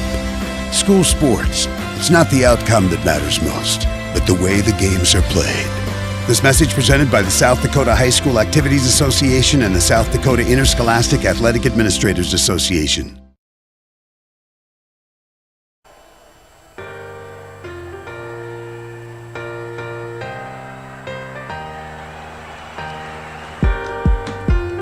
Celebration inside the Dome. On senior night, no better way to go out than having your home crowd continue to root loud as you come off into the locker room. Vermillion gets the victory over the Madison Bulldogs by a final score of 28-20. What a big victory tonight for the Vermillion Tanagers, as we do have the official game stats in front of us for tonight. I know I get a little bit off in my books, but let's first bring you back to how this game finishes off 28-20. Vermillion beats the Madison Bulldogs. Now, it all got started on the very first drive of the football game as Hayden Christopherson was able to connect with Connor Larson on a 27-yard touchdown pass. Luke Knudsen extra point was no good, making it 6-0. And then in the second quarter at the 8:55 mark, Hayden Christopherson was able to complete to Zone Robinson at the 31, and Zone from there went from sideline to sideline. In the end, a 41-yard touchdown pass. The two-point conversion was no good, and it made it 12-0. But Madison, on their next drive, answered quickly back with a Bruce Goldie run from 1 yard out that was set up nicely by a 29-yard run by Ben Brooks. And again, that's how we went to halftime with the extra point no good, 12-6. It was Vermillion on top. Field goal added by Luke Knudsen from 39 yards out with 10 seconds remaining in the first half made it 15-6 at halftime. But from there, coming out of the halftime locker room, the Madison Bulldogs were looking for some revenge, and that's exactly what they got in that third quarter, as they were able to get 2 big touchdowns by Ben Brooks to Andrew Comes on the first one from 32 yards out. And then it was a Ben Brooks quarterback keeper from 31 yards out that made it 20-15 in the first lead to the Madison Bulldogs. But with 6:48 remaining in the football game, it was Hayden Christopherson, a pass to Trillian Sorrell from 4 yards out on first down and goal that made it 21-20, and then an interception by Connor Peterson from 25 yards out with the pick six, making it 28-20, and then late in the football game, icing it off with another interception was Landon Kearney, and a big victory here for the Vermillion Tanagers by a final score of 28-20. In the final game numbers, looking at it tonight, Hayden Christopherson went 23 of 37 in the passing game for 276 yards, 3 touchdowns, and 4 interceptions on the evening for him tonight. In the running game, 37 carries for 113 yards in total for the Vermillion Tanagers. Jeremy Crow having 18 of those carries for 52 yards. Ben Brooks, he's been phenomenal all season long, goes just 5 of 16 for 79 yards. 2 interceptions in there as well. Again, just total of 79 yards in the passing game, a total of 27 carries for 134 yards. Another big number to look is the first down category. Vermillion outbeat Madison in first downs tonight, 24-9. Wowzers. In total offense, 389 yards for the Vermillion offense compared to just 213 for the Madison Bulldogs. And also the other big number we like to look at, Vermillion has lost time of possession all season long, but tonight they dominate in that category. 30-44.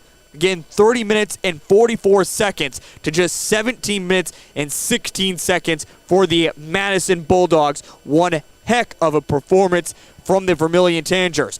We continue on within the receiving game as well. Zone Robinson had 6 receptions for 95 yards. Trillian Sorrell, 8 receptions for 88 yards. Connor Larson, 4 receptions for 58 yards. Connor Warwick, 4 receptions for 36 yards. And Jeremy Crow, 3 receptions for 15 yards tonight for the Vermillion Tanagers. Just a huge game for Vermillion, needing a victory if they want to keep their playoff hopes alive, and they are able to get it done with a 28-20 victory, and more specifically getting 13 points in that fourth quarter, able to outscore Madison to get the victory 28-20. Still more coming up here on Live Ticket TV as we'll catch up with interim head coach Gary Culver and also see if we can't take a look back at all the excitement from the football game that is on the way here on Live Ticket TV.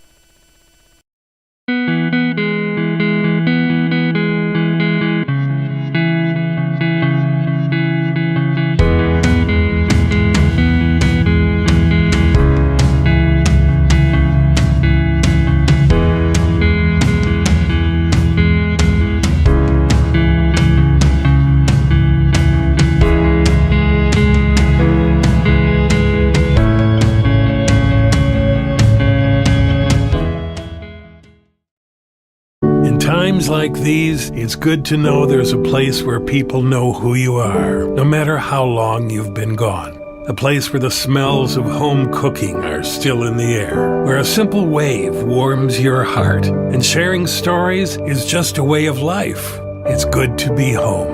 Agraria Insurance Company. protecting what's important in life. Contact your local Agraria Insurance Company agent. Advertising can be a struggle. Where to spend your money? Are you reaching the right audience? If you are looking for an effective method that reaches a large fan base at once, then here is your spot with Live Ticket TV. With over 65 schools in the state of South Dakota, we can help you find the right market. Plus, you can work with me, Heath, and a portion of all sales made go right back to the school. Get a hold of me today and let's get started in helping build your brand with Live Ticket TV.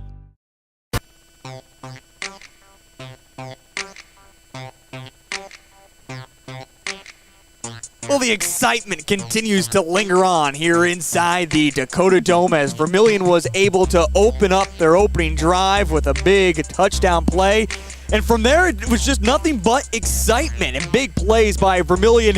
And have to give a lot of credit defensively as well. In fact, you talk about Madison Bulldogs. They were able to move right after the Vermillion touchdown on a drive, and Jeremy Crow that misses a tackle, able to reach in as Bruce Goldie was trying to pick up some positive yards, strip it loose. Vermillion was able to get back on top of it, and from there they were able to drive once again before they were able to add a touchdown at the 8:55 mark. Again, check this out. Zone Robinson just reels in at about the 28 and then just moves from the far hash all the way to the near sideline, outrunning the defenders, and a big touchdown there for the Vermillion Tanagers. At that point, it made it 12-0.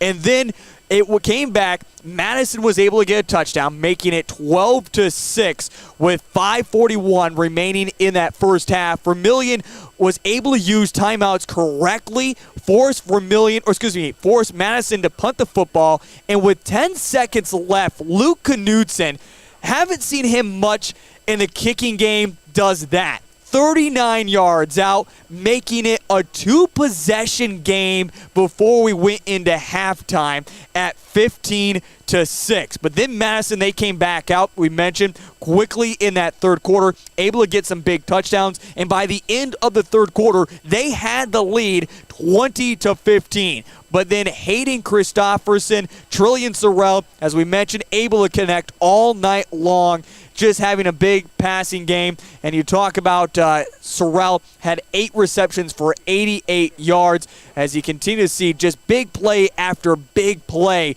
all over the field. This one, that forced fumble as Wolf tried to make something happen. But again, Vermillion able to just get in. And this one was so controversial as well. Again, the 6:58 mark of the fourth quarter. Christopherson just rolling out to the near numbers, about to get popped, just throws it up.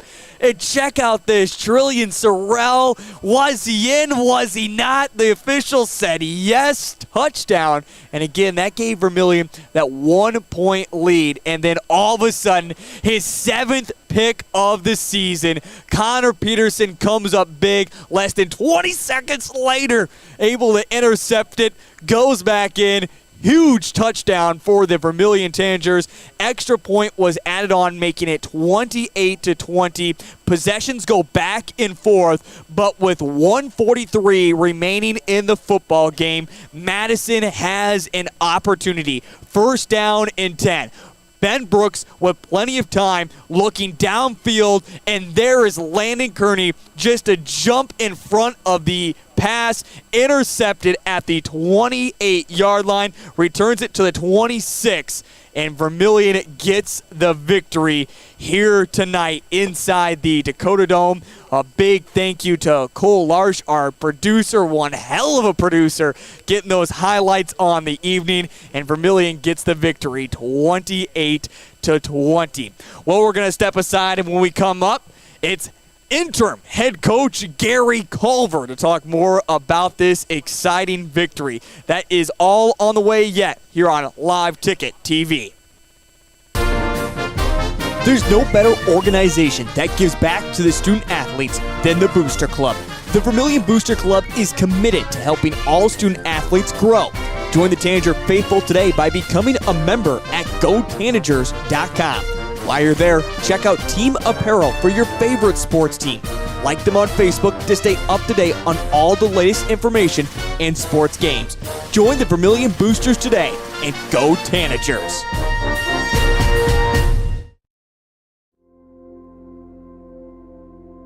Agriculture is like no other business, which makes Farm Credit Services of America like no other lender. Owned by the farmers and ranchers we serve, our customers have a voice in how we work, a stake in what we do, and share in our success. Discover a lender that works for you at Farm Credit Services of America. Hi, this is Kristen Cunningham with Chic Boutique by Kristen & Company in Centerville, South Dakota. We are an all-size inclusive boutique offering sizes small through 3X on many items, including denim jeans and jackets, shackets, pants, skirts, graphic tees and sweatshirts, joggers, school swag, hats and caps, many fashion accessories including purses and lots of jewelry. And we also offer gift items for birthdays and weddings. Get your shopping fix at 636 Broadway Street, Centerville, South Dakota, open Tuesday through Friday 10 to 7 and Saturday 10 to 4. Let's be real. You work, you worry, you wait, you wonder. These are the challenges of life on the farm. As a community bank, First Bank & Trust understands this rural reality. We're big enough to help ag producers grow for the future and small enough to get to know you right now. Our ag bankers have ag backgrounds, which means we'll help you work through the tough years and make the most of the great ones. First Bank & Trust. Real banking, real easy. Member FDIC. Equal Opportunity Lender.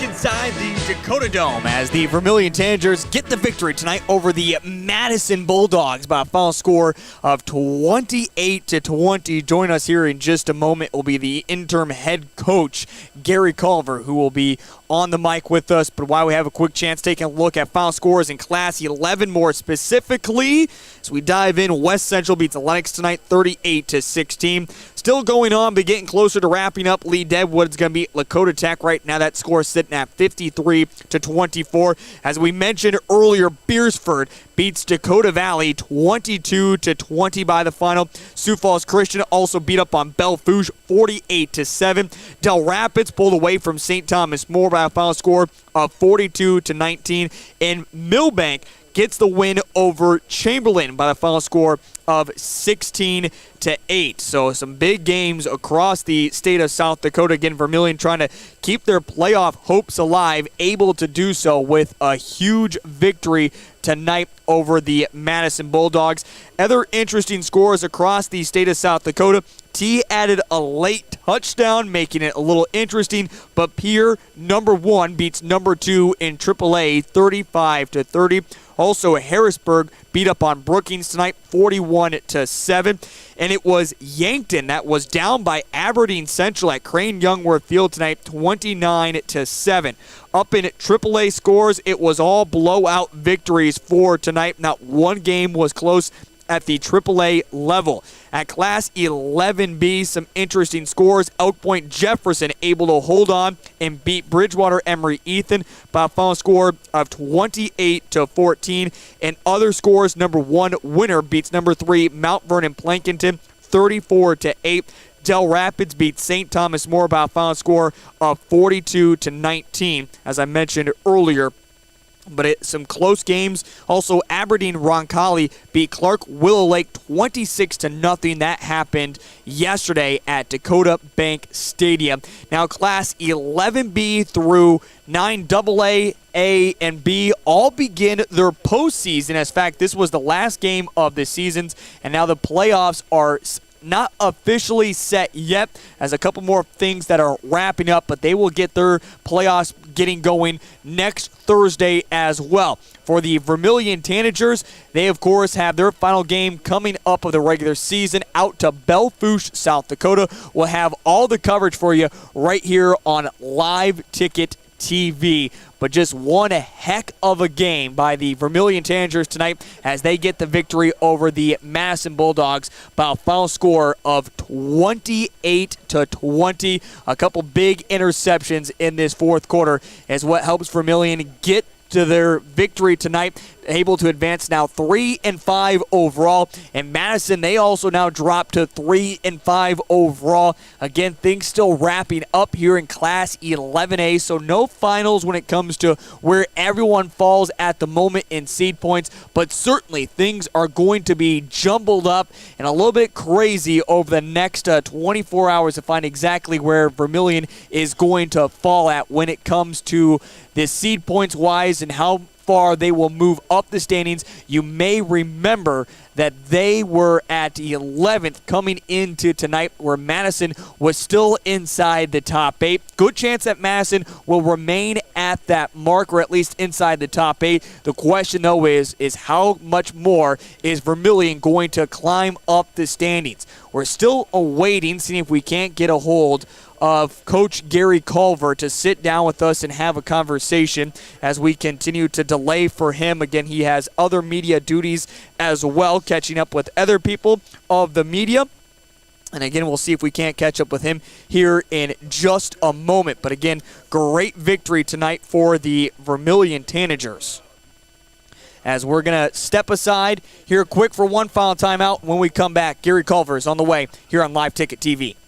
In times like these, it's good to know there's a place where people know who you are, no matter how long you've been gone. A place where the smells of home cooking are still in the air, where a simple wave warms your heart, and sharing stories is just a way of life. It's good to be home.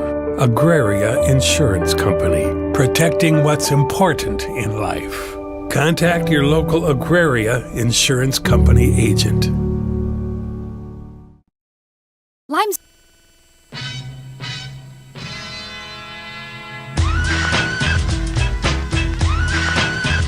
He's got the cheaters out. He's looking over the stats right now. It's interim head coach Gary Culver. You can keep the glasses on. All right, thank you. Yeah, you keep looking at this. Stats here. Yeah, keep nice. That was look at the nice stats. Yeah, wow. So Good Culver, deal. there was a few years ago. I go back and I got to interview you about your time as head coach. I mean, I won't date you here, but you've seen a lot of great games. We talked about the history between you had Vermillion and Yankton, all the great championships that you had won, everything like that. Stepping in as an interim head coach, you didn't know what this was all going to be until really Tuesday. Everything kind of fell in this position.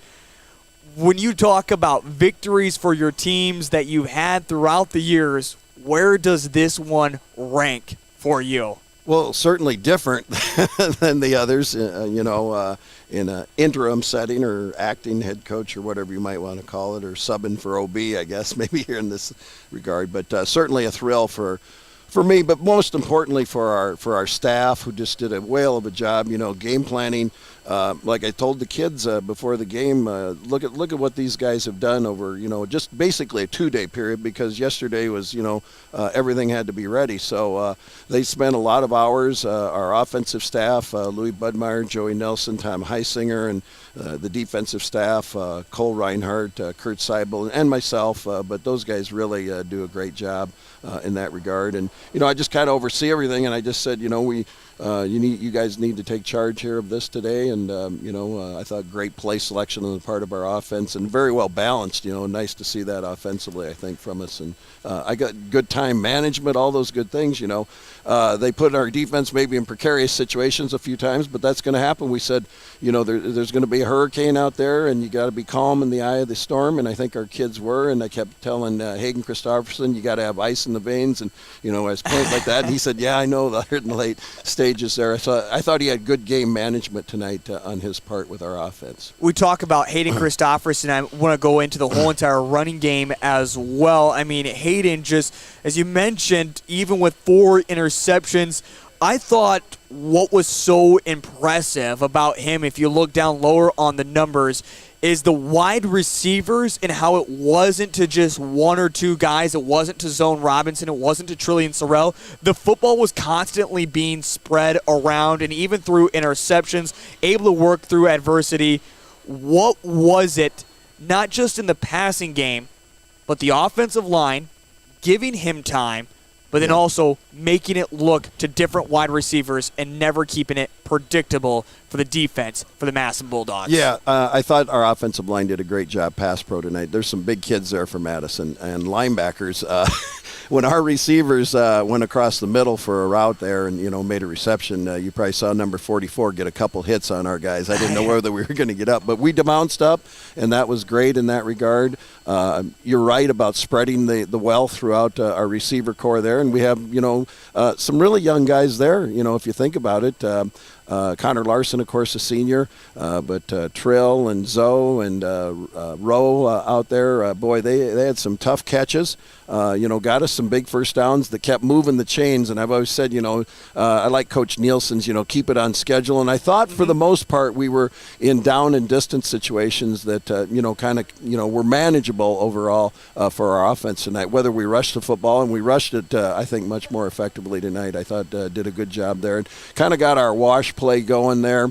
But then they figured that out and got that backside end. He was coming and making the tackle in the end. You probably saw that. 62, I know, comes to mind for them. But they figured things out there, and then we had to go with our zone play there and got a few yards, enough to keep that clock moving here where they had to burn some of their timeouts. I want to ask you an interesting question. I want a straight answer. Don't give me the whole entire coach's runaround here. I'm going to put you on the spot. What was the biggest turnover of the night? You can talk about a Peterson pick six, which was huge. You have Landon Kearney, who was able to finish the game off. Yeah.